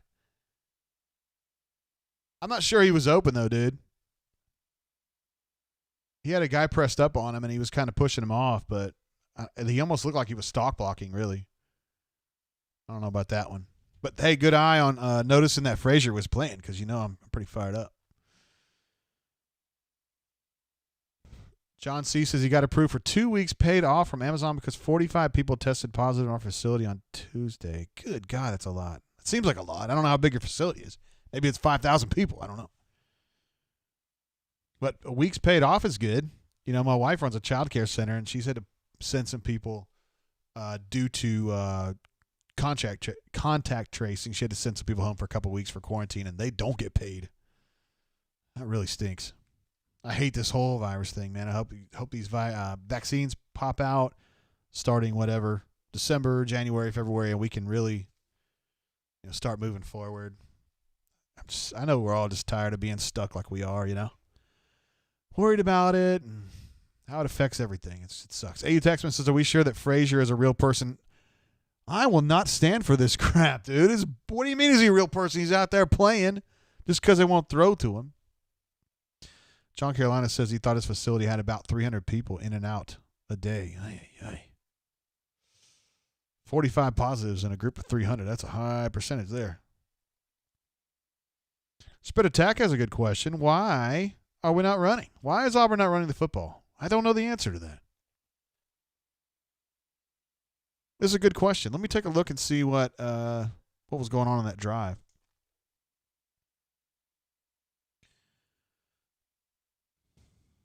All right, so Auburn on that drive had, the sacks, the sack counts, but they're saying 6 carries for minus 1.2 yards. It's tough to tell.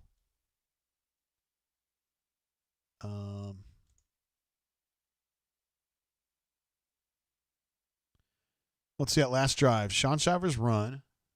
Sorry, I'm not watching the game right now. Sean Shivers run, Bo Nix pass, Nix pass, Nix pass, Nix pass, Nix sacked, Nix pass, Nix pass, Nix pass, Nix pass, Shivers run, scramble, DJ Williams run, sack, pass. Yeah, not enough runs. 2 designed runs. Now 3 designed runs plus a scramble on a 15-play drive. That's not enough. I completely agree. All right, so they're going to bounce one right there. Tennessee got the first down. I didn't have a chance to really see what exactly happened there. Auburn alumni says need to get Eli involved more. He's been a difference maker. We know that. In close quarters, he's really good. He had a good play there on 3rd and 20, but it was 3rd and 20. Chris24799 says, why hasn't Capers played? Capers has played. Probably not enough for our liking. He's played behind Shedrick. Shedrick has kind of jumped up and taken his snaps tonight. But he has played a handful of downs. Little zone read there, and Auburn's having trouble kind of getting free there at the first level to get to him. Surprised a little bit, although, again, I think the best thing about Tennessee's team is its offensive line. So I'm not surprised that Auburn would have intermittent problems just kind of getting to the tailback in situations like that. 5:55 on a running clock, as Andy Burcham would say. Tennessee's around midfield right now. That's a decent fill there. Hey, none of that extracurricular stuff.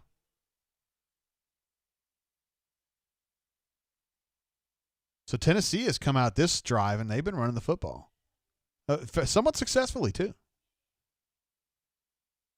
Auburn looks like it has its number 1 personnel in there, too. You got 44, 94 in there inside. Colby Wooden, Big Cat. You got Peppo, Zacoby.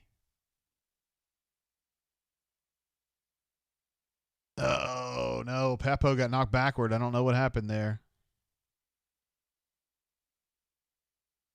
Again, a very physical drive here from Tennessee, and they're pushing Auburn back a little bit. You got to give them credit. Papo was trying to fill that hole, but he didn't. Something happened. Okay.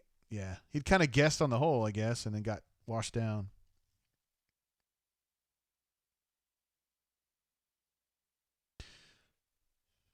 Yeah, Daniel P says this feels like the second half of the South Carolina game, minus the interceptions. You're right. It does. They're just kind of pushing it. Just kind of playing old school football, like 80s football. Just running it. And they're getting somewhere, you know. Little play action fake there. He sees something. He felt good about it. Ball was right where it needed to be, but number 5 couldn't come down with that. Jalen was in position, but I'm not sure that ball was super well defended. Probably should have caught it. But he definitely was where he's supposed to be, Jalen was. In perfect phase.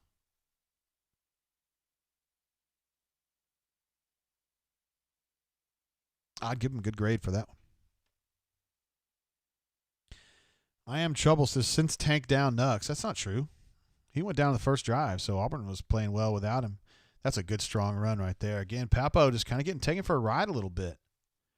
I'd be interested to see what Coach Hunter says about that.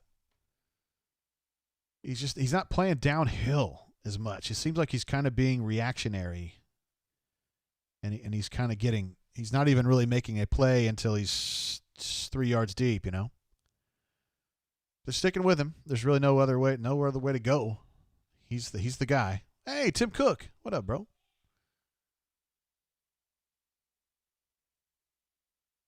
Oh, man, Colby almost had a chance to get that as a play for loss, but just didn't quite get there. It's still a very modest gain, but it's enough to get the first down. Wanya Morris is out there talking smack a little bit. Not really. Just saying first down. All right, so it's going to be a 1st and 10 for Tennessee. They're down to the 15-yard line. And they are currently 7 of 11 on 3rd down. Got to get that updated. Auburn is 6 of 11, so right there.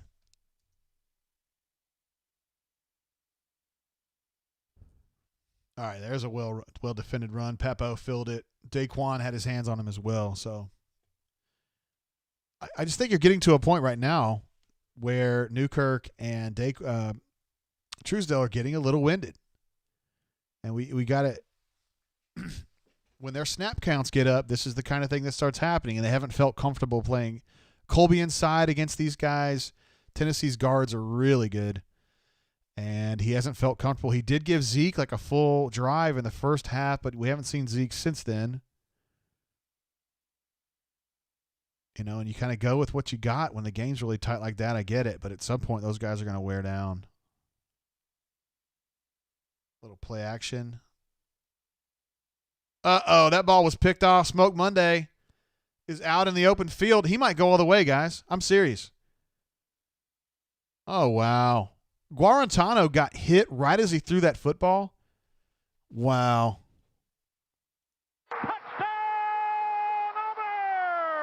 He got hit right as he threw that football. I want to know who had that pressure. Horrible footwork from Guarantano. Didn't even move his feet. He was just standing there completely steady. And then the pressure came right into him as he threw the ball, and then it was off target, and Smoke was right there to turn that thing around. Unbelievable play. That's huge. Huge.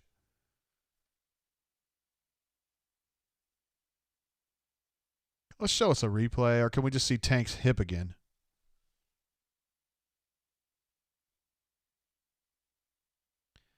Anders with the extra point. You can throw another shrimp on the barbie to that one right there. Whoa, NWF jumps in. Hey, man, appreciate you, bro. I wish I could go back and see that. MWF with a big super chat for a bigger lead. All right. Give him a DJ air horn for that one. Boy, that's a huge play right there. What was the game where Auburn had the interception return that was called back? Remember that? On some kind of a BS. I don't know what happened on that one. I want to see who gets credit for hitting him right in the back. Guarantano. He had no awareness of what was coming. I don't understand that. He was just, I don't know what he was doing. This is why Tennessee people hate him. It was Papo. Papo came through on a blitz, and right as Guarantano was throwing it, he came in, he hit him in his left shoulder and was kind of like knocking him off. And Guarantano's throw was hopelessly off target, and then Smoke just ran it all the way back. He's going to run all the way back. I mean, Roger was all over the receiver that Guarantano was trying to throw the ball to. There was no way. I don't care if it was Eli Manning, he wasn't going to get that ball in there.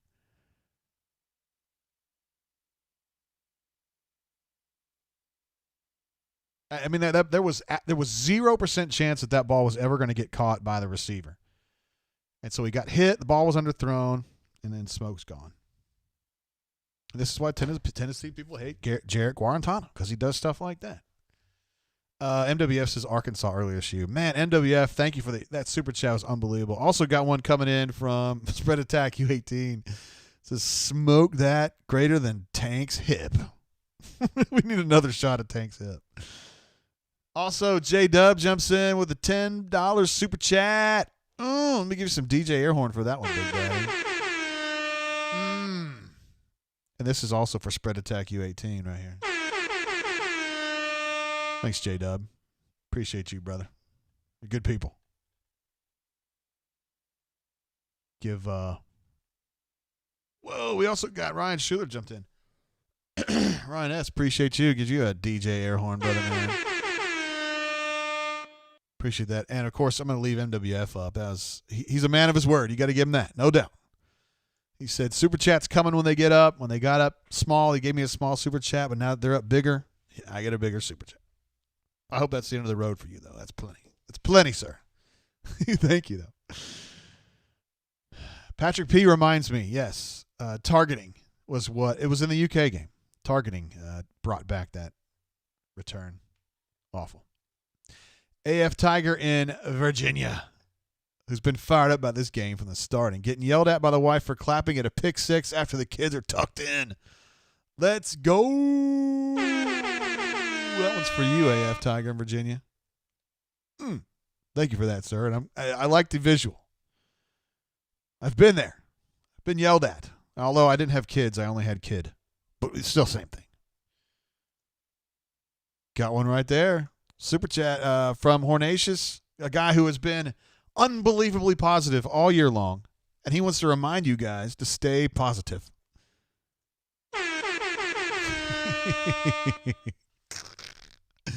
There it is, lovely cats. Appreciate you, brother. Got to get MWF up there, though. I'm very impressed. He's a man of his word. Not that I didn't think he wasn't or anything like that. It's pretty cool, man.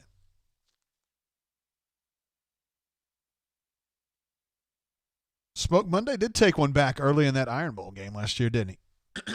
He wasn't the only one. Jacoby took one back as well. All right, so we got 20-10 in the third quarter. MWF says, my financial advisor, JGT. Who knows more about money and dollars than me? I'm a counter. Sherwood's doing it again. Yeah, he's going to go there, and he's going to kind of bend that route toward the post, and there's just nobody. There's no way that ball's going to get in there.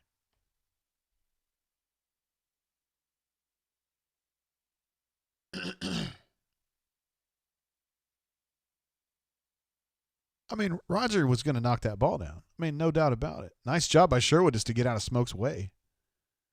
Look at Larry Porter. He says, get the hell out of here. Get on down the road. Patrick P. wants to talk about, can we talk about the hotness of Kelly Kapowski? Yeah. Anytime.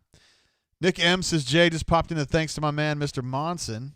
Hope you're doing well, sir. Hell yeah. We all love, I love Mr. Monson. Lots of people did. I don't want to go too deep into why we love him, but he's helped a lot. I'll just put it this way. He's helped a lot of our kids get a lot of scholarship money, including mine. So we like him, of course. SM wants to know how in the world Mississippi State with 49 scholarship players is giving UGA a game. Are they ahead still? I can't really look at the scores. All right, they're putting Zeke in there. So we got Zeke and it's probably Dre Butler, right? Dre got knocked back a little bit. TD Moultrie got knocked back a little bit. That ball's hopeless. Oh, they're going to call P. PI on that. I'm not sure it was really needed, but it was definitely PI.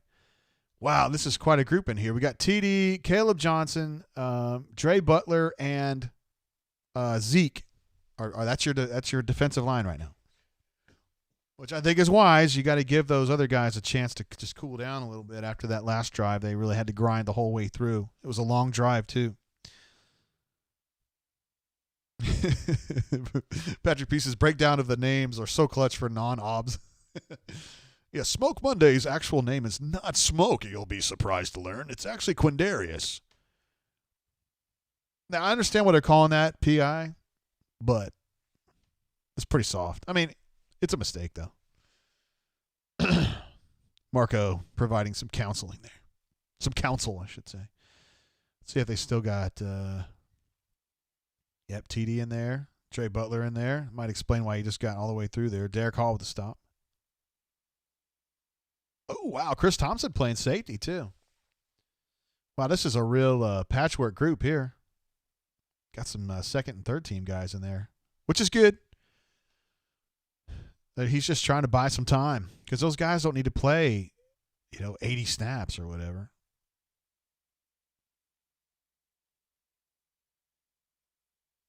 Well, so the ball carrier's helmet's off. I'm guessing that's going to be a face mask.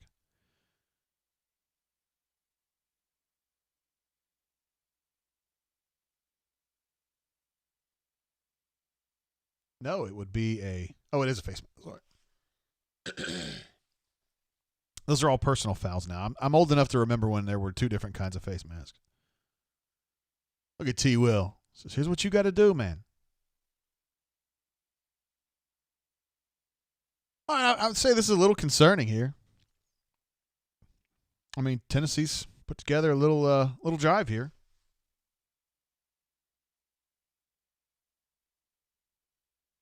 They pass midfield. That's an interesting formation. Auburn would call that 40. Not after Pat 40. I'm talking about 4-0. Still got the, second team guys playing defensive line, which I support. Boy, that was a big hole right there. All right, this is about the time you got to change it. I don't know who the 3 technique was to that side, but somebody got their ass beat. It looked like it was Zeke. No, it wasn't Zeke. No, going to stick with it. Come on, Zeke. Hang in there, buddy. Oh, Zeke just got absolutely crushed on that. Jeez Louise. Went through his hole, too. He just got knocked backward on the double team. He's got to be able to hold there. He's got to be able to just set his hips and hold it. That's something that Dontavius Russell was so good at. Number 95 back in the day. The double team would come at him, and he could just hold his position. All you need is a stalemate. Could you create an obstruction?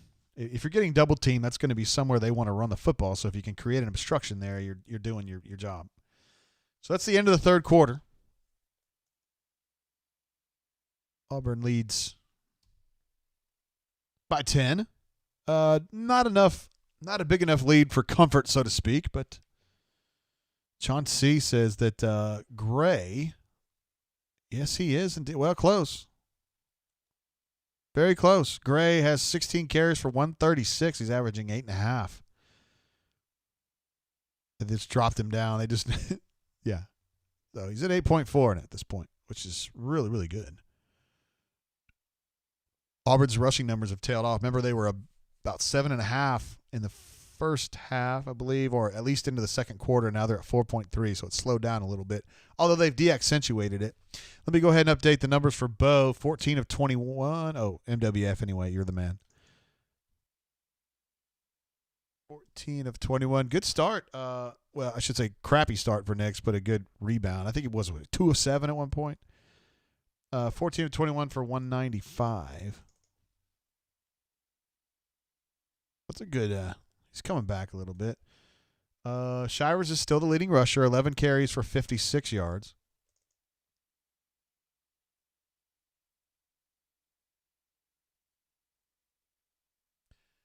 Guarantano is now 15 of 23 for 156.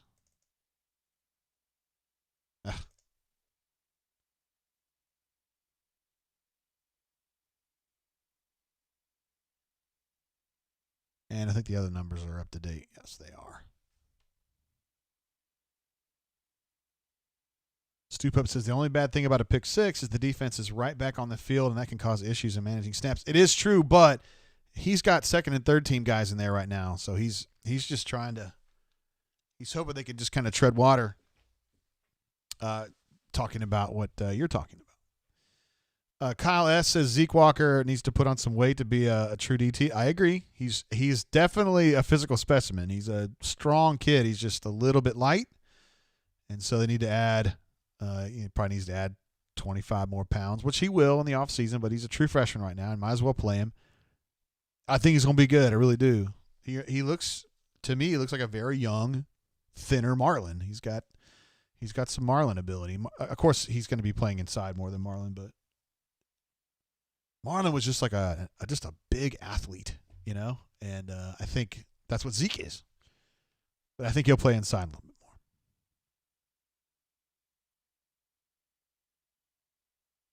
Is Alpha really here? Because I missed it. You guys are just here. Sup, Spoogans.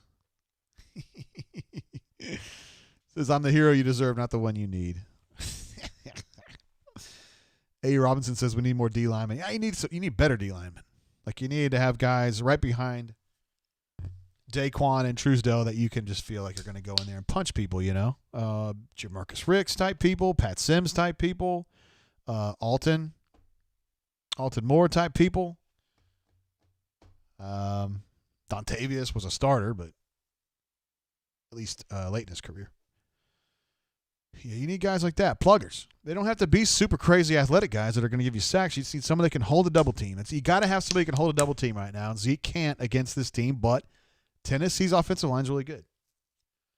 Zeke he will be able to hold it against other teams like Mississippi State, maybe Texas A&M, probably not Alabama, and not Tennessee so far. Let's see. They've got the starters back in there, 44-94 inside with Colby and Big Cat. So, yeah, this is their usual group here. And they're having a harder time running the football, which doesn't surprise me at all. They're acting like somebody fumbled there.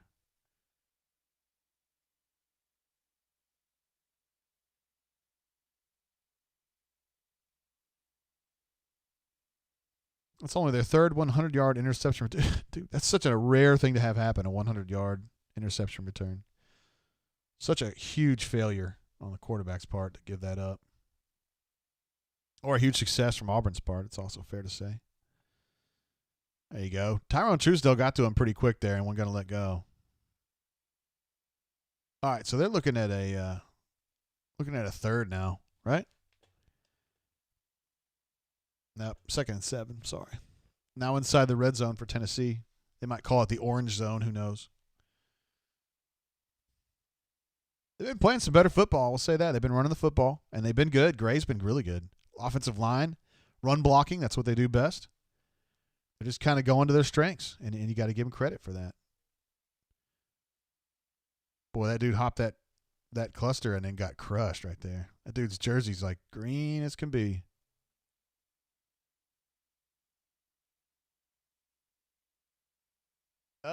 Colby Wooden might have gotten held there a little bit, guys. Don't worry about it. No big deal. Just consider it a hug. He was being a good sport.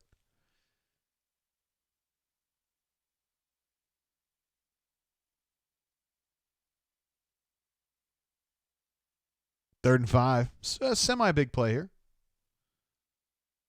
You're going to try to run that tailback out. Oh, but he got messed up. Who was that? It was Big Cat. Big Cat messed that play up. Now Colby's going to get the sack on that, but Big Cat screwed that play up for them bad. They wanted to throw it swing pass to the tailback. And actually playing with his head up, Big Cat was, and made the play on that. Old Big Cat would not have done that. He would have just run right past it. Jumped up, he was going to knock that ball down, and so Guarantano had to tuck it, and then boom. Absolutely. War Eagle 0008. Right on the money with that one. Nice play from Big Cat.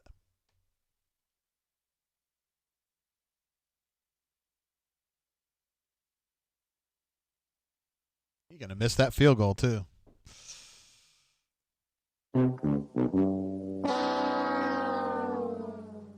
hate to see it. All right, fourth quarter with 12 minutes to go. You think Auburn's going to start grinding it, right? You would think so. One would think. They're going to try to grind this out. That's what I would do. That's what you would do. Is that what Chad's going to do? I don't know. Thank you very much. That's good stuff. Oof. Yeah, it's kind of stinky. You hate to see it. I think I'm going to pour a little something after that one.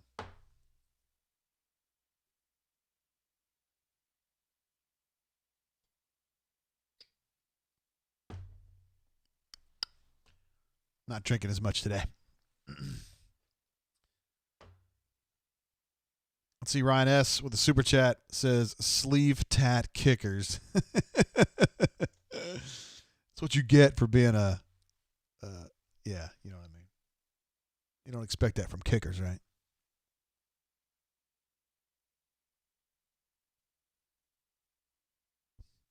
That's pretty damn good. Although I just don't think it's worth what you have to pay for it. It's WDSFL. It's good. It comes in a small bottle. This is a $50 bottle. It's like half the size it should be. And I mean, it's good, but it's not like super good. I mean, it's good. No, it's good. It's good. It's not worth the price. I mean, a fifth of this would be $100. It's not worth $100. Let's see what Malcolm said.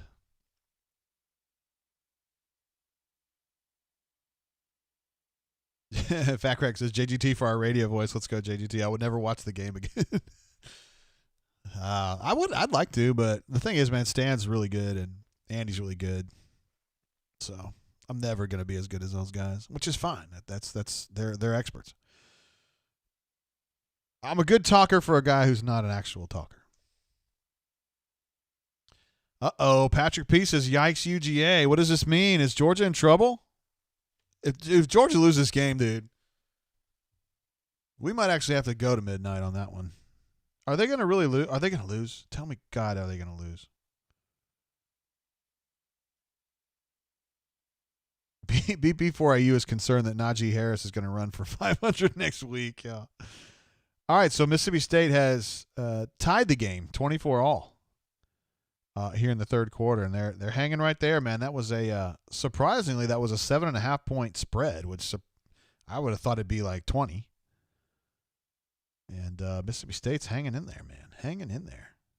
Actually, Mississippi State, if you're looking at offensive stats, are probably the better team here. 316 yards. They have more yards. They're 7 of 9 on third down. They have 19 first downs to 13 for Georgia. Georgia currently has six rushing yards. Wow. I'm sure the Bulldog fans have a bunch of reasons for why this is happening. The refs screwed them. The Pirates cheating. A little cutback for Shivers there, but didn't really go anywhere. They're going to show a highlight of Mississippi State's latest touchdown to even the score, 24 each. I just wonder if Mississippi State's ever, like with Leach there, if they're ever going to be like anything more than a sideshow. I think Ole Miss is going to be more than a sideshow. I think they already are. But I don't know about State. Nice little run from Shivers there. Gets 7-ish. It's going to be 3rd and 3 or 3rd and 4, depending on where they spot this, because he was kind of lunging forward. Rumbling, bumbling, stumbling. 3rd and 3 officially.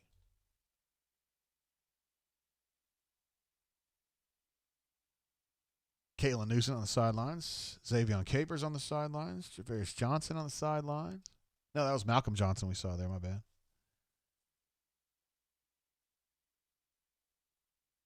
Third and 3 running doubles with Eli in motion going into a bunch set. Yes, they are. Look at that. Shedrick Jackson catches a clutch throw on 3rd down. How about that? He caught it. If I was a defensive coordinator, though, man, like when they run the bunch set, they almost always throw a slant to the backside. It seems like Bo just prefers that.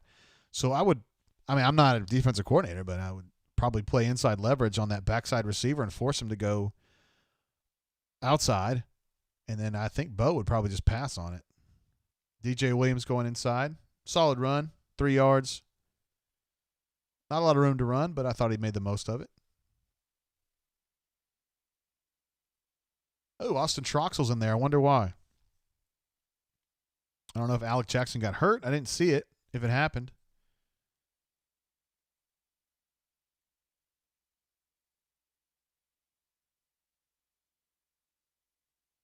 I like Austin Troxell. I like him. I think he's a real tackle. All right, something's going on. I don't know what. They stopped the clock with Auburn in the middle of a Patrick B says, hey, fun fact. I should have mentioned this too. They bring this up every time. Shedrick Jackson's actually related to Bo Jackson. I don't know if you know this. Bradford P says 0 jet sweeps tonight, right? I don't remember any.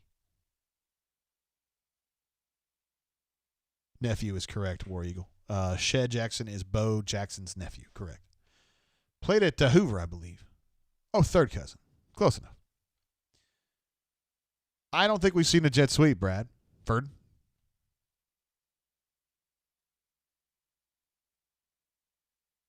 MW says, remember when we never ran slants on third down? Shit, man, I remember when they didn't run slants.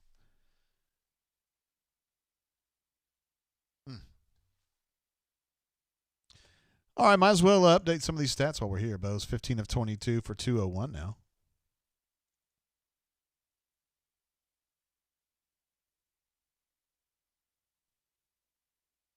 Oh, there's no doubt. Let's see what Shivers is up to. 13 for 63.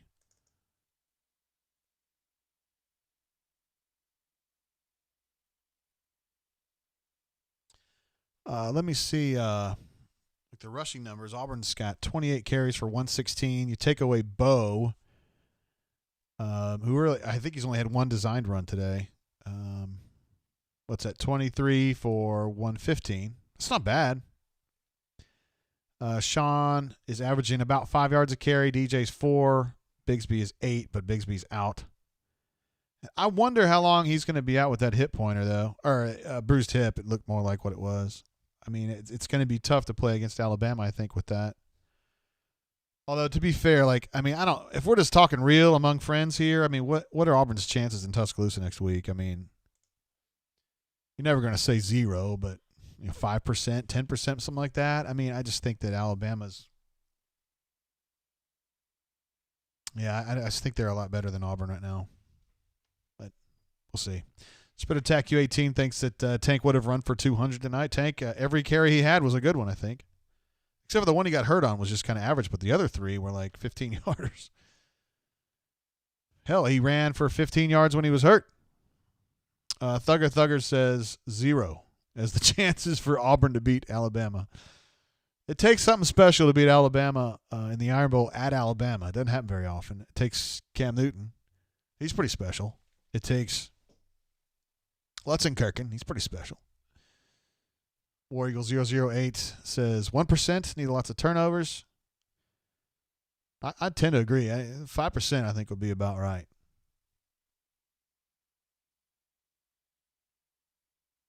Kyle Trask, front runner for the Heisman. It's going to be between him and Justin Fields, right? 3 picks for Justin Fields. Aye. I agree with you, SM. He says Shivers has been a stud. I agree. He's been good tonight. And they needed him to be good. And DJ's there, but too much pressure. They had a deal where DJ was kind of bluffing like he was pass blocking, then he went out. Broham now hurt. Is that Broham? That's not good. I guess that's why Troxell's in there? Nope, they've got Brennan in there now. All right, so you've changed both tackles. I didn't hear what happened to Alec. This is not good. I'm not sure how I feel about Brennan Coffey. He has been in the program for a while now, so you'd think he would be at least competent.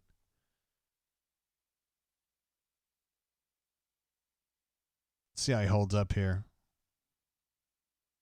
No, he was doing fine right there. That's good coverage. That guy wasn't open. Oh, they're going to call a PK on that. PI on it.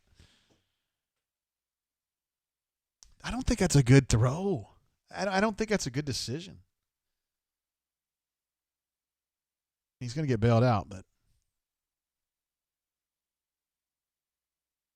it's a tough call, man, if you're Tennessee. Looked like really good defense to me. Let's see. Oh, yeah. That's fair. That's a fair call. Can't do that. That was PI. It was a late flag, Biscuit, but it was, yeah, you know, it was the right call.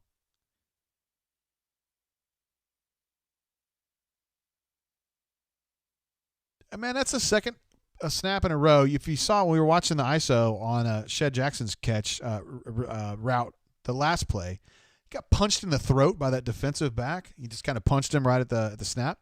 Dude, he just did it again to Seth Williams. A different guy, but it's the same. It's like they're doing the throat punch concept here. I've never read about that one. I haven't heard about that one.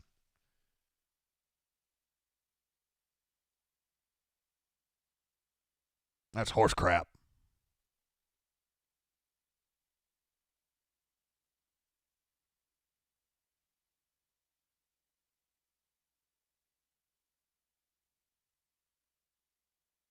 Brendan is he's holding up right now. He's the only one I've been watching these last couple snaps. He's been absorbing the pressure pretty well and standing his ground. He's been fine. And you better believe Tennessee's playing as hard as they can right now.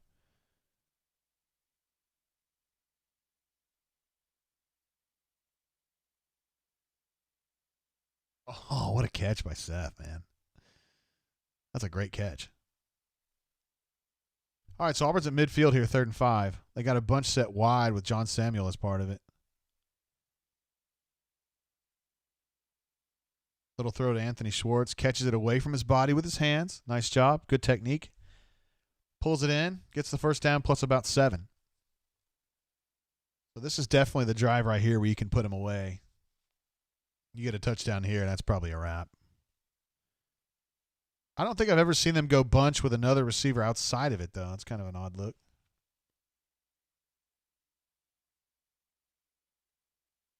Well, it was DJ. But, you know, he's a receiving spot. I don't like how this is going.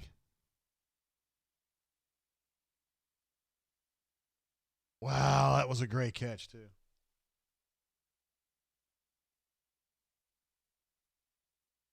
I wonder if he's hurt or he's just pissed that didn't count. Nah, he must have gotten winded or something. I can't believe that ball was as accurate as it was. That's a catch, guys. Oh, unless he did not. No, I think he maintained possession. That's a catch.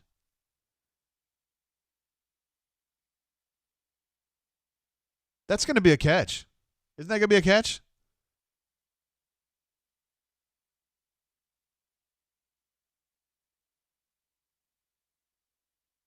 You're saying no. Oh, easy there, easy there, Gus. Easy, bro. What's this guy saying?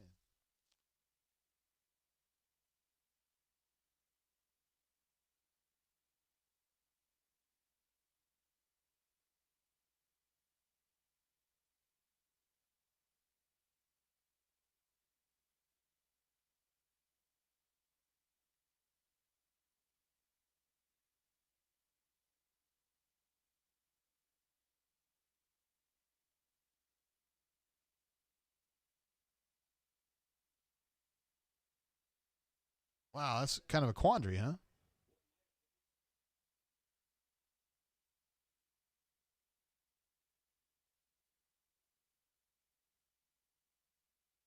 Oh, the rules expert thinks that's going to be an incomplete catch, incomplete pass. I thought it was a catch.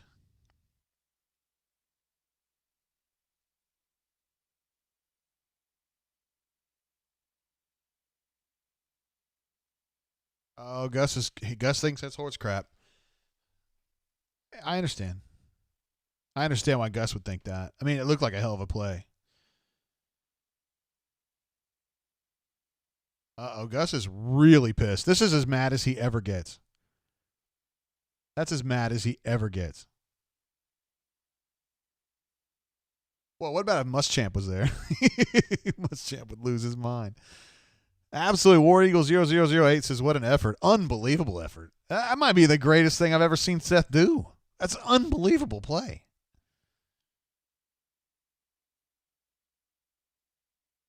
I still think, I don't think it touched the ground. I think it stayed. I think his arm kept it. But, yeah, I understand why Gus feels jobbed on that one. DJ's out and about, guys. That's a 22, 25-yard gain right there. Oh, man, that's a kick in the nuts right there for Tennessee, dude. Ouch. All right, so now Auburn's in field goal range. But they're definitely thirsting for a little bit more here. At the 13 now, 1st and 10. Jesse wants to run the score up on these cats. I understand that. Well, another nice run there. Got 5 yards.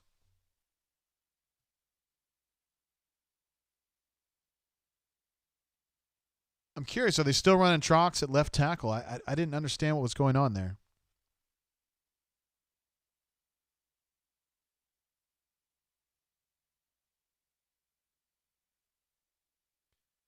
Yep, still got Trox in there.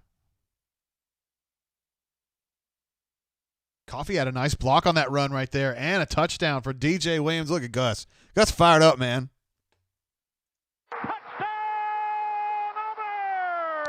Boy, I don't remember seeing Gus this animated for this long. This is crazy. Dude, Brendan Coffee had an absolutely killer block on that. He had a defensive lineman maybe just shaded inside of him, and he just absolutely pinned that dude in. You know, I kept thinking he was a good player, and then he never played, and I was like, okay, Broham's a good player. I think he's a better guard, but he's. Oh, Coach Hunter texts in to say Williams, DJ just did what Shivers didn't do earlier. Go back and take a look at this. I was watching Brendan Coffee on this. I have to be. I'm guilty of that. He did a great job on that play right there. Brendan Coffee gets my player of the drive right there. That was awesome.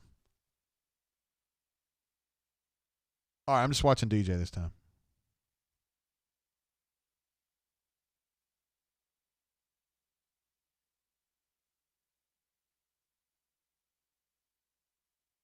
Man, Gus is fired up. Wonder why he's so fired up.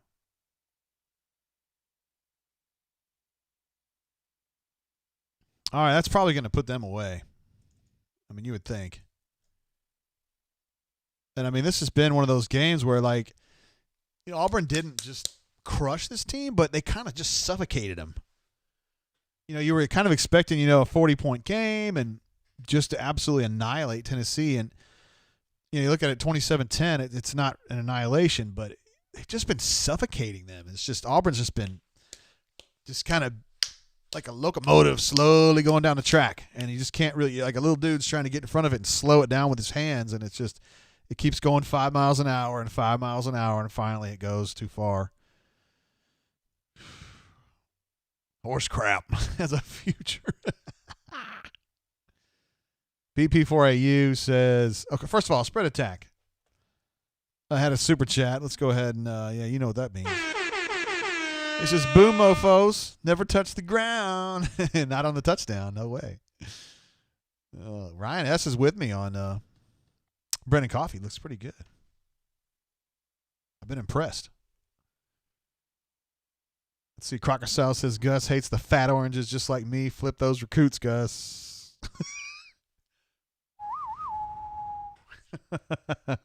Maybe. Let's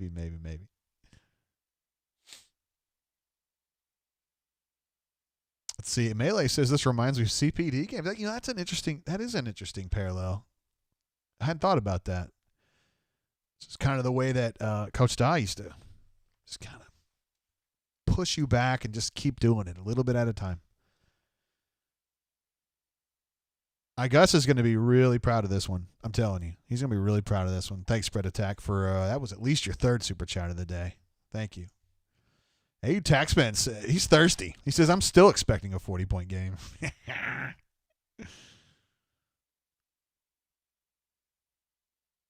Wow. Well, like I said, there's going to be some people on the bunker that are going to be pissed.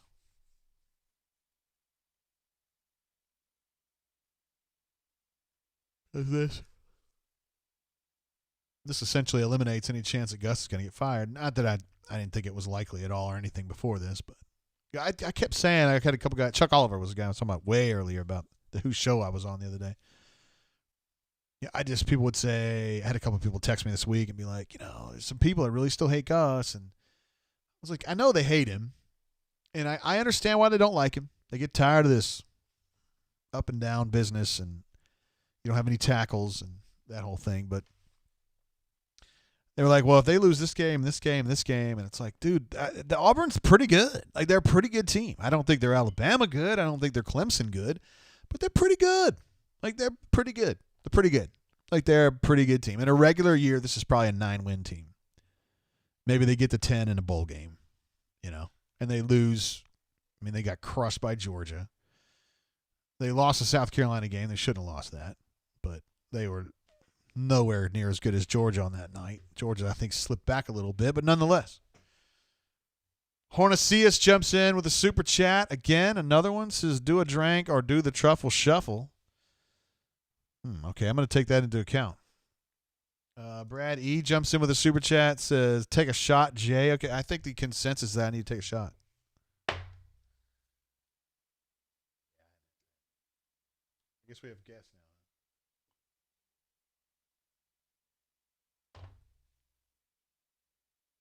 I feel better now, but I don't know what was going on earlier. It was kind of crazy. Oh, yeah, we got the game going on, too. This is not the biggest shot I've ever had. I tell you guys, I've been the quarantine was not good to me. Quarantine was not good for me, and I got scared. I didn't want to go to the gym. I'm a guy that, despite my physique, I mean, even at my best, I'm not like a really thin dude, but I'm just like trying to fill time here because Auburn's going to win this football game. But during the quarantine, I did nothing but eat and not go to the gym, which, as you would expect, well, that pass was close. Went about the way you would expect, but here in the last month, almost a month, my wife and I have been on a super kick to try to lose some weight, just by eating better and exercising more. Man, you guys ought to see this. You ought to see my weight chart here. Hold on. A lot of people would not do this, but I don't care. Yeah, this is my weight for the last 3 months, I think. I go by kilograms because my scale doesn't – it only does kilograms. But anyway, I've been losing weight. I've been doing a good job, man. I'm down from my highest, I'm down about 13 pounds now in just less than a month. It'll be a month on Wednesday, I think. And so anyway, I have found that when I start losing weight like that, my alcohol tolerance goes to 0. And yesterday I had one drink and I was buzzing real bad. So I got to be real careful with how much I drink tonight. Otherwise I'll be off. I'll be off the reservation before you know it. Anyway, guys, appreciate y'all's support, AU Taxman and others. I got a long way to go, but I bet you by the end of next week, by the time we do the next brain drain, I'll probably be back to my pre-quarantine weight, which is good. And it was just here. I'll show you how bad it was. I didn't show you the one where I give you that quarantine graph here. I don't know why you guys care. Nobody cares. I'm just showing you. So that's my year. You see my year? It just keeps going up, up, up, up, up, and then we're going back down, bro. So quarantine, I was scared to go to the gym. I don't really like to run. I didn't want to ride my bike. So I just didn't do much. I didn't do enough. But I don't know. I'm back in the gym. I'm not worried about it. I mean, I'm just trying to be as safe as I can. All right, Tennessee's just broken off a really nice run right here. It was a 1st and 20, and they just converted it. They're now into field goal range. So we got to keep an eye on this a little bit. Love the Cat says his scale measures in stones. I'm 13.2 stones. Oh, man. Let's see. Wizard Dragon. Great point. This is Auburn plays number 1 Gonzaga in basketball. His quarterback's not super fast, is he? Number plays number 1 Gonzaga in basketball, and the next day we play Bama. Wow, how are we going to handle that on the brain drain, yo? Should we do 2? Back to back? Friday, Saturday?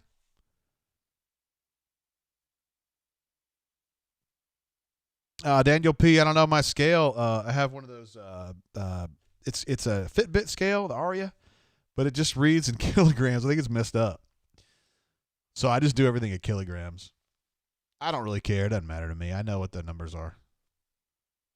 I would say that wide receiver was a little bit out of bounds, and then they're going to say it was pass interference. Let's see. Let's see the replay. Oh, my main man. Look who's here. D-Generation X, Triple H. My man, if UGA loses, are we getting Ole Miss drunk? Boy, Guarantano looks happy. Let's see what's going on here. Did they go ahead and give him the pass interference call? Wow, so it is the Georgia-Mississippi State game still tied. Early fourth quarter.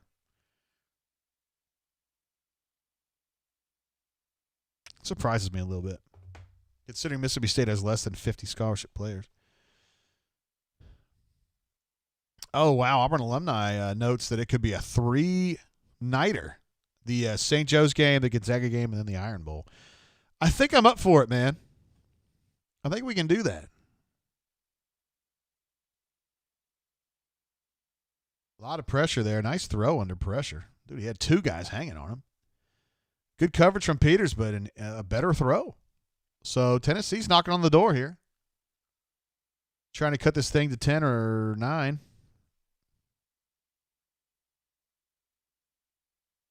All right, you have to tighten up here, fellas. Nope, he's going to be short. It's going to be 3rd and goal from the 1. I like these plays right here. I like 3rd and goal from the 1. Guarantano's just sitting there biting his lip going, uh-oh.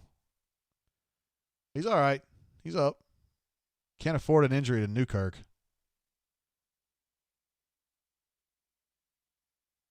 Not showing any obvious. I don't know what's going on there. Sometimes you just get kicked in the nuts and it sucks. You know, you're not really hurt. It's just you're not feeling good. Who knows? Melee says Melee's looking for another pick 6. Of course he is. D-Generation X, thanks you, brother. Appreciate you for that. All right, 3rd and goal from the 1. Let's see who the staff is here. Looks like they got Zeke in there. That was a pretty cool defensive technique, though. They just kind of undercut all those dudes. Timeout Auburn. Kevin Steele wants to talk it over. Is Kevin Steele not on the sideline today? I haven't seen him. If so, that's a big change. I can't tell if that's him right there,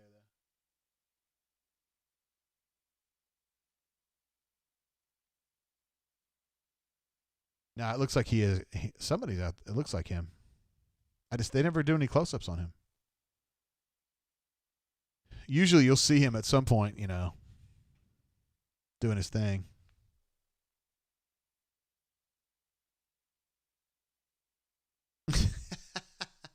Daniel P. says we could call next week Brainsgiving, but that has some connotation. Yeah. Okay, Taxman says he is there on the sideline. All right, cool. I just hadn't seen him. So Kentucky had a tough day against Alabama today. That's part of it.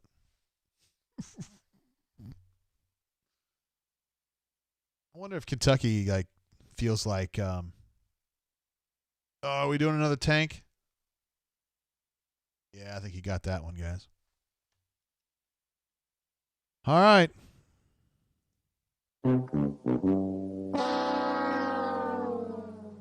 Touchdown for the Tennessee Vols. It's now 27-16. Auburn going to get the ball here. Well, you would think. Just try to grind this thing out. Gray's been good tonight, though. It's been real good. All right, so they went for the extra point. 27-17.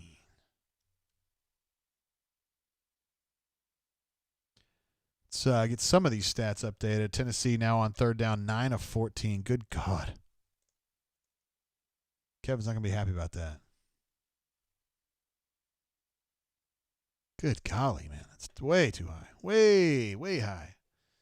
Auburn is 8 of 13, which is not horrible. Solid.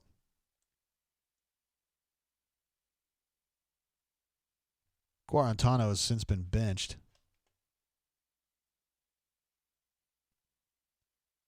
Shivers 13 of 63 still. All right, so we're up to date there. And NHG says 2 missed field goals saving our butt right now. That is true. It is true. I guess an LSU fan could have said that in 05, though, right? This dude keeps missing field goals. We'll win the game. Sure enough. It happens sometimes.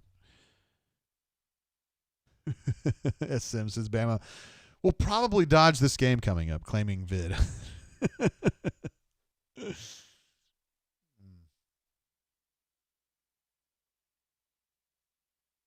Iron Bowl next week. Yes, sir.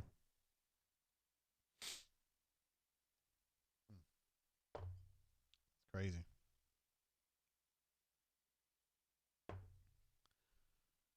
That's crazy. All right, so we're up to date here. 27-17. Auburn's almost 5 minutes left in this game. Nope, I take it back. 4 minutes left in this game. I think they would go ahead and onside kick that when they get it back, right? Tucker P says, "What up, Jay? What up, Tucker? How you doing, bro? You better show up here on tomorrow. It's gonna be me and my homeboy. I want to have a conversation with you. Yeah, got a couple things I want to go over. Couple ground rules.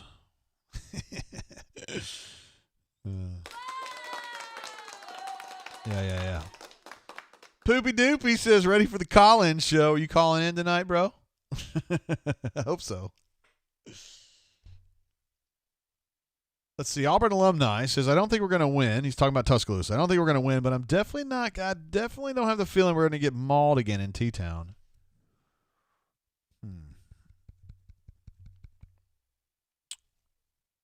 You might be able to convince me it could be something like a 44-33 game or something. That year, Nick Marshall played there in 14, right? And I think it was 44-33. It might have been 55-44, and Auburn finished with like 600 yards of offense or something. But let's see. Fat Crack asks, has Saban beat a ranked Auburn team? Wonder. I just don't. It's just beyond me.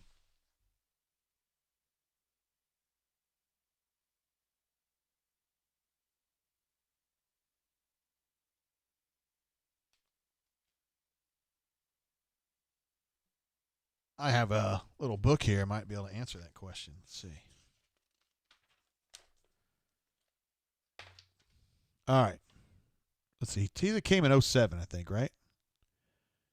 All right, so he beat him. I don't want to miss this game. Nice hair, DJ. Let's see. He beat Auburn in 2007, but Auburn was not ranked. He beat Auburn in 2008. Auburn was not ranked, obviously. He beat Auburn in 2009. Auburn was not ranked. He lost to Auburn in 10. Auburn 14-42 loss in 11, not ranked. 12 was a disaster. 13, Alabama. There's one. Well, he beat Nope, that's the. All right, that's the big one. See, 14 was 55-44 in Tuscaloosa. Auburn was ranked. Auburn was ranked 15. So 14 would have been that one. And then beat him again in 16 with Auburn ranked number 13. So, yeah, it's been done. I go to the big board on that one.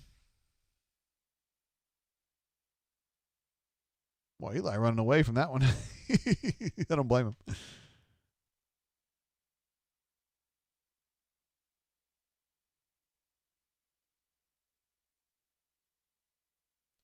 See, James Taylor Studios says, just how in the world would Auburn score 30 points on Alabama? Is Jesus coming back? Do you mean Cam? Because he's probably not. Yeah, I would say Auburn probably lost in 08, yeah. That was the disaster year. I was just reading those. I was trying to watch the play and read that out. It's all good. But it has happened more recently. Alec Jackson back in. Kyle S. notes. I thought I saw that. Wonder what was going on with that.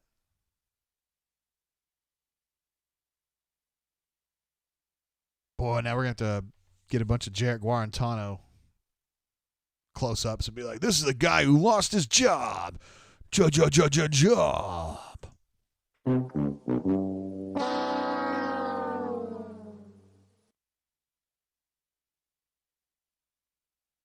NHG says NBA trade updates more interesting than this quarter. Yeah, there's been a flurry of action in the NBA, hasn't there? Keep getting these alerts on my phone. All right, we got J.J. Pegues in there. Still Brandon Coffey at right tackle and Troxel at left tackle.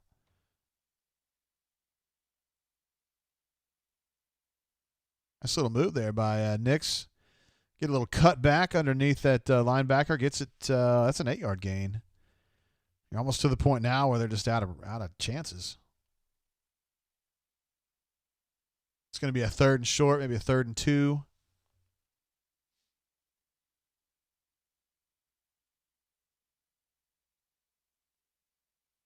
Yeah, good solid win here. Assuming they can pull this off. Ed D says Auburn is not scoring over 30 at Bama. I mean, I'm not saying that they are. I'm not saying that that's going to happen. We're just talking, man. No predictions, nothing like that. They give the ball to DJ at the middle. He's going to be close. I think he got it. Yeah, he's over the line to gain. So that's going to be. Honestly, I thought that spot was pretty shitty right there, but nonetheless, I think it's a first down. They're probably only one first down away from just finishing this bad boy off. Yo, Malcolm says, what we're all thinking on that one, I think. F Bama, LOL. Of course.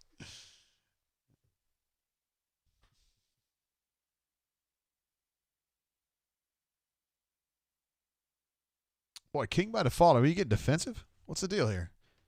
He's jumping in the thing about Auburn scoring so many points on Alabama last year, and he says, because 2 pick six, only reason. Why are you getting defensive about it, man? A little split zone run, but it actually ends up being a keeper for Nix, who I think ducked under a horse collar right there. So we got a 2nd and 5. Tennessee calls timeout. They're trying. They know they got their backs against the wall here. Wizard Dragon asks if Britt will be back next week. I need to get a little bit more information on that.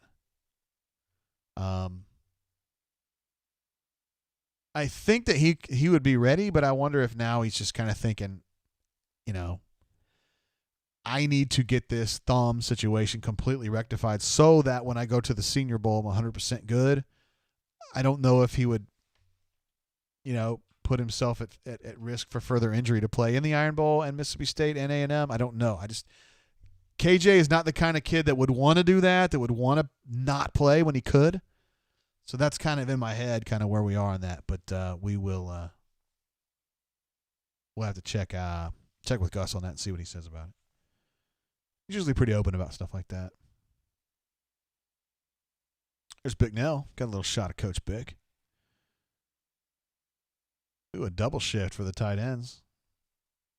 They're putting stuff on tape now. Split zone run. Didn't really have anywhere to go. Although that might have been something that Coach Hunter would have thought about. Talking about the vision. There might have been an opportunity there that he missed. Auburn alumni thinks we have the skill guys to do so. I agree. Auburn's skill guys are good. Some of the other dudes, I don't know. Alabama's 3rd team defensive line is still pretty damn good, much less their 1st and 2nd team.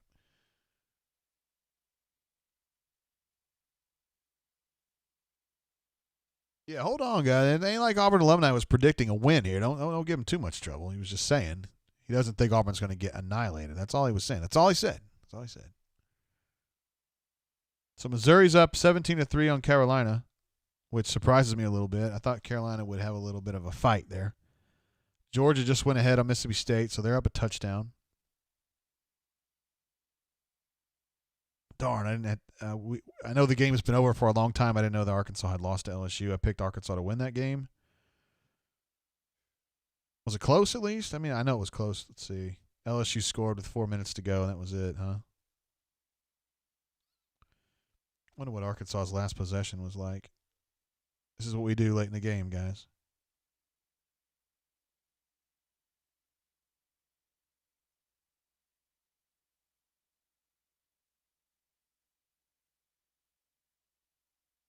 Blocked field goal attempt. Ay. Sorry, I'm still reliving the Arkansas game. I didn't have a chance to see the highlights because I was getting the show ready and all that stuff. Let's see. Ed D says, how are we looking at offensive line? Well, you've got 2 reserves playing at the tackle spots right now, so that's not great. But I've been watching Brendan Coffey, number 55 at right tackle, as much as I can here late, and he's been pretty good. Better than I expected. And, I mean, Tennessee's got their number 1 guys in there, and they're playing hard. I mean, it ain't like this is some pushover garbage time situation against some crappy team. I mean, they're playing hard. It's a situation here. So I don't know. I didn't understand why Alec Jackson came out in the first place. I didn't know he was injured. Now, I know Broham went in the tent, so he might have something wrong with him. Tennessee just trying to hold on to this. There's Kevin Steele.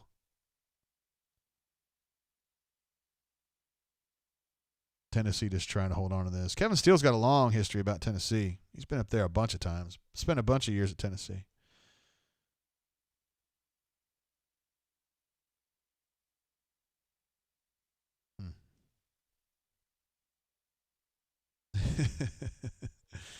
Poopy Doopy.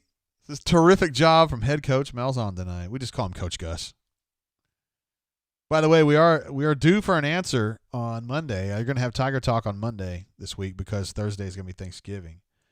Uh-oh. SM is going to bounce. We're going to miss you, brother. Says, all right, JG, it's been a blast. I'm glad we're back from infection. You crushed it again. Thank you, sir. Can't wait for the drain next weekend. Happy Thanksgiving all. All right, SM. You behave yourself out there, brother. Let's behave responsibly. Thank you for your generosity and hanging out all day. It was great. We will get an answer from Coach Gus on Monday about which beat writer has the best hair. I think the answer is obviously clear to everyone watching this show because it's this guy right here. There is some concern from the JG camp that Tom from AL.com could sneak in, but I doubt it. A man's opinion. Ed D says Lane Kiffin playing his usual game. What?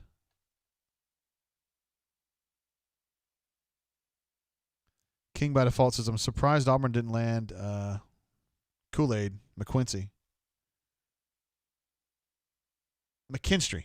Kool-Aid McKinstry, excuse me.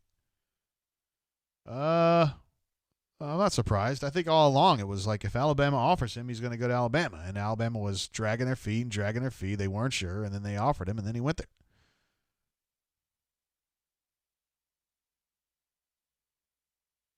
Thank you, Bourbon Bowl. Appreciate your support. You've been supportive both here and on the bunker. All right, we're going to go for a field goal. A 50-yarder, why not? Did you see that thing curve? I'm telling you, the last 5 yards just curved in. That's a 50-yarder. Throw that one on the Barbie, huh? Cornbread going to go down by a little bit more. Sorry, bro. Maybe next time. Well, at least give an applause for that. I mean, might as well.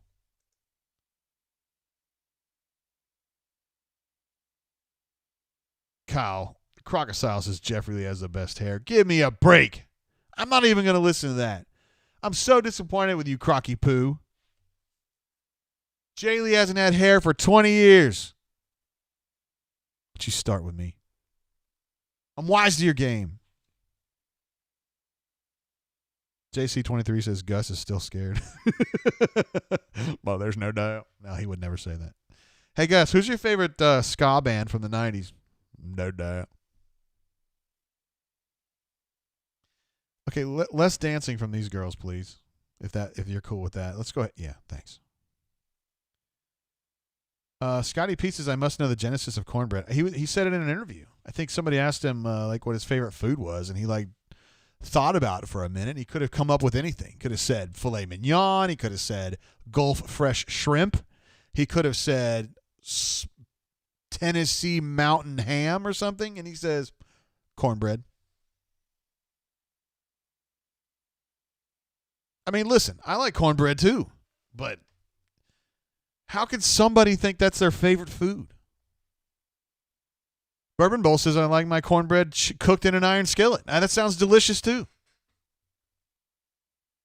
A little bit, put it in a skillet, put a little butter on there, soup it up a little bit. It's delicious. But I'm just saying, favorite all time? You got everything in the world you can choose as your favorite thing to eat, and you're going to pick cornbread. I don't get it. But, I mean, there's worse decisions a man could make. You could have said black licorice. You could have said some kind of cleanse or those silly smoothies that taste like spinach or whatever. Those would be worse. So, I mean, we're not anti-cornbread around here. We're just saying maybe not the best food in the history of the world. Nice play there by Nehemiah Pritchett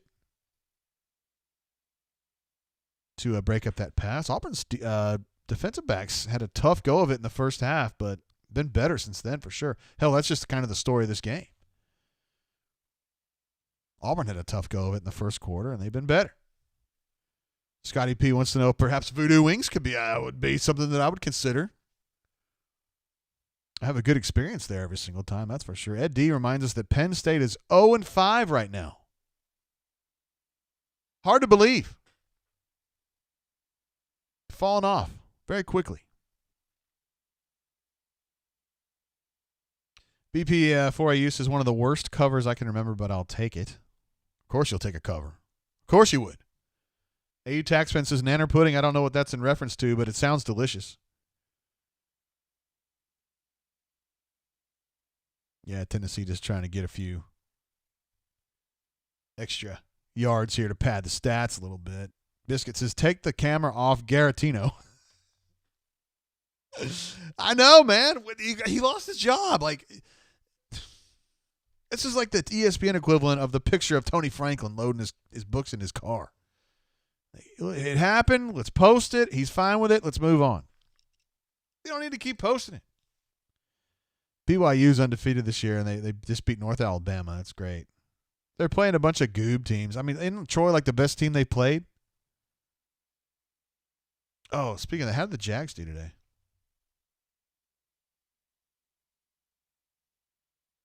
Tucker, you should know this if you're still on the line.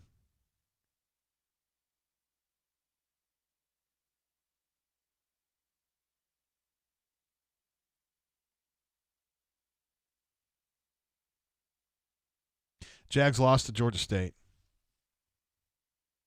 by 17. Good golly. Troy lost to Middle Tennessee State, although I don't think Chip coached in that one, right? He has the COVID.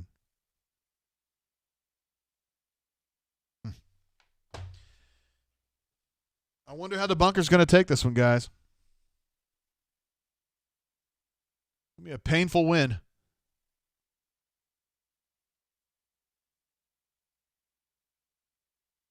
Seems like Tennessee's just kind of working on pass concepts. Well, it's fine, whatever. I'm going to go ahead and update the schedule graphic for our postgame frame, postgame setup that we do. I'll go ahead and throw that shrimp on the Barbie. Oops. So Auburn's going to be 5-2, and God, when you start looking at that, and it's like you lost that game to South Carolina. Yuck. It's a stinker.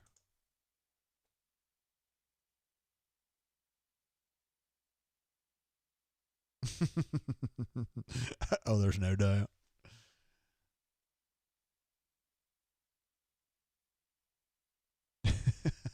You see a quiz show. Gus doesn't know hardly anything about pop culture. Be like, Gwen Stefani helmed this 90s ska band.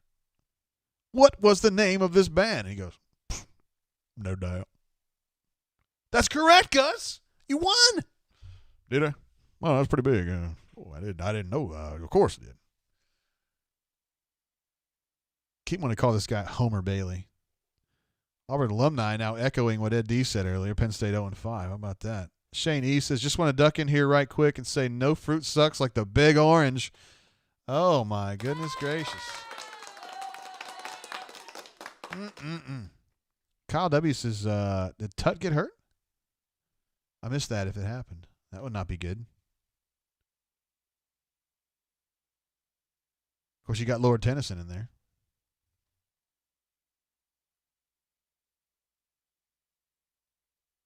Call Me Biscuit says this game is all about the gamblers right now. So tell me what's going on with that. I don't pay that much attention. It's like an over-under situation, or let's see. According to Yahoo, this game went off with Auburn as a. I don't have a line on this one. It wasn't like 10 or 11, something like that.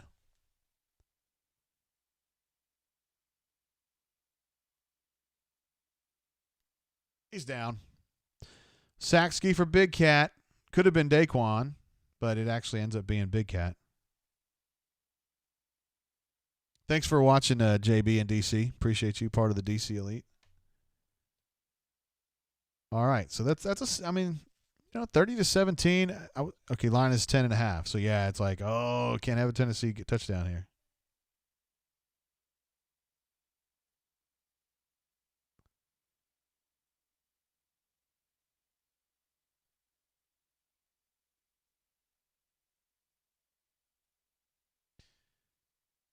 Sack him. Yeah, just let him run. Who cares? All right, that's a wrap. 30-17. Give it a bicycle horn for that one, too. I don't know. We can do that. End of the game. Jeez, I know it gets dragged on, right? Yikes. All right, 30-17. The Auburn Tigers. Victorious. I left Hunter on the horn the whole time, didn't I? My bad. You guys probably figured that out. Let's see the chats. Everybody's going to blow this thing up. Going to be fired up about this. I'm not going to watch USC and Utah. I couldn't care less. Auburn Alumni says, hard to be mad at 30-17 over the Vols. Agreed. AU Taxman says that's about what we expected. Agreed. Auburn Alumni says 5-2, not awful. Also agree. It should be 6-1, but even let's just pretend like Auburn had beaten South Carolina and they were 6-1. I don't even know if my feelings about this team would be any different, though. Like, I don't know if it would affect you guys either, because they got so thoroughly outclassed by Georgia, and they'd be going to Alabama next week, and I still would be predicting, a stormy sea, so to speak. I don't know. Diego says, winner, chicken dinner, fire Gus. A. Robinson says, fire Gus. Bicycle horn for the win. Oh, man. Mike Leach scores 24 points in Athens. A little bit more than Auburn scored, if I recall correctly. I don't know. So, yeah, this is going to be a tough one to kind of diagnose and figure out how it kind of fits things in, One thing I don't have to worry about diagnosing is Ryan Schuler being a total badass. Thank you for another super chat. I think that's your fourth today. Unbelievable support. It says not 2018. I wish I still had that daggone poster. I got a poster from the 1998 South Regional Final between Auburn and Duke, between Kentucky and Duke, which Kentucky won. And somebody was holding up a sign that said, "Welcome to 1992," a reference to the year that Christian Laettner scored on the turnaround J. Unfortunately for the Dukies, they lost that game, and I still have the sign that says, "Welcome to 2012." Well, guess what, buddy? It didn't happen that way, and it didn't happen this way this time either for the Tennessee Vols. Sorry. Super chat coming through from Spread Attack U18. I think that's your fifth super chat tonight. Unbelievable support. Thank you, sir. Appreciate you. Let me give you a DJ air horn for that. Since we win, thank you, Jay. You are certainly the best. Appreciate you, bro. No, you're the best. No, you're the best. Yeah, Melee. Jake Bentley is the quarterback at Utah. No joke. Georgia Rebels says Vols are back or nah. No, they're not. But hey, at least they tried. At least they tried, guys. Super chat coming through from Fat Crack again. Unbelievable. Great job as always, JGT. Thank you, sir, and God bless you. Appreciate you, Fat Crack. Been here the whole time. Appreciate you so much, man. Every single game, every single show. You're always there. We're going to have a very busy schedule next week.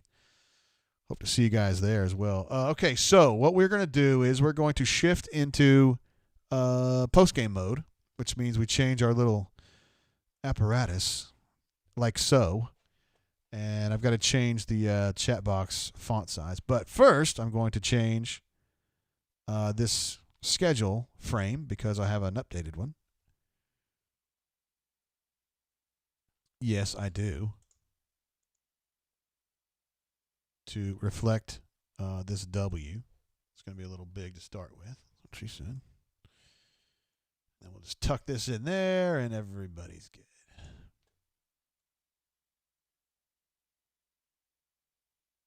All right. So, fully updated. Should be accurate. And I need to bump up that font size just a smidge. Go to 20. See how that looks. And our latest super chat. Oh, my goodness. Look at this. Catty Wampus. Excuse me. Jay Lee's favorite handle on the bunker. I don't have a personal thing to Catty Wampus, but he sure did. I still think Boo Red Team, everything Gucci, those are great handles. Spread Attack U18 says, can't wait for B-ball brain drains. Shoot, of course you can't. I do want to say, though, guys, again, and I'm not trying to be Mr. Negative. I feel like I have a responsibility to you guys to be pragmatic. I don't think that this basketball team is going to kick ass all year long. And I'm going to go a step further. It's going to piss you guys off. And if I'm wrong, I will eat crow. I will drink Rowan's Creek or Noah's Mill or some other bourbon that I absolutely loathe and hate, okay? But they're going to have a hard time this year. Have a really hard time this year. Auburn versus Indiana in the Citrus Bowl, says King by default. That would be an interesting game. I mean, Tom Allen's a guy that the coach at Indiana that Gus really wanted to be the defensive coordinator before Kevin got hired. Kevin's been a great hire, but he was talking to him. War Eagle 008 says, I feel like you're trying to be Mr. Negative. Hell no. I like basketball, and I think he has a really interesting team. It's just that it's extremely young. That's all I'm saying. Just extremely young. That's all I'm saying. Crocodile jumping in says the UT injury guy ran in from the sideline. The UT injury guy? I don't know what you mean. Leif says NCSU is up 1 point over Liberty late in the fourth. Oh, could this be the end of the Liberty train? A.U. Robinson says Oklahoma State sucks. I wish you had told me that before I picked them to beat Oklahoma. That was a bad call. Diego says Vols are the drags of the SEC. Unless you're talking about them being drag queens, you should be dregs probably on that one. Caddy Wumpus, appreciate you, bro. Did I give you a DJ air horn for that one? I should have. And Crocodile gets one of two. Appreciate you, bro. Thank you, guys. O'Neill says, we Auburn, very good team. I've been saying it to anybody that asks me. They're like, Gus loses 3, man. It's going to be a problem. I was like, they're not going to lose 3. His team's pretty good. The fake injury in the Auburn game. Oh, yeah, I know what you're talking about now. The dude that he got up and ran off after Gus lost his mind. That was pretty funny. Oh, man. Call Me Biscuit says Tennessee just lost their 5th game in a row by double digits. Pruitt may be gone real soon. Hey, speaking of losing by double digits, have you seen the beautiful numbers that your boy Scott Loeffler's been putting up as the head coach at Bowling Green?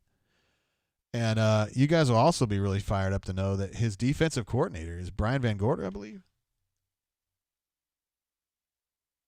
I just want to run this by you. They've been really hot lately. Hot as in really, really shitty. Let's look at this schedule right here. All right, so Bowling Green season so far, they lost a narrow one to Toledo, 38-3. They lost a tough one to Kent State, a heartbreaker, 62-24. And they lost just a nail biter to Buffalo, 42-17. So it's been a tough. They've had a tough go of it,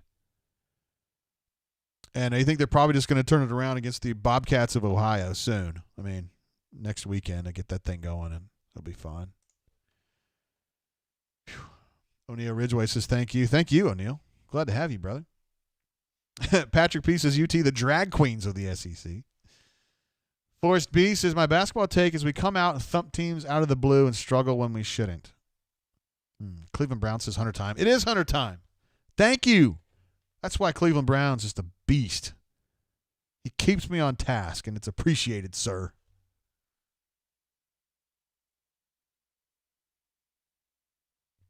Yes, let's get Coach Hunter on here. Absolutely.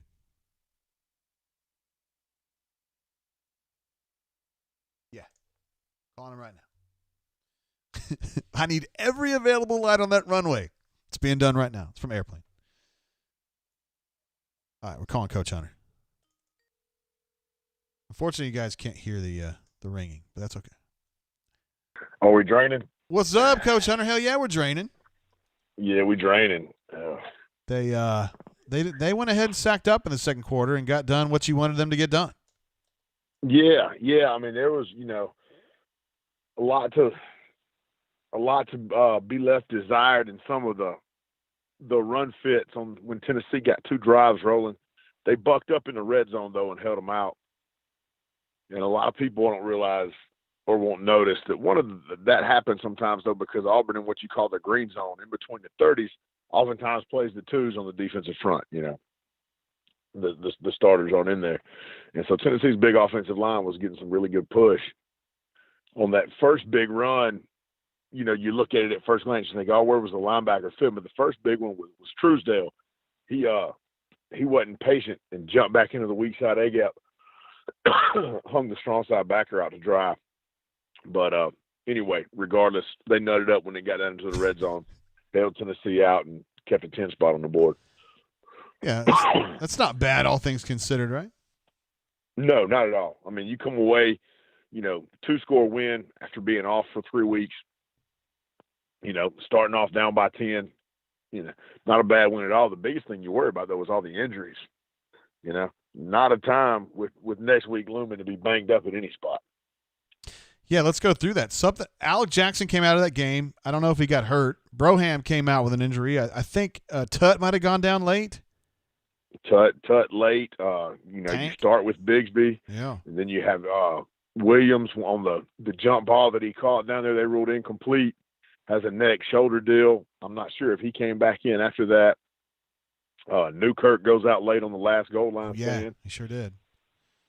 And he was making some weird facial expressions. I'm hoping that's not a concussion thing. Yeah, that's what I was thinking was happening with Seth because he was kind of like trying to get his eyes open and stuff. I didn't know what was going on there. That or something, a neck strain where there's a neural issue up there that's causing some tension. But, you don't want to go in shorthanded at all. It's already not a tremendously deep team at some key spots, and that's a monster, and you're going to have to be ready to fight that monster at full speed next week. Talk about the way this offensive line played. They had some guys go out, but I still thought they were getting some push. I mean, considering Tennessee's defense is at least credible. They are. Their defense is not bad. And as we talked about, the front is better than serviceable. The linebackers are physical guys. There's a lot of good push. Tip your cap to Big Nell. The last 3 games, especially the trajectory of the offensive line has been so much better. When Coffee came in and replaced Broham, tonight, next week's a different animal, but tonight he didn't look out of place at all. I thought really collectively the group played pretty well. Brahms may have had the most bonehead play. He had 2 really bonehead plays tonight. One, he puts his hand down and then just picks it up off the ball, gets a false start on a red zone play. And then the other on a completed pass downfield, everybody's in pass pro and he just hauls ass downfield like he's blocking on screen or on power on inside zone, just gone. Yeah. Confused on that one a little bit. It's tough on offensive linemen sometimes with those plays when those you're trying to make sense out of a scramble or whatever. I don't know. I was trying to give him the benefit of the doubt, Hunter. Nah, dude, he left as soon as he snapped the ball. Oh, he was gone, huh? Yeah, he didn't get the play calls. What happened? But it happens. He's just the center, Hunter. I mean, geez. He's not an important position by any means. But now, man, they protected the football in the second half, which was the most important thing. Established kept the run going with Shivers and Williams. Like we talked about earlier, DJ with the little jump cut there at the end, bouncing that thing strong. That was there a couple times, and he hit that late for a big run. All that stuff was good to see. I thought Nick's played a really good ball game since that one interception. Really, really sound, just good, fundamental, clean football game other than the one interception. Yeah. It was a stinky interception, but like you said, he managed the game really well the second half. I didn't think he made a lot of great plays, but he kept him going in the right direction. That's all you got to do. He did. Defensively, I thought Derek Hall had his best game of the season. I'm not sure how it'll look as far as stat sheet, but in terms of impacting plays, he was impactful in the run game and in the pass game. Big Cat started to play a little better. He's not a guy that's going to generate sacks, but he does generate pressures that move the pocket and at least get the quarterback uncomfortable or force him to someone else. So that was big several times tonight, having Guarantano have to step up in the face of pressure coming in the middle. Yeah. Because he had good pressure from the edge. Sherwood had another really good game. That dude's just really consistent, playing good ball. Had a big sack as a blitzer. Was really sound in coverage for the most part. He's an impressive football player. There was a point there. Steele was trying to give his defensive lineman some time off. I think it was late third, early fourth. And he switched to Zeke and he switched to Dre Butler, and they got pushed around a little bit. And I thought that was a little concerning. I mean, not in the context of that game, but like against Alabama, against Texas A&M, you're going to have to go to those second team guys, and they've got to be better. You are, but now too, you got to tip your cap though to the interior of Tennessee's offensive line is stout. Like stout. Those two guards are NFL guards, and Kennedy's not bad in their center. Trey Smith's a different monster altogether. I mean, he could get a damn IHOP endorsement after tonight. He makes some big time blocks. He's a dude in there. So when you're on him, you got to be a dude. You can't take plays off. You certainly can't get high. And there was one of those runs on the series that you're talking about late in the third, where it was a number 2. I think it was Butler again. He came off really fast, but he was up high, and he put hands in his chest, and he blocked him 7 yards laterally across the path of the run. It was a lot of movement. But you're 100% right. Those second tier guys have to be able to come in, play with good leverage, play with good technique, and hold their ground, because Truesdale and Newkirk can't play 62 snaps a game. They've got to be in the 35-38 range. Yeah, that's what I was thinking. Just too many snaps for them tonight. But he was trying to help them there in the late third, early fourth quarter to kind of give them a little bit of time. So yeah. I do like that they didn't have to rely on blitzing as much. They blitzed when necessary because it made both the quarterbacks uncomfortable, and you could definitely see that it affected the passing game. And that last Tennessee drive that really worried you was completely started with penalties, with a couple of bonehead penalties, and you don't want to see that. Again, you don't want to harp on they've had 3 weeks off, whatever. That was in the second half.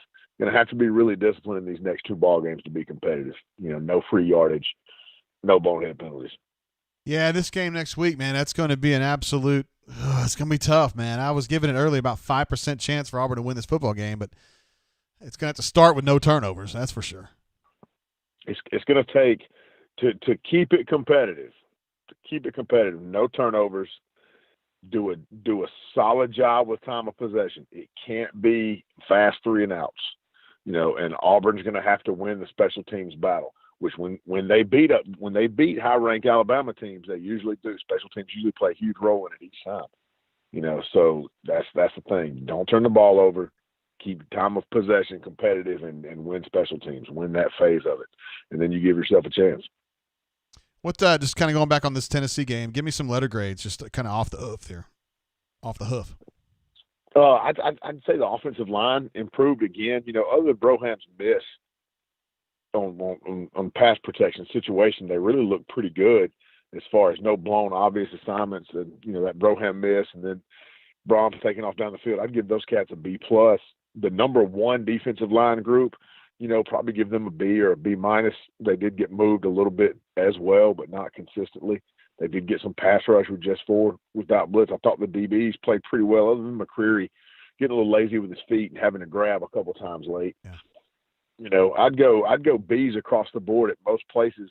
I'd probably give Nix an A- though, man, because other than that interception, like I said, he just really sound football tonight. Yeah, good football. Tailbacks, man, even with Tank out, they were still good. I mean, Shivers was good. DJ got a little bit better in the second half, I thought, so they were good there. They were, which that's, those guys were high-ranked football players coming out of high school. It's not like it's a bunch of 2-star cats that nobody had heard of that they pounced on. DJ came on late and everybody wanted him. Yeah. Shivers was a 4-star coming out that Gus coveted. I mean, those guys have potential to be really good backs. So you like to see them able to carry the load and able to make some plays there. Talk to me about that touchdown run where you texted me and you said, hey, that's DJ doing what he should be doing that maybe Shivers wasn't going to do. Can you kind of recall that play, specifically what he did that it really kind of intrigued you? Yeah, it's the front side, the strong side zone read where they're running inside zone with the back to the strong side of the formation. The quarterback, instead of reading backside, he's reading front side. And in the first half, they ran it with Shivers, and you've got a 3-tech. You got a B-gap defensive tackle right there. All right, and if they run the inside zone and the linebacker collapses and the 3-tech holds the B-gap, but the end plays wide with the quarterback, the track of the run is A-gap. But if you can be patient and let the double team move that 3-tech inside and then make one cut outside the tackle in between that space that the tackles move the 3-tech and the end is going to play quarterback, there's a huge lane right there. But it takes good vision and an extra half second of patience. And it was there early, and Shivers didn't hit it. He bludgeoned right on into the A-gap, and got 2 or 3 when he could have got 15 or 20, maybe even more. They came back to it late, and DJ hit it perfectly and scored a touchdown from about 12 out on that last TD. Yeah. We might have to do that one, do a camera eye on that one. Yeah, that'd be a good one because you could compare both plays and it would give you a really good perspective on what we're talking about. Interesting. All right, Coach Hunter. Good stuff as always, man. Always some good football talk with you, bro. Hey, man, big week this week. And, hoping we have another cordial, jovial, festive conversation this time next week. That would be appreciated. I'd like that. Or we can just be drunk and angry. That's more like it. All right, brother. See you, Jay. Appreciate you. Bye. There he is, Coach Hunter, who does the I Know the Enemy pieces on every Friday morning, where he does the opponent scout. He is himself a high school defensive coordinator for a big high school here in Central Alabama, and he has been a head coach before, and he played linebacker in college, and he's just a guy who knows a lot about football. So we rely on him to kind of, give us an X's and O's look at the things that go on. We got our first caller calling in. Hey, what's going on? Who this? JG, what's happening, man? What up? Have I got Auburn alumni here? You do. What up, bro? Enjoying another win, man. I know you've been Mr. Sensible on the whole show. I mean, you've just been a man who you haven't let your emotions get the best of you, as usual. Yeah. Well, it's hard, like you said, it's hard to be. I mean, it feels like we haven't played in a month. Basically, we haven't. And, considering, what do we start, 10 down, scored 27 unanswered, And, overall, we played pretty well, I thought. I definitely am worried. Hunter mentioned it. I mentioned it on the chat. We just kept getting dinged up everywhere the whole game. I mean, you got both tackles that got dinged up. Tank's hips dinged up. Tut got hurt. Newkirk went down. So, those are all pretty pivotal guys, and a lot of those guys, there isn't a whole lot of depth behind them. I mean, other than Tank, but Tank's a different animal, so we definitely want him in that game. But I think the biggest, if I had a critique for the game outside of, Eric Gray doing his best Cecil Diesel Collins impression and running all over us straight up the gut,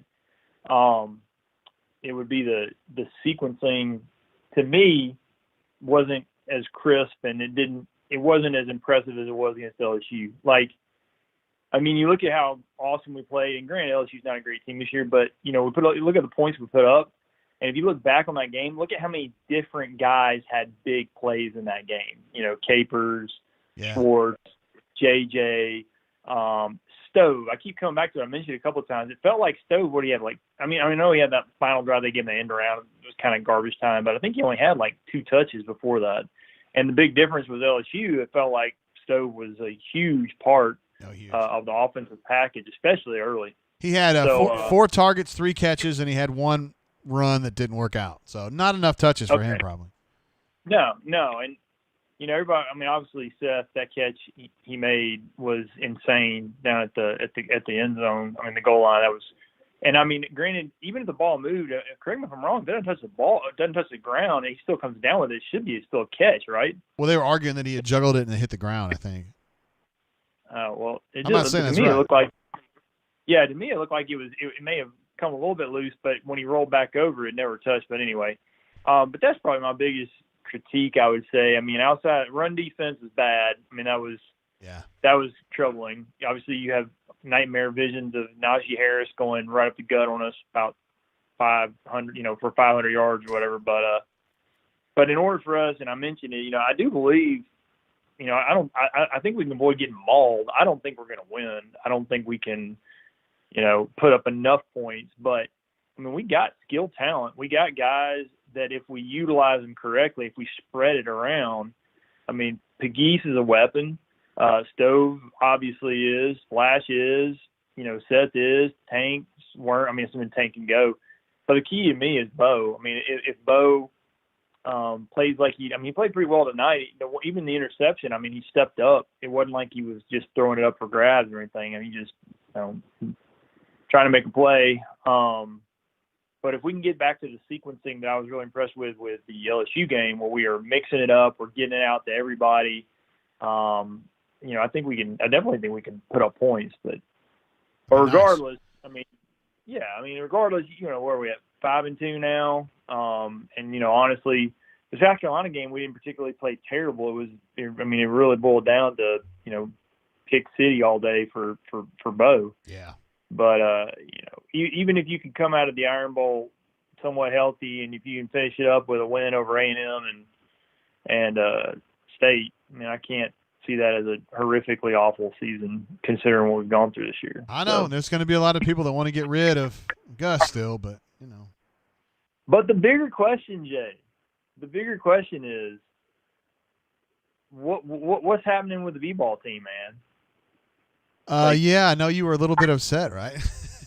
So I'm not going to – you don't have to – I don't even know if you can say specific, but I'm assuming – you don't have to say yes or no, you don't have to nod, but I'm assuming this is something to do with the whole spiel about his dad and the quote-unquote agent deal or whatever. Is this same type deal that we're talking about with Sharif, why he would be held out not practicing or what? Or is it something different or – yeah, what? I think it has to do with Sharif's dad being an agent now and just kind of the NCAA being weird about that. I mean, it's an unusual situation. And I just don't know enough about it to say whether that's going to be a problem or not. But he hasn't been practicing, and I would be surprised if he ended up playing, coming up this week. I would be surprised, but, I mean, crazy things happen. I don't know. This is something that could get rectified very quickly. I just don't know if I trust the NCAA to do that, But we don't. I mean, I would assume we would have more warning flags from some of the quote unquote b-ball insiders if it was like a season long deal. Are we thinking this is more of a start of the season type thing, and eventually he'll get cleared and be good, or is this something we think is potentially could be he's just not going to play at all? No, I think this is something it's something where it happens for a while, a period of time, and then he starts playing again. Yeah, that's what I don't think it's a season long. That gives us the Debbie Downer feel there, Jay, and I don't like the Debbie Downer feel. I was all excited about three straight days of brain drain and 3 glorious days of Auburn sports. So, sorry, brother, but it's okay, man. I'll look past it. I mean, regardless, I'm excited about this year. I mean, heck, we heard all these great things too about Powell running point, which I know he's not Sharif, but I think I agree with you too, though. I mean, And even if we were full strength, I think a lot of people are forgetting just how good the league is now and how many teams have a lot of guys back and a lot of really good coaches. This isn't even, 5 years ago. I mean, you got Buzz and you got obviously Barnes and Pearl, and I mean, it's just crazy with the team. So if we can hit somewhere in the 500 range, that would be great. But that hurt me, man. I was like, oh, what? Because I've seen the things on the board talking about Sharif, but I kind of played him off, especially after a lot of the 07 and some of the other guys were like, oh, he'll be all right. But yeah, definitely would have liked to have had him, especially against Gonzaga. I know. I can't remember the last time anyone played the number one team in basketball, and then the very next day played the number one team in football. I don't even know if that's happened before, but anyway. It's Auburn fast, man. I'll update you on Sharif if I can, but as of now, that's kind of the situation. Well, I mean, personally, I think we still win against St. Joe's. Obviously, it's going to be tough no matter what playing Gonzaga, but either way, you got so many new faces, so many storylines. It should be an entertaining season nonetheless. And one thing I will never do is doubt Bruce Pearl, because he's the constant. And even when we don't expect us to be that improved, where somehow he managed to literally squeeze all he can out of guys. So that'd be good. But short tonight, man, I can't be too upset. Other than the interception, Bo played pretty well. Run defense was abysmal. We got to get everybody involved. Throw to my boy Eli next week. But as long as we don't lose 52-10, I think we can keep it within 10-13 if we play a top game. But I'm not expecting a win. But either way, it's good to beat Corn Dog Asparagus Man tonight and get to 5-2 for sure. Yes, sir. Hey, man, I appreciate you've been with us all night long, so it's appreciated, Auburn alumni. It's always a pleasure, my dude. See you, bro. Bye. There he is, Auburn alumni. An absolute beast. We had some super chats coming through while we were on the horn, both with Hunter and also with Auburn alumni. Mr. Hickory comes through and says, concerned about Hunter's cough, tell him to DM me.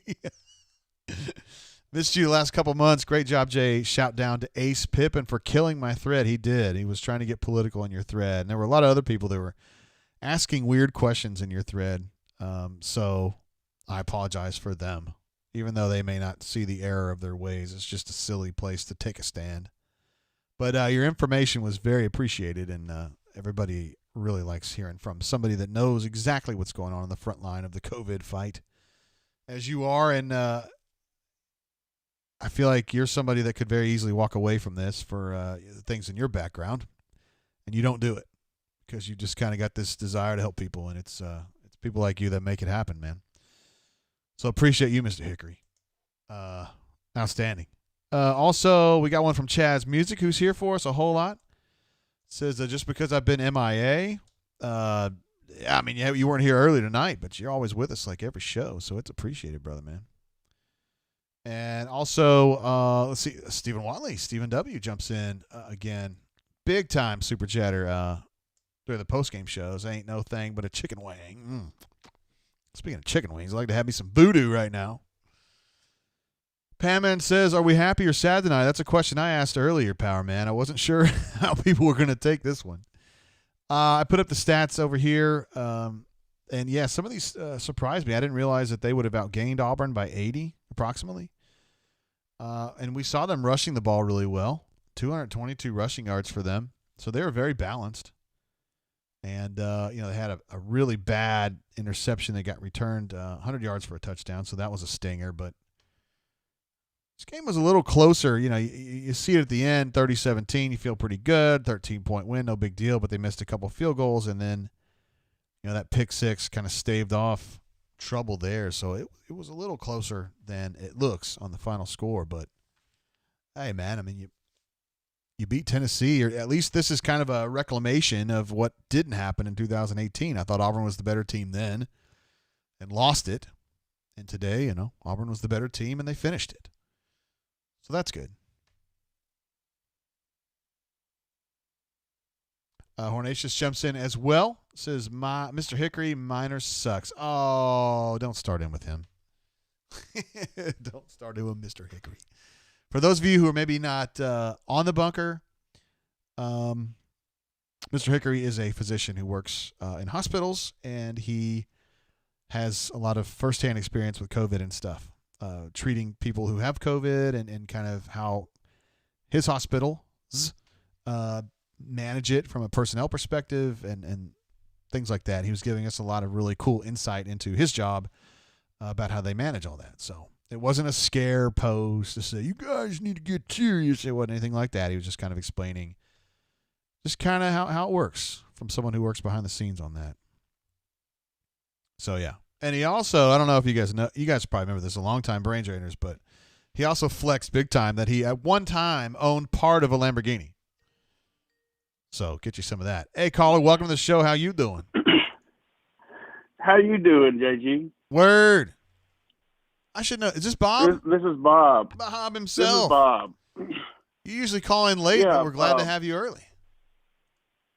Yeah, I was going to say one thing. I was supposed to be in Mississippi this weekend, and that got canceled, and I think you were going to help me with what I had prepared there, and I appreciate that, but that was called off, but that gives us more time for you to perfect what I had written, so I appreciate that. I thought you had a little bit more to send me, though.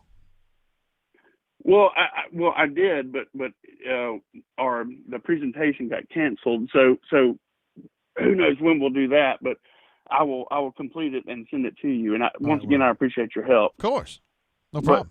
But I will say this.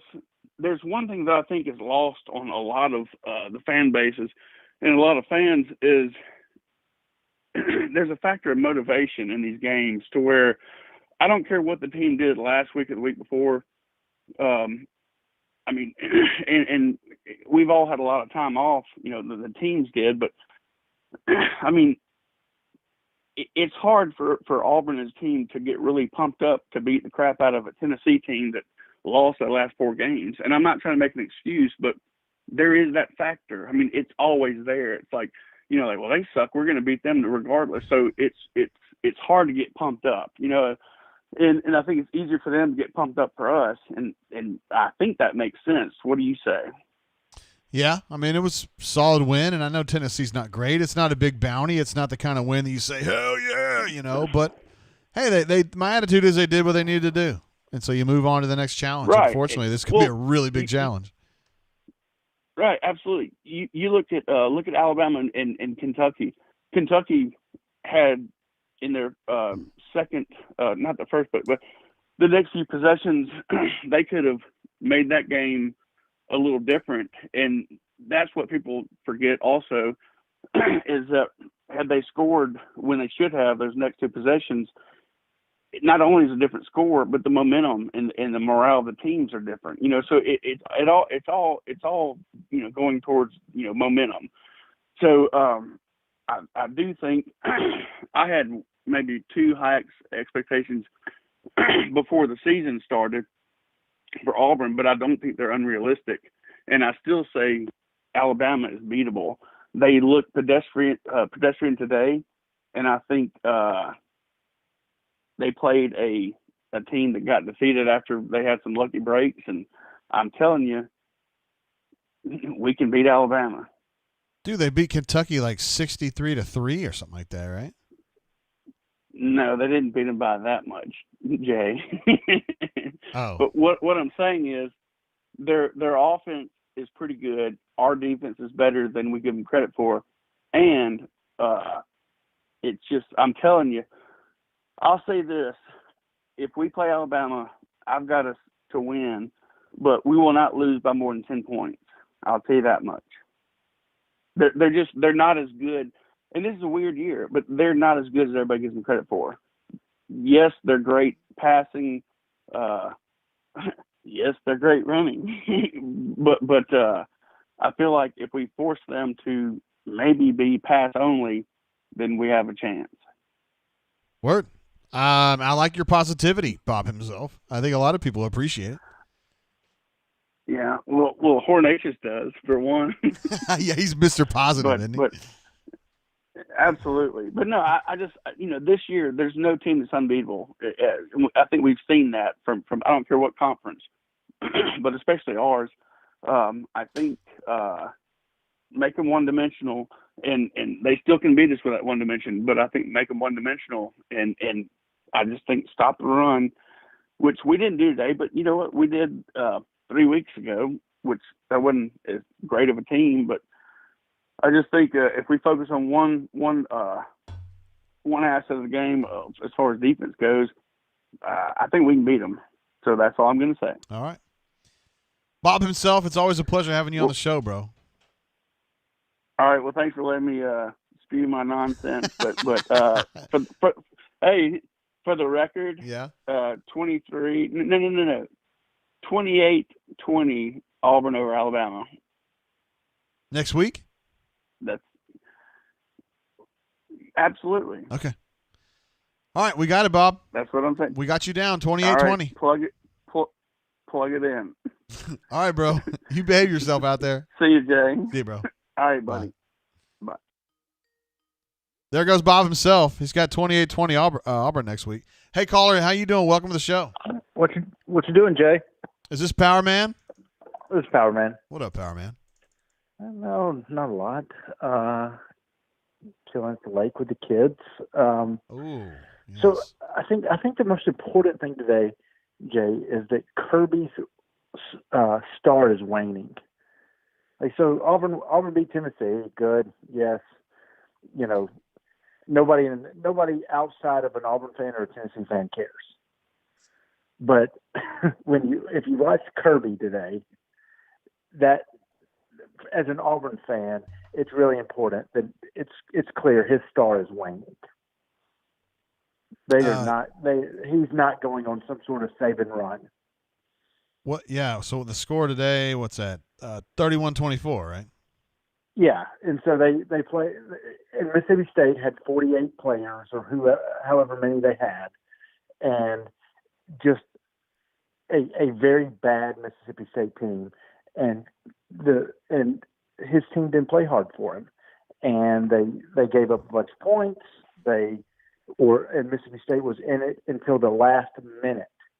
So, you know, let's take positives for the day. We beat Tennessee, and Kirby is not going on some sort of Nick Saban run at Georgia. So that's good. That's good, right? Sure. I don't like Georgia very much myself, so I'm fine with them flailing at home to try to beat a really bad Mississippi State team. I'm good with that. That's right. I wonder what they have left. I thought Bo was really good today. I thought I've never understood Shivers getting the carries that he does, because I think DJ's a really good back, and I think absent Tank he would have been the starter. But it's really weird that Shivers is getting the carries that I think DJ deserves. Well, he's explosive, Shivers is. But as Hunter was saying earlier, I don't know if you had a chance to listen, but he thinks I missed it. He thinks DJ's vision is way better than Shivers. So it's kind of, 6 of one, half dozen of the other. They have different strengths, Right. No, I think DJ's a really, really good back. And man, it's kind of average as Auburn is. A win at South Carolina, and everybody's talking about you. Yes. And I don't think this team would be any better. Like I think they flailed at South Carolina. They just shit the bed in a way that I can't believe. But I was saying this during the game, Power Man. Like, if they had won that game and Auburn is 6-1 right now, would you feel any differently about this team? Because I wouldn't. I wouldn't. No. Like, it's really a problem for college football that the consolidation of talent at Georgia, Ohio State, Alabama, and Clemson is really messing up the product. Interesting. That they're so far ahead, you mean? Yeah. Because if you look, and I heard it on, I think it was Bill Packard's show on ESPNU, and he broke down the number of 5 stars at each one of those, and it's something like 75% of the 5 stars in the SEC are to Alabama and Georgia. Something like 60% of them in the ACC are at Clemson, and like 65% of them in the Big are at Ohio State. And when you have you just can't compete. It's not a good product if all of them go to 4 different schools. Okay. Because I mean, like, truthfully, there was not a watchable game on before Auburn because I care about Auburn. I didn't watch anything today. I didn't either, for what it's worth. Yeah. I mean, because usually, don't care. You know, you think about like a college football Saturday, and you want to go watch. You're going to watch games that, like, we had on the background. In the background, we had Ohio State. No, we had Ohio State and Indiana on, I guess, and I guess Indiana played with them for some time, and then we had on Northwestern and Wisconsin. Yeah, which is the whitest game ever. Whitest. You know, hey, in the chat, War Eagle notes, War Eagle 0008 is a great brain drainer. Yeah. He says they need to expand the playoff for no other reason than to encourage high-profile kids to pick schools not named Bama or Clemson.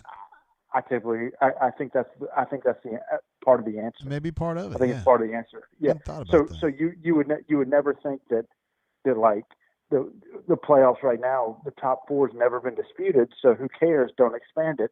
But maybe you expand it so that other schools have a chance to land some of the top talent. Interesting. I mean, I guess they could go 8. It adds another round. Yeah. Which is not great in COVID, but maybe otherwise it's fine. Yeah. I mean, I think that gets Auburn in the conversation every few years, which would be nice. But right now, you literally know who's going to be in contention before the first kick before Labor Day.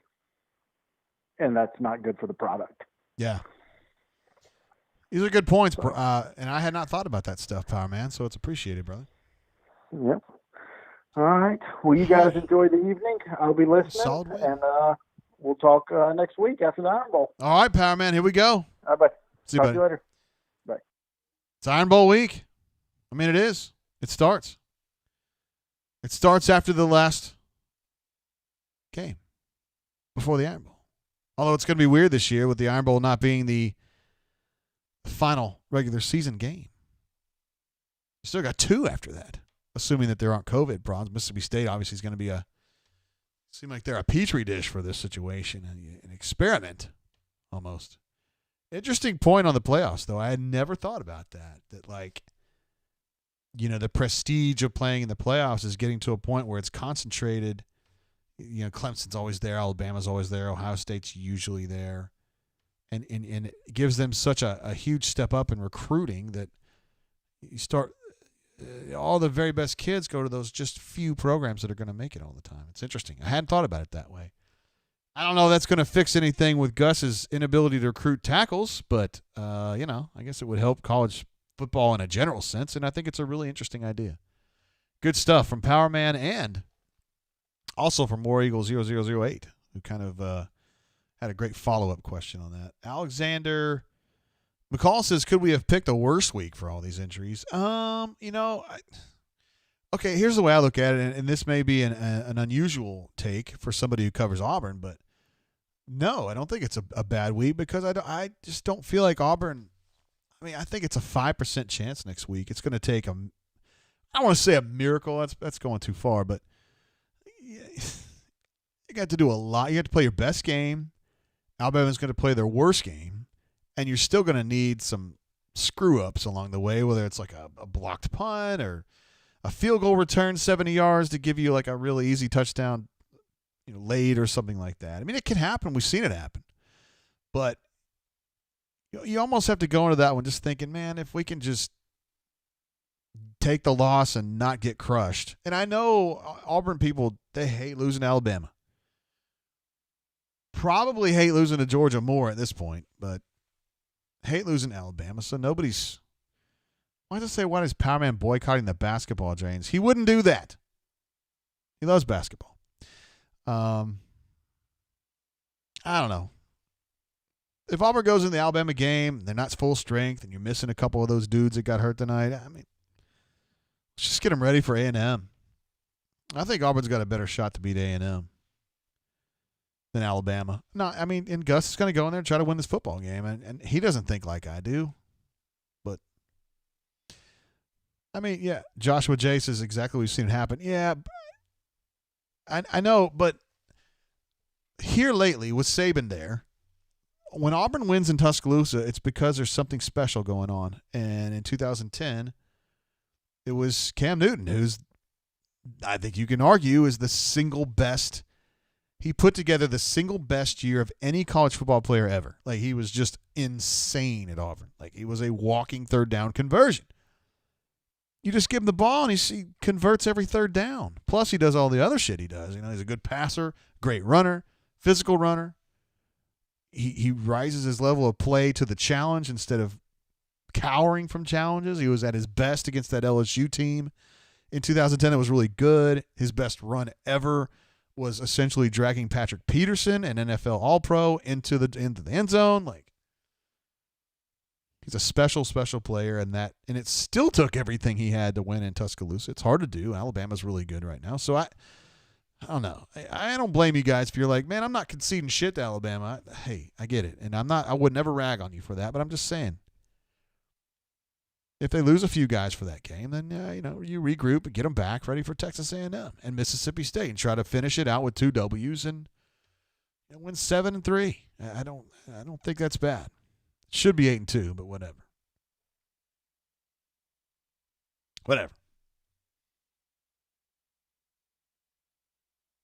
Joshua J says, I'm calling 2007 hijinks. Get our best down the stretch.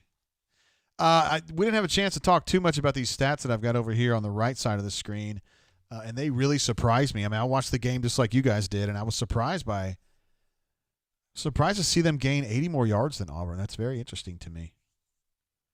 And the run defense was sus, a little bit sus. Pass defense was a little bit sus, although Guarantano was killing him early, and then he just fell off a cliff.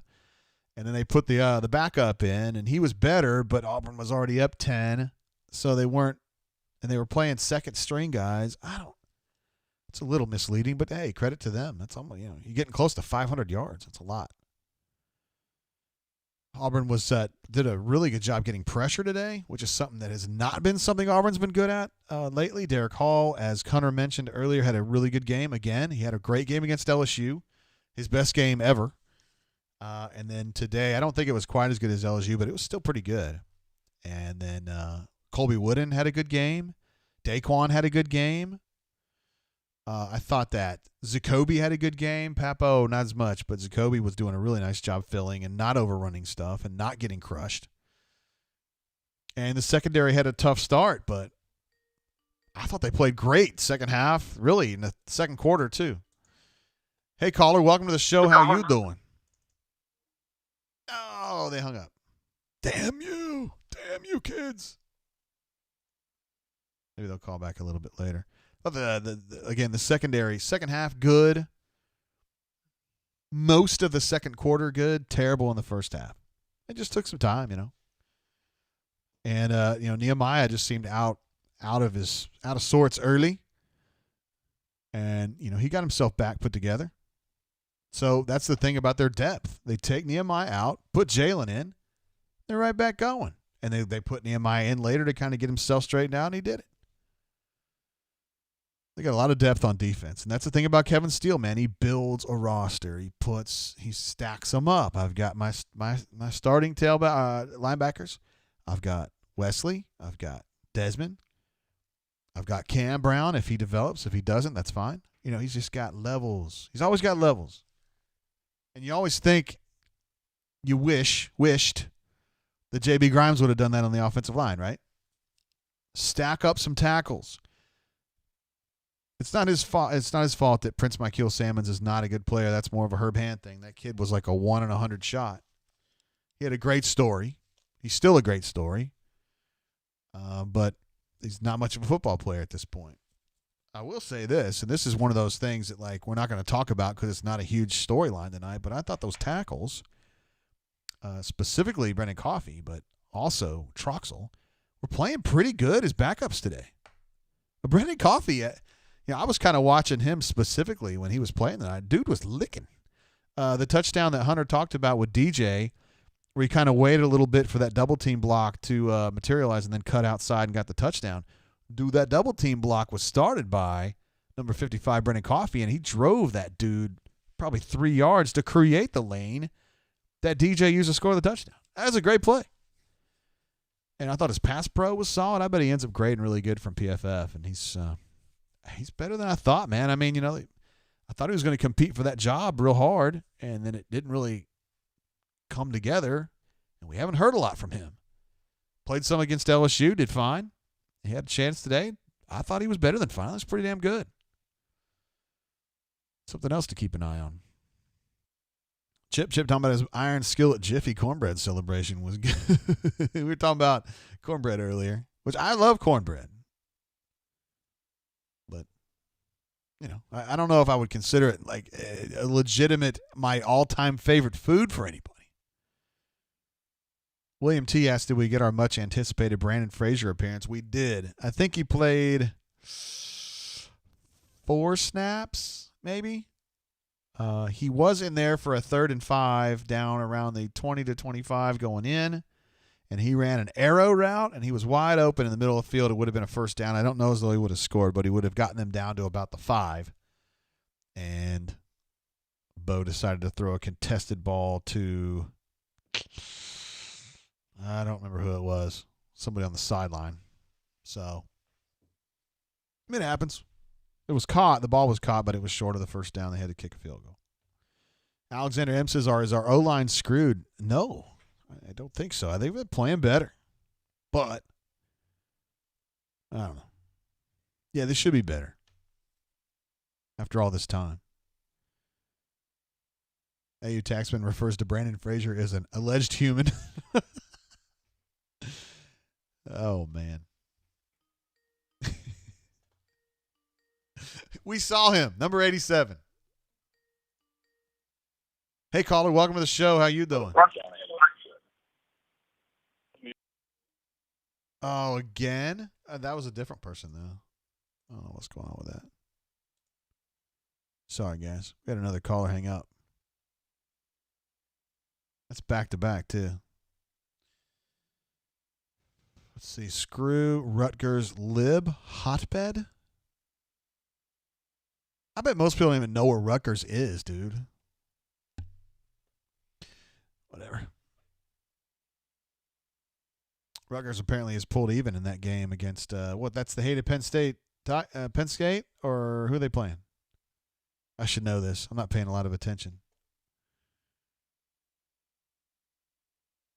Oh, nobody was saying Liberty U was liberal, did they? JC23 said, did Capers play? He did play some.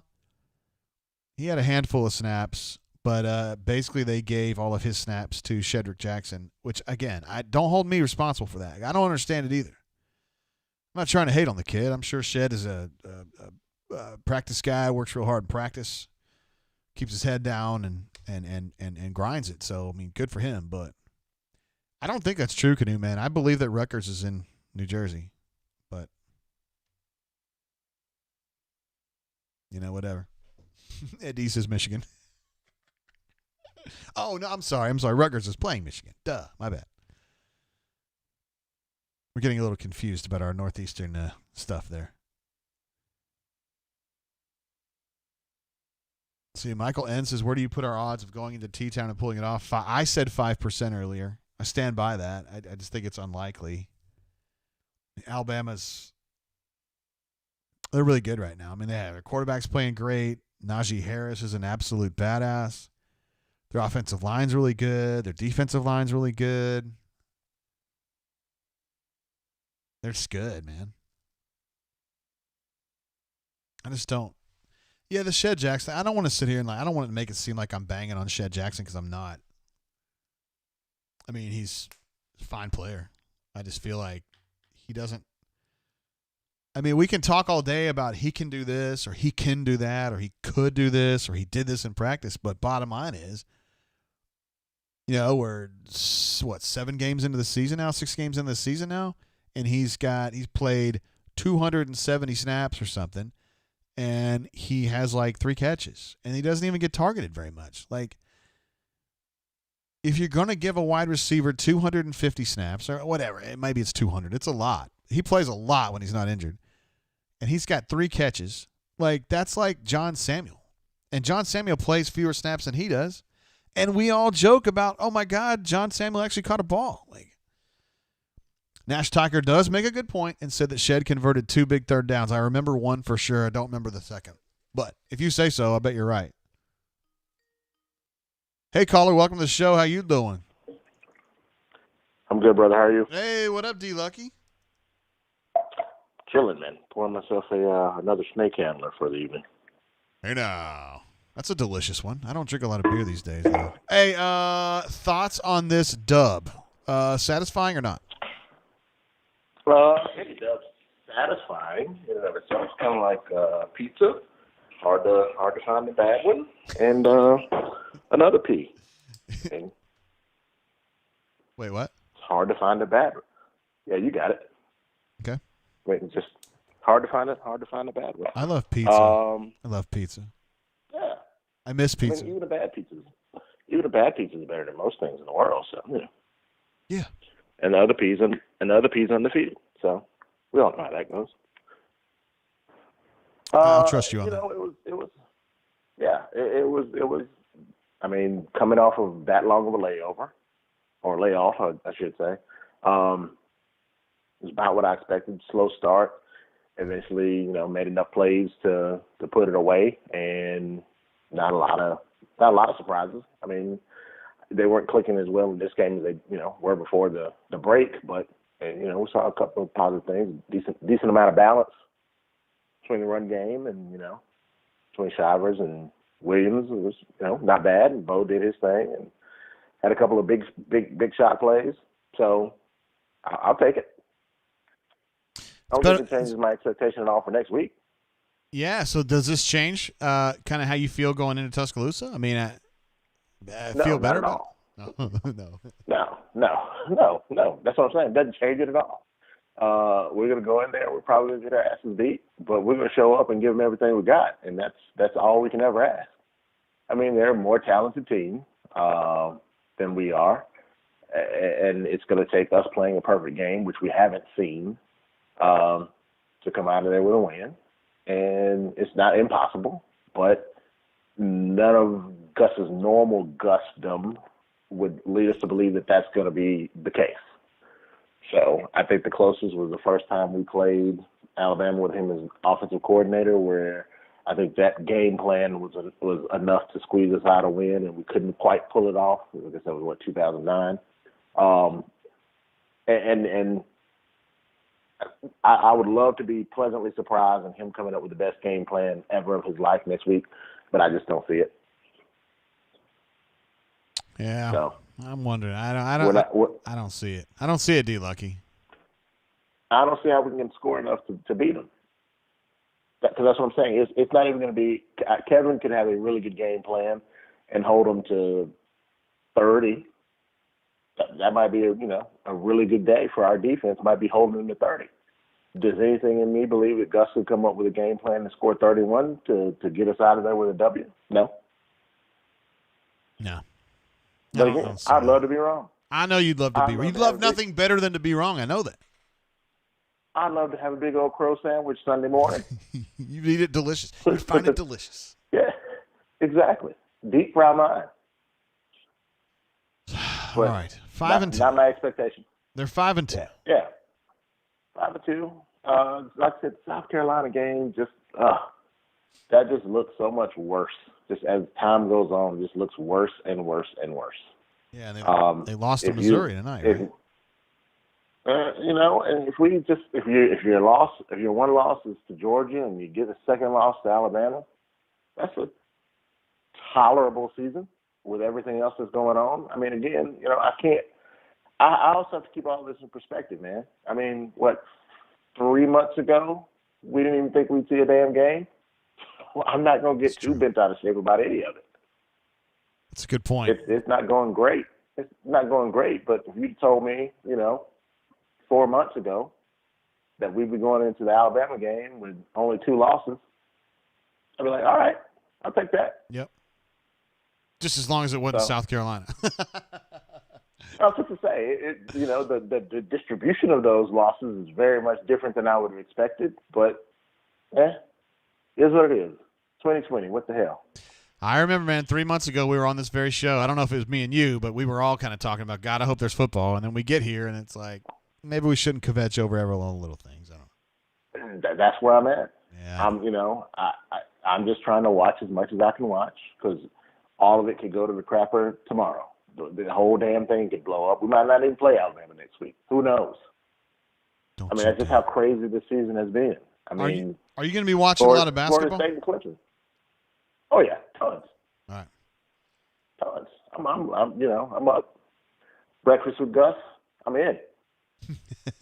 I just, I'm going to be very interested to see how this team kind of comes together. I just think we've got to be patient with the Fighting Pearls the first 10 games of the season. I'm just saying, got to be patient with them because they're very young, insanely young. We've talked about this in the summer. Bruce is the opposite of Gus in that regard, in that I fully feel like whatever we start the season with is not going to be our best performance. It is going to get consistently better as we go on. So I'm 100% comfortable with that. Whatever he's doing to start the season, there's a development plan that's going to pay off at the end, even if we don't understand it, that it exists. So I'm completely fine with that whole, Oh, you're definitely all in, man. You were definitely all in on that one. The thing is, I think. Did I say breakfast? Breakfast with Gus is what you said, yeah. Oh, yeah, I did not mean Gus. Sorry. You gave me Gus brain. I meant breakfast with Bruce. Yeah, absolutely. That's what I meant to say. My bad. The thing is, man, the next year when they add Jabari Smith to the lineup and Trey Alexander to the lineup and God knows who else, if they add somebody else, that's when they're going to start getting really filthy. But Nasty. That's just nasty. Again, same thing. I'm not going to get all bent out of shape over the first 10 games because I don't know how many games we're going to get. I'm going to enjoy them for what they are. I'm going to watch the kids and try to see it with it develop. I'm going to find, who the next Isaac Okoro is. It's going to be the one and done or whatever. And just enjoy that aspect of it. I'm not getting bent out of shape at all. And if we manage to have a March Madness of some sort, then even better, because I know that Bruce will have us completely prepared for exactly this. You are all in, man. I love it. Dude, we're going to be just fine with him. Yeah, there's no doubt. Yeah. What on his resume as an Auburn Tiger coach gives you any reason to doubt it? There were people bitching about him 2 years ago. Well, I wasn't one of them. Yeah, you weren't one of them, but there were some people who were like, I don't know, the first 3 years he was just kind of so-so. But once he got Jared going, Bryce going, Samir in the fold, all that, man, it all really picked up steam quickly. And that's what next year's going to be about. Those people didn't know who the hell Tony Barber was and what he had done to this program. So if they'd have paid attention to that and knew what kind of hole had to be dug out from and everything else that went with all of that.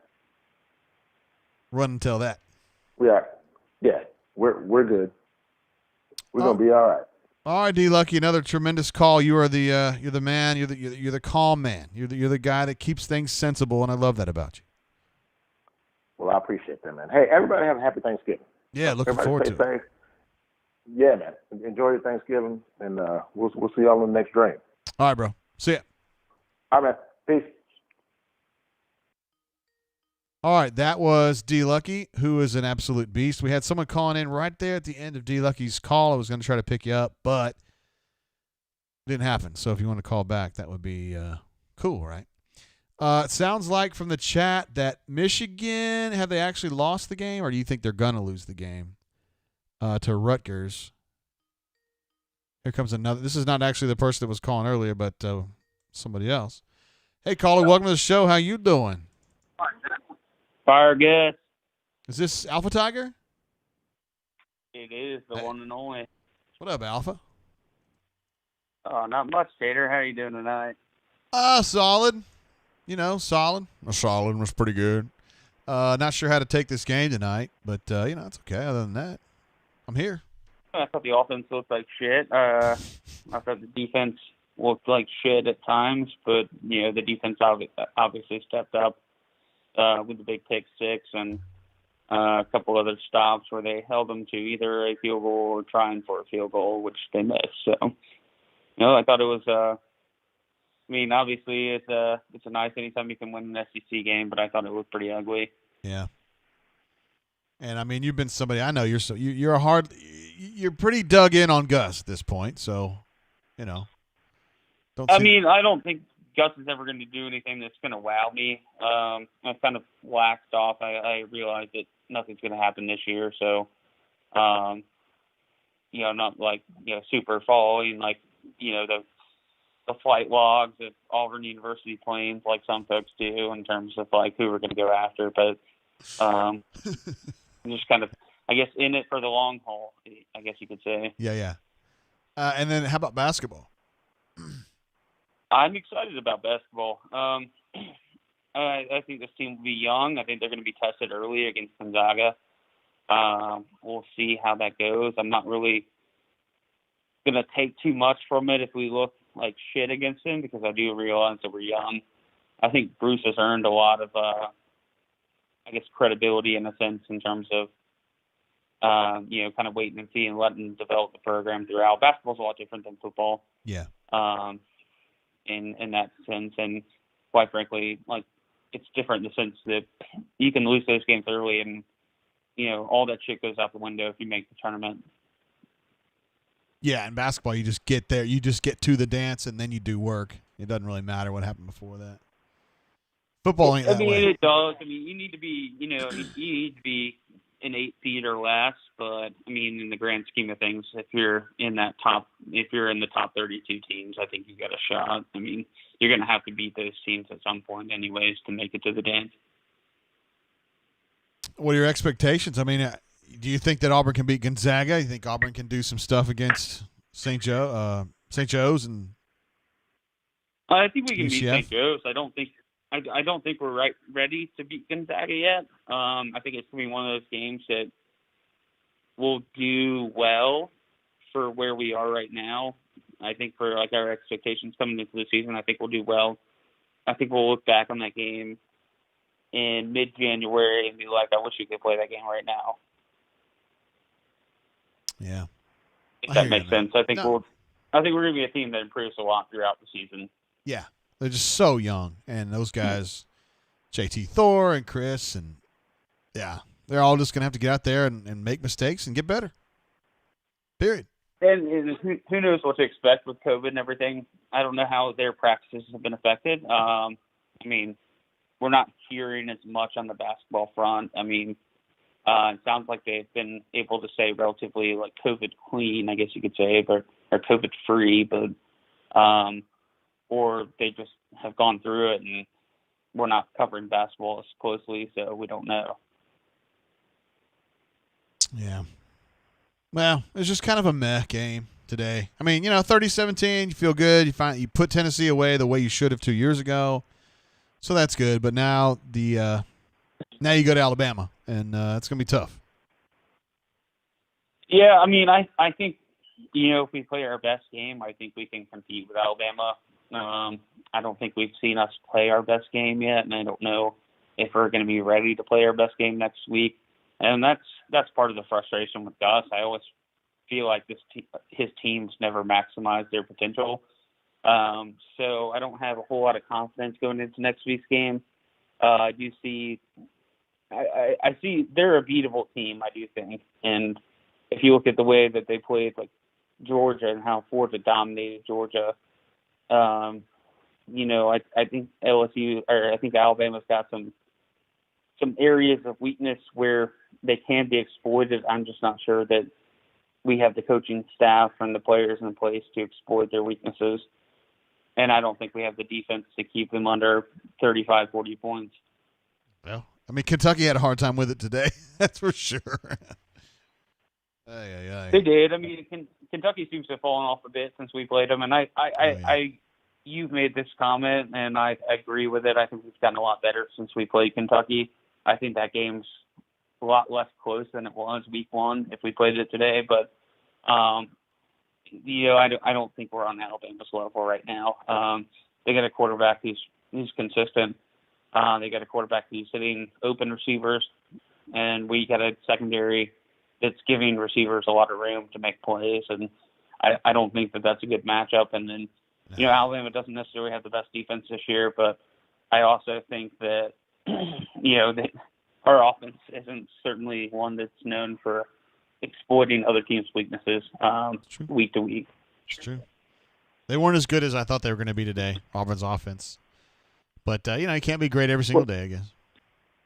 Well, I mean, they haven't played a game in 3 weeks, so I'm trying to be, fair and reasonable to Gus and Chad. But it's nice. It's nice of you to do. Just like I hate Gus, but I mean, I do try to be somewhat objective, I guess, in my analysis. But there were just a lot of missed opportunities. I think play calling in certain situations where we stumbled a few times inside the red zone, had to settle for field goals, and that's just not going to get it done when you're playing a good team. We was able to get us by Tennessee, but it's not going to work next week. All right. Well, for what it's worth, Bob Mapplethorpe is picking Auburn to win that one big. So you might want to jump on that train. Bob's been drinking a little bit tonight, and I love Bob, but it seems I don't think that I don't see it happening. I'll be happy to eat my crow if it were to change next week, but we'll see. I mean, what do you think? How do you think this class finishes up in recruiting? Not great. I'm just being real about it. I think the big guys they've got are the ones they're going to have. So, and they just lost a kid to an offensive lineman to Notre Dame the other day, which is tough.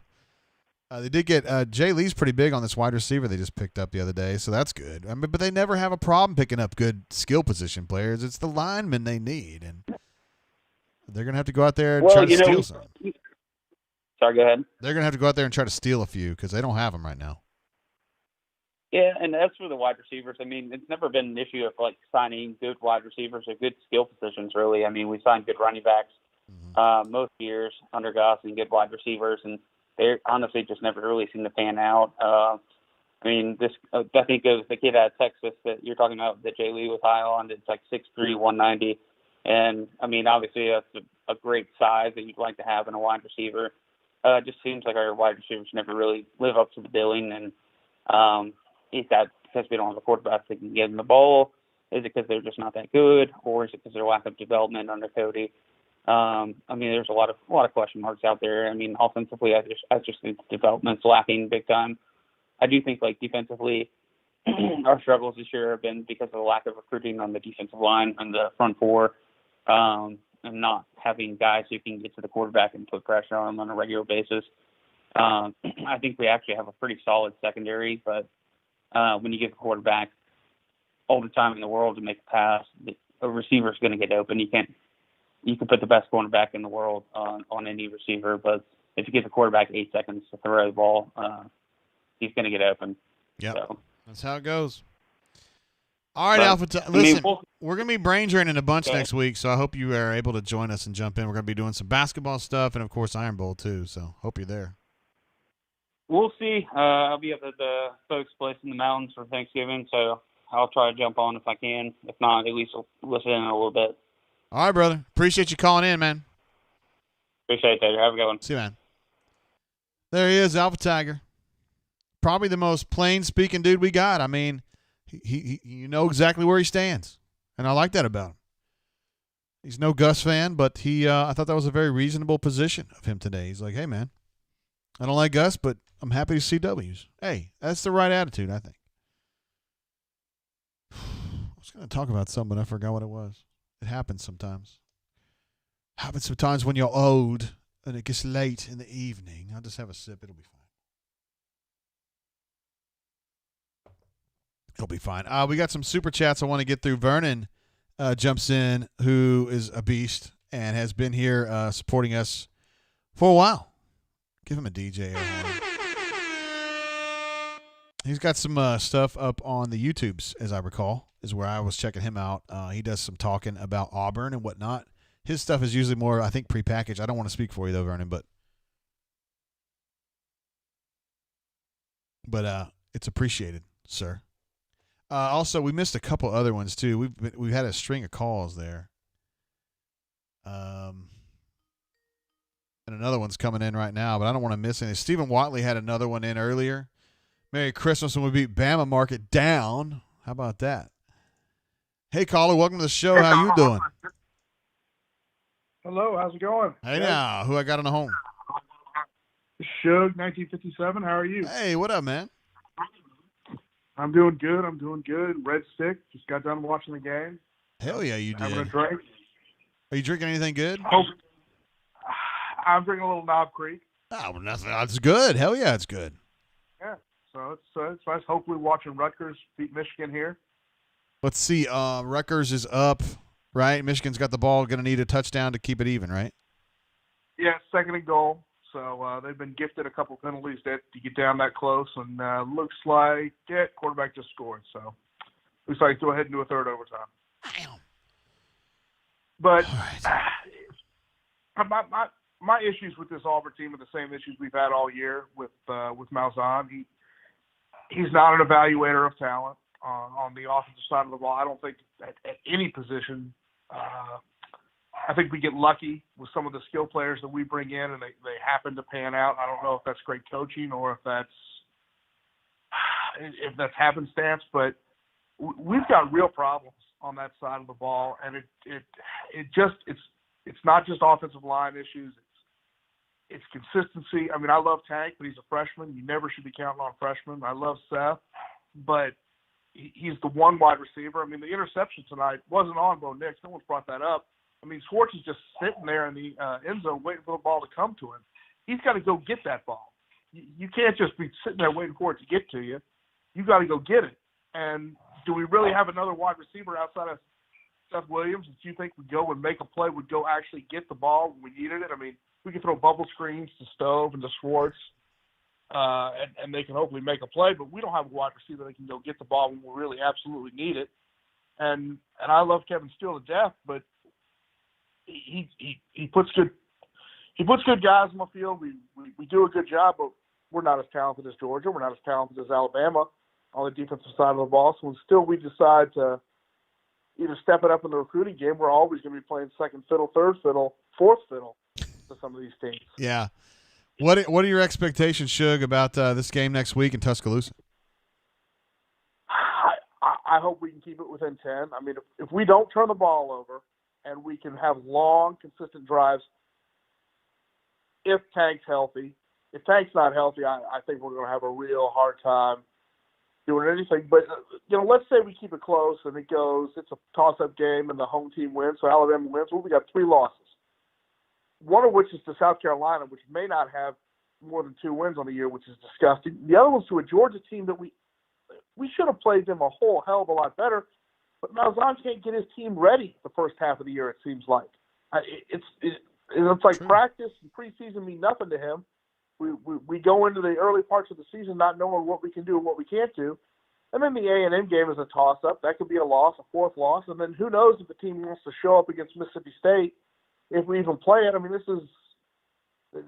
there's no excuse this late in Malzahn's career for us to be fielding a team that consistently is not in the upper echelon of the SEC.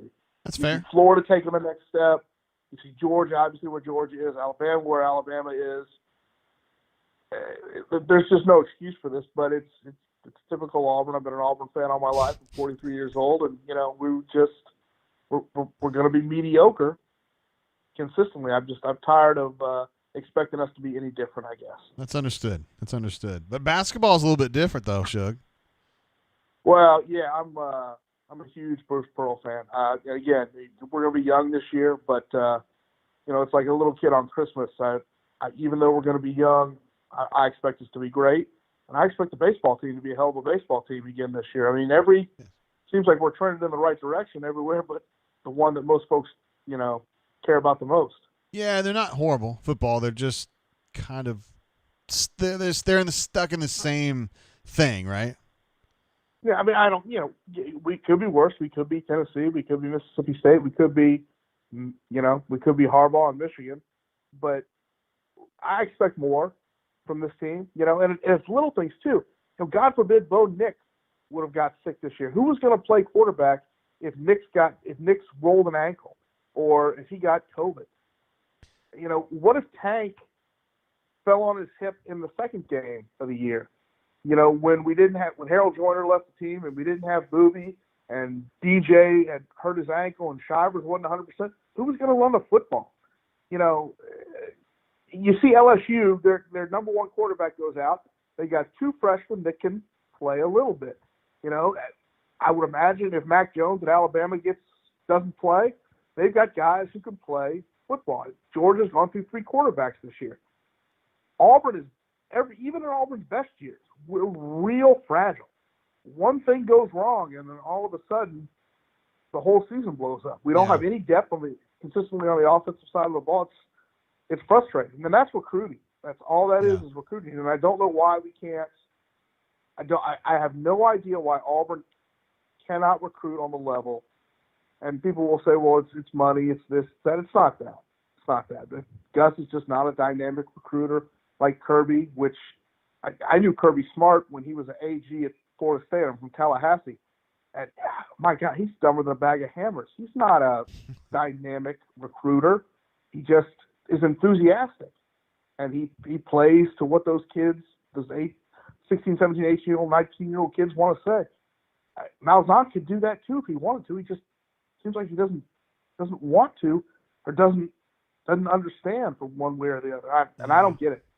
I just think it's his personality. It's his personality. He just doesn't connect well with people. No, but you can change that. I don't love.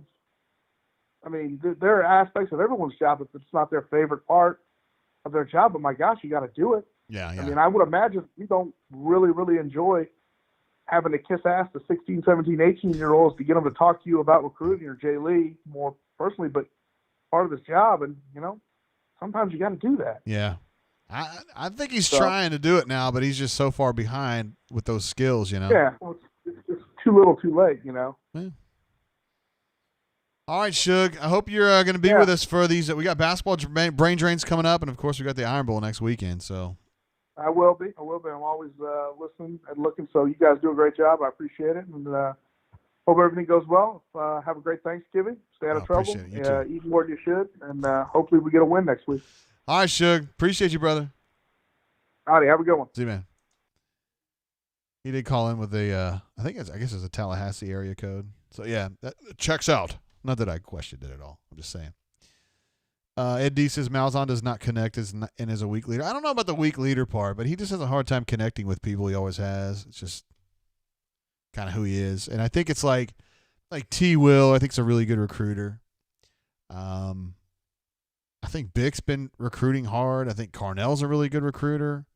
But those guys, it's great to have those guys out recruiting and being the liaison between the program and the kid.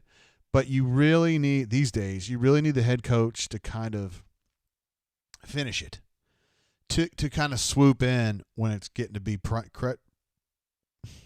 crunch time, pressure time, and just push it. You know what I mean? Like, just push it. Like, be that larger-than-life personality that Nick Saban is and that Kirby is on the recruiting trail. I'm just talking about recruiting.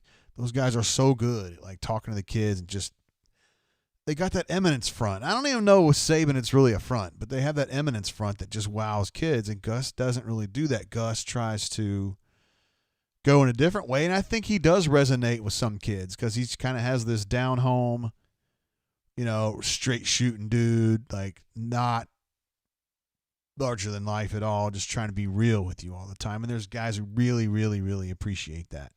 And BP does some of that too, I think, when he's talking to the kids, but he also gets the whole salesman part of it. And I don't think Gus does. And I just don't think it's encoded in his DNA. I think that's what it is, really. He's tried. He's worked harder to be more relatable. I think he knows it's a weakness of his. But, man, it's, he's 50-something years old. It's hard to kind of 180-degree switch, But bottom line is, they don't have enough linemen. We can talk all day about personalities and connecting and finishing with a phone call, and the bottom line is it's just not out getting enough there's some good defensive linemen in the pipeline. I mean, I don't know what Jay Hardy can do, but I think he's going to be pretty good. I mean, I like Zeke. He's not ready right now, but he looks pretty good. Derek Hall's been really good here lately. Colby Wooden is a good one. So, I mean, they're doing some stuff on that side of the ball, but on the offensive line, it's kind of, I don't know. Just not quite there, man. Not quite there. As Joe Malcolm would say, no doubt. Oh, man, Michigan-Rutgers still going. I think Rutgers had a field goal to win it, and then they missed it. And then Rutgers went ahead, and now Rutgers is back. I'm sorry, Michigan's back. So Eddie makes a good point also. It says Saban can look recruits in the face and say, I can get you into the league. And Gus can say that, but can the kids look at that and believe it? I mean, Auburn's got a lot of kids in the NFL. Don't get me wrong. I mean, lots. It's just how many big-time guys. It's Cam Newton. It's, for a lineman, it's Braden Smith, There's not a bunch. There's some, and they're doing better. BP's the guy that's, turning it all around. I mean, Auburn had a draft pick in, years, decades, and then, you got Chuma, you got Isaac. Jabari Smith's going to be one soon. I mean, I think some of these dudes on the team right now are going to be NBA players. So, I mean, it's just a whole change.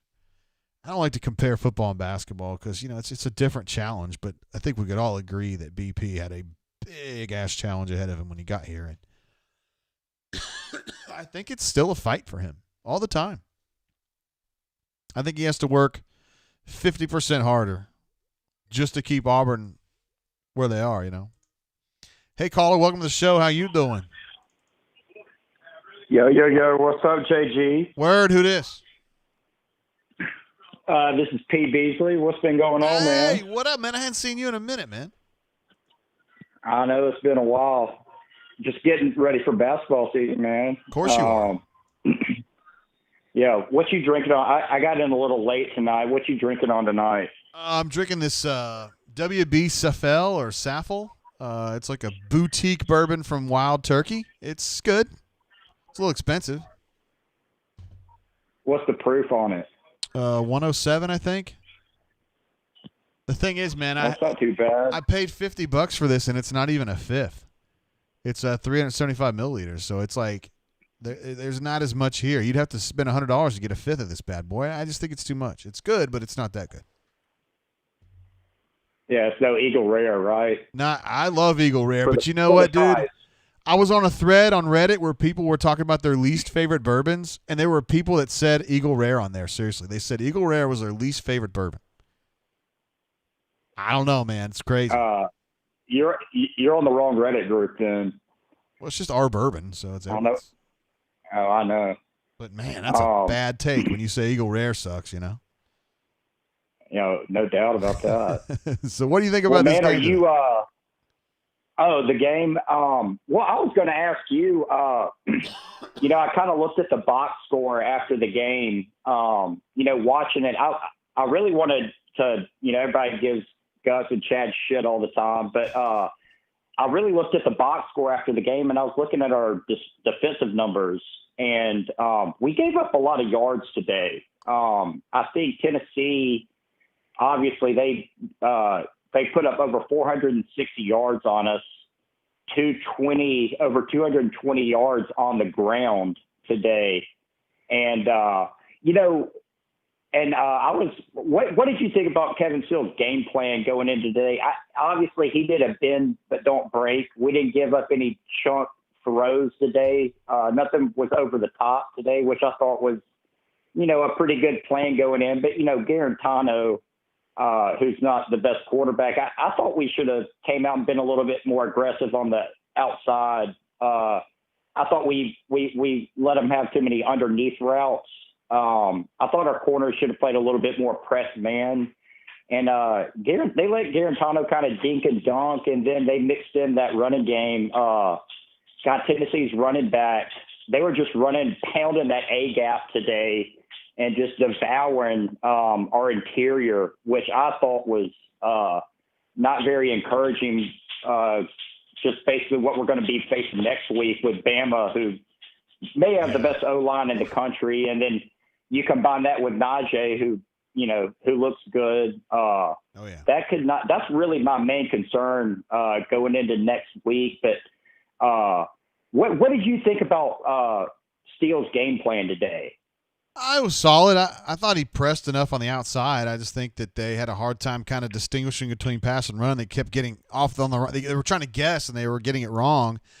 But the bigger concern, and you mentioned this, was that Tennessee's run game was picking up steam as the game went on because their inside guys were wearing down. They don't do well after about 40 snaps, and the second-team guys just aren't good enough to repel good offensive lines like Tennessee, and that's a concern. It's going to be a big concern next week because Alabama's third-team offensive linemen are pretty damn good too. So, yeah, that's the part of the game that concerned me, but I don't know if it's a strategy thing from Kevin per se. It's just kind of a weakness with this particular team. They don't have enough depth at the tackle spots.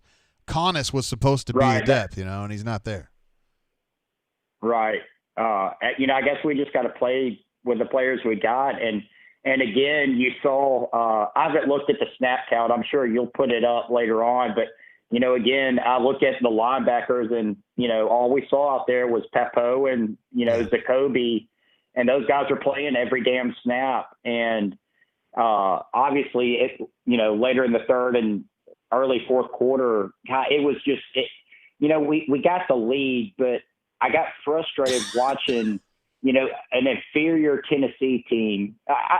I guess their O-line's pretty talented, but those guys weren't doing anything special. The running back is it Eric Gray, who is he's going to play on Sundays, obviously, but they were just attacking the A gaps all day long, and we let them do it. Now, I guess we could get by against Tennessee, but I know a lot of callers have mentioned this, but against Alabama, those runs are going to turn into 40, 50-yard runs.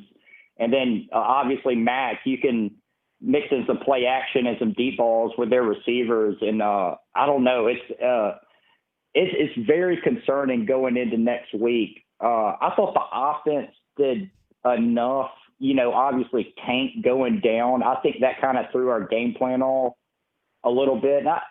Shivers and DJ ran well, but you saw on that first run with Tank, he gets hit in the backfield, 3 yards behind the line of scrimmage, pushes a guy off of him, gets hit again at the line of scrimmage, pushes another guy off him, and turns it into a 14-yard run. And those are the type of runs we're going to need against Bama for our offense to keep moving. Yes. And if he's out, if our right tackles, if, I don't know what Broham's status is, but if he's out too, who's one of our probably second best run blocker on the team,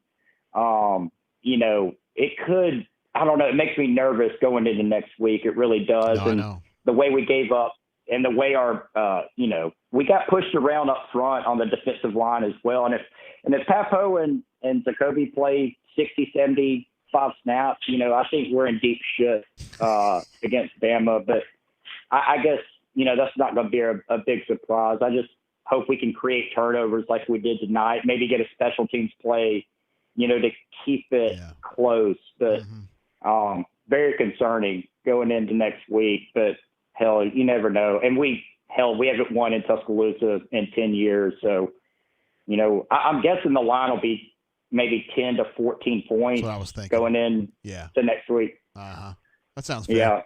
Well, I won't keep you much longer. Let's get a little basketball talk going. Let's do it. All right. So Bruce, I heard him.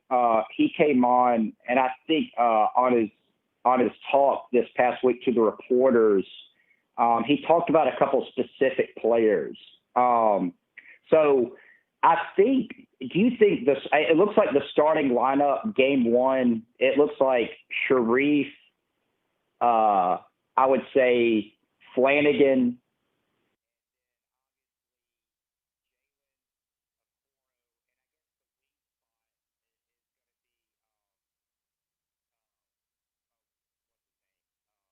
Devin Cambridge.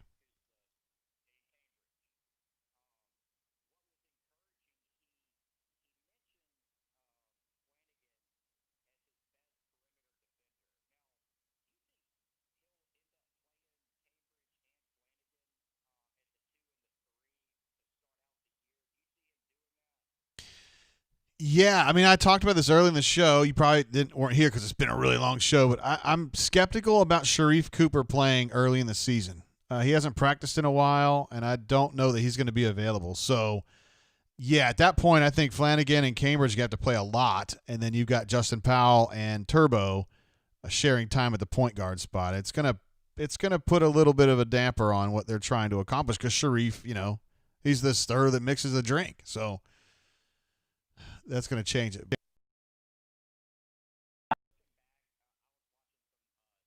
On last year's team, and going in, and Bruce also mentioned this in his call, was how freshmen generally are just not caught up to speed defensively.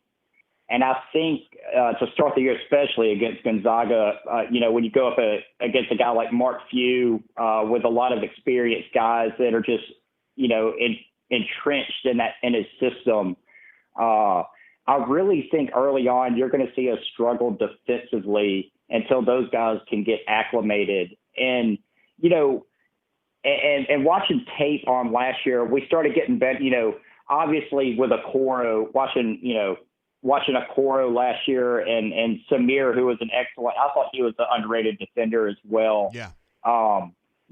Bruce's whole system really, everybody thinks that it's predicated off running and gunning and popping threes, but it really starts at the defensive end and applying pressure and creating steals, altering shots.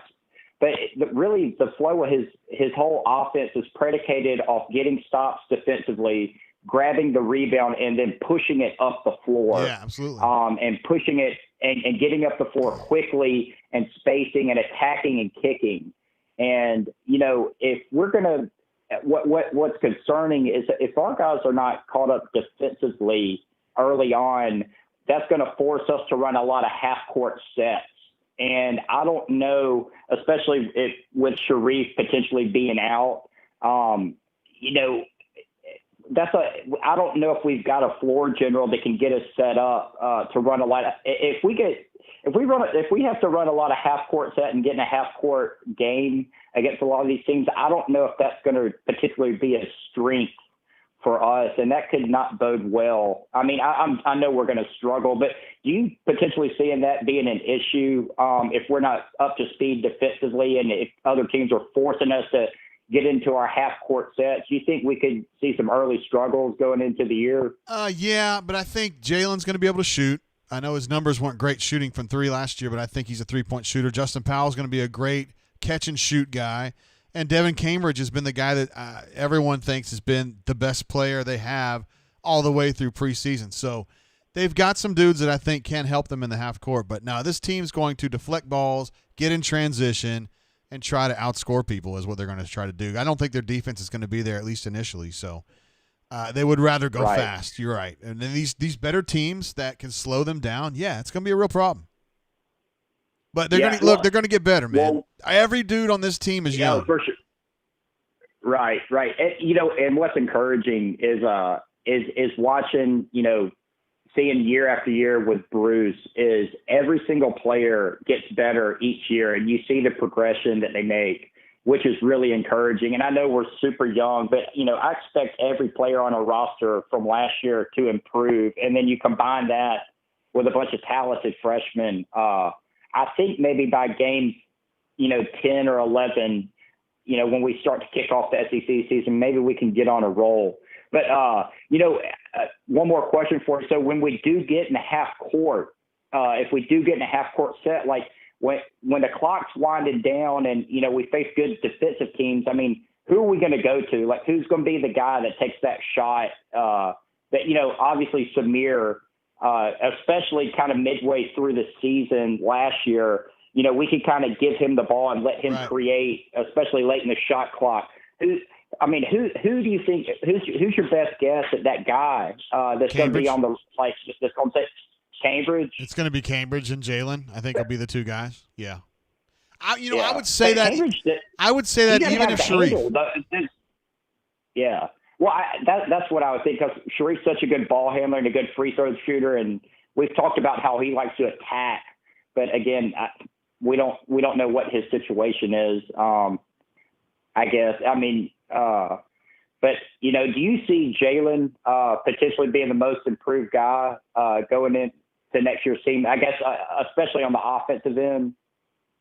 Yeah, at this point, I think he's the most improved player on this team. I'm looking at this roster. Unless it's Turbo, I still got to see how Turbo plays, like where they're going to play him and how they're going to use him.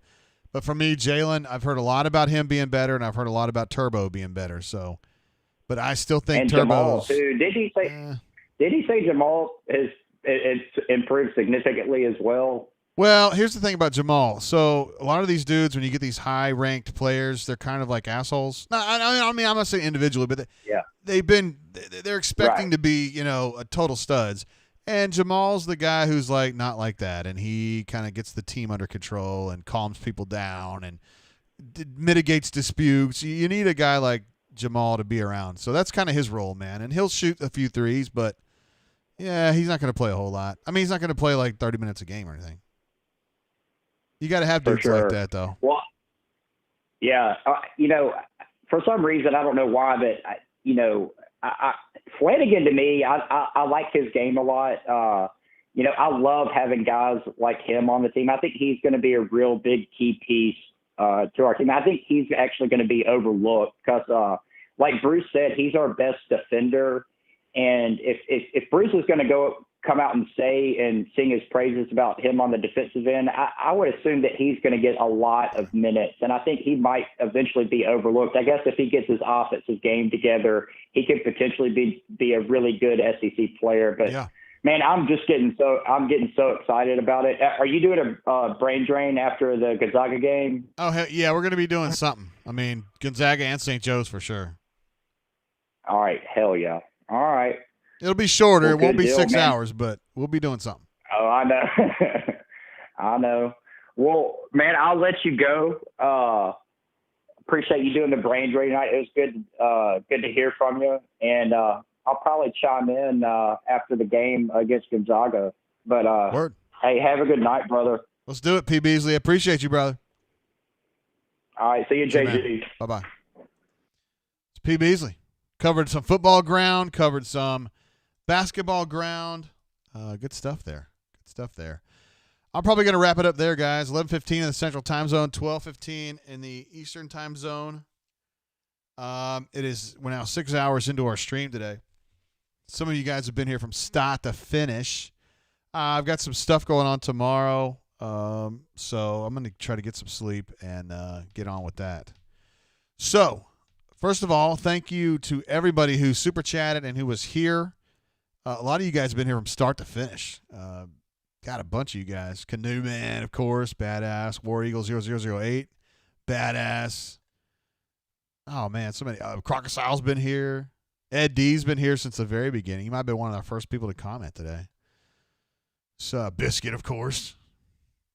So many badasses here. Taxman's been here. Appreciate you guys being here.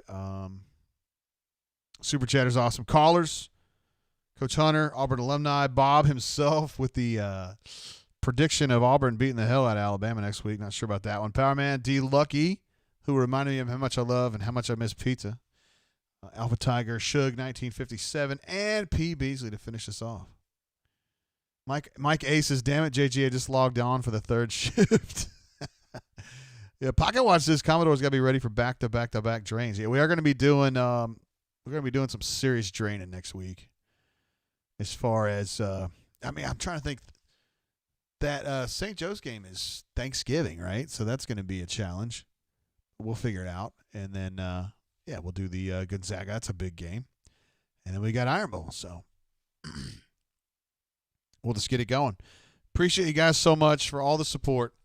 And it's awesome to be back, just kind of chewing the fat with you guys. So we'll check you guys pretty soon. We're going to be doing something Thursday, I reckon, if you guys can't make it because it's Thanksgiving or you got stuff going on again. It's all good. It's all good. Ed DC's came up in your face. Oops, pal. Surprise. Oh. All right, guys. I'm going to wrap it up there.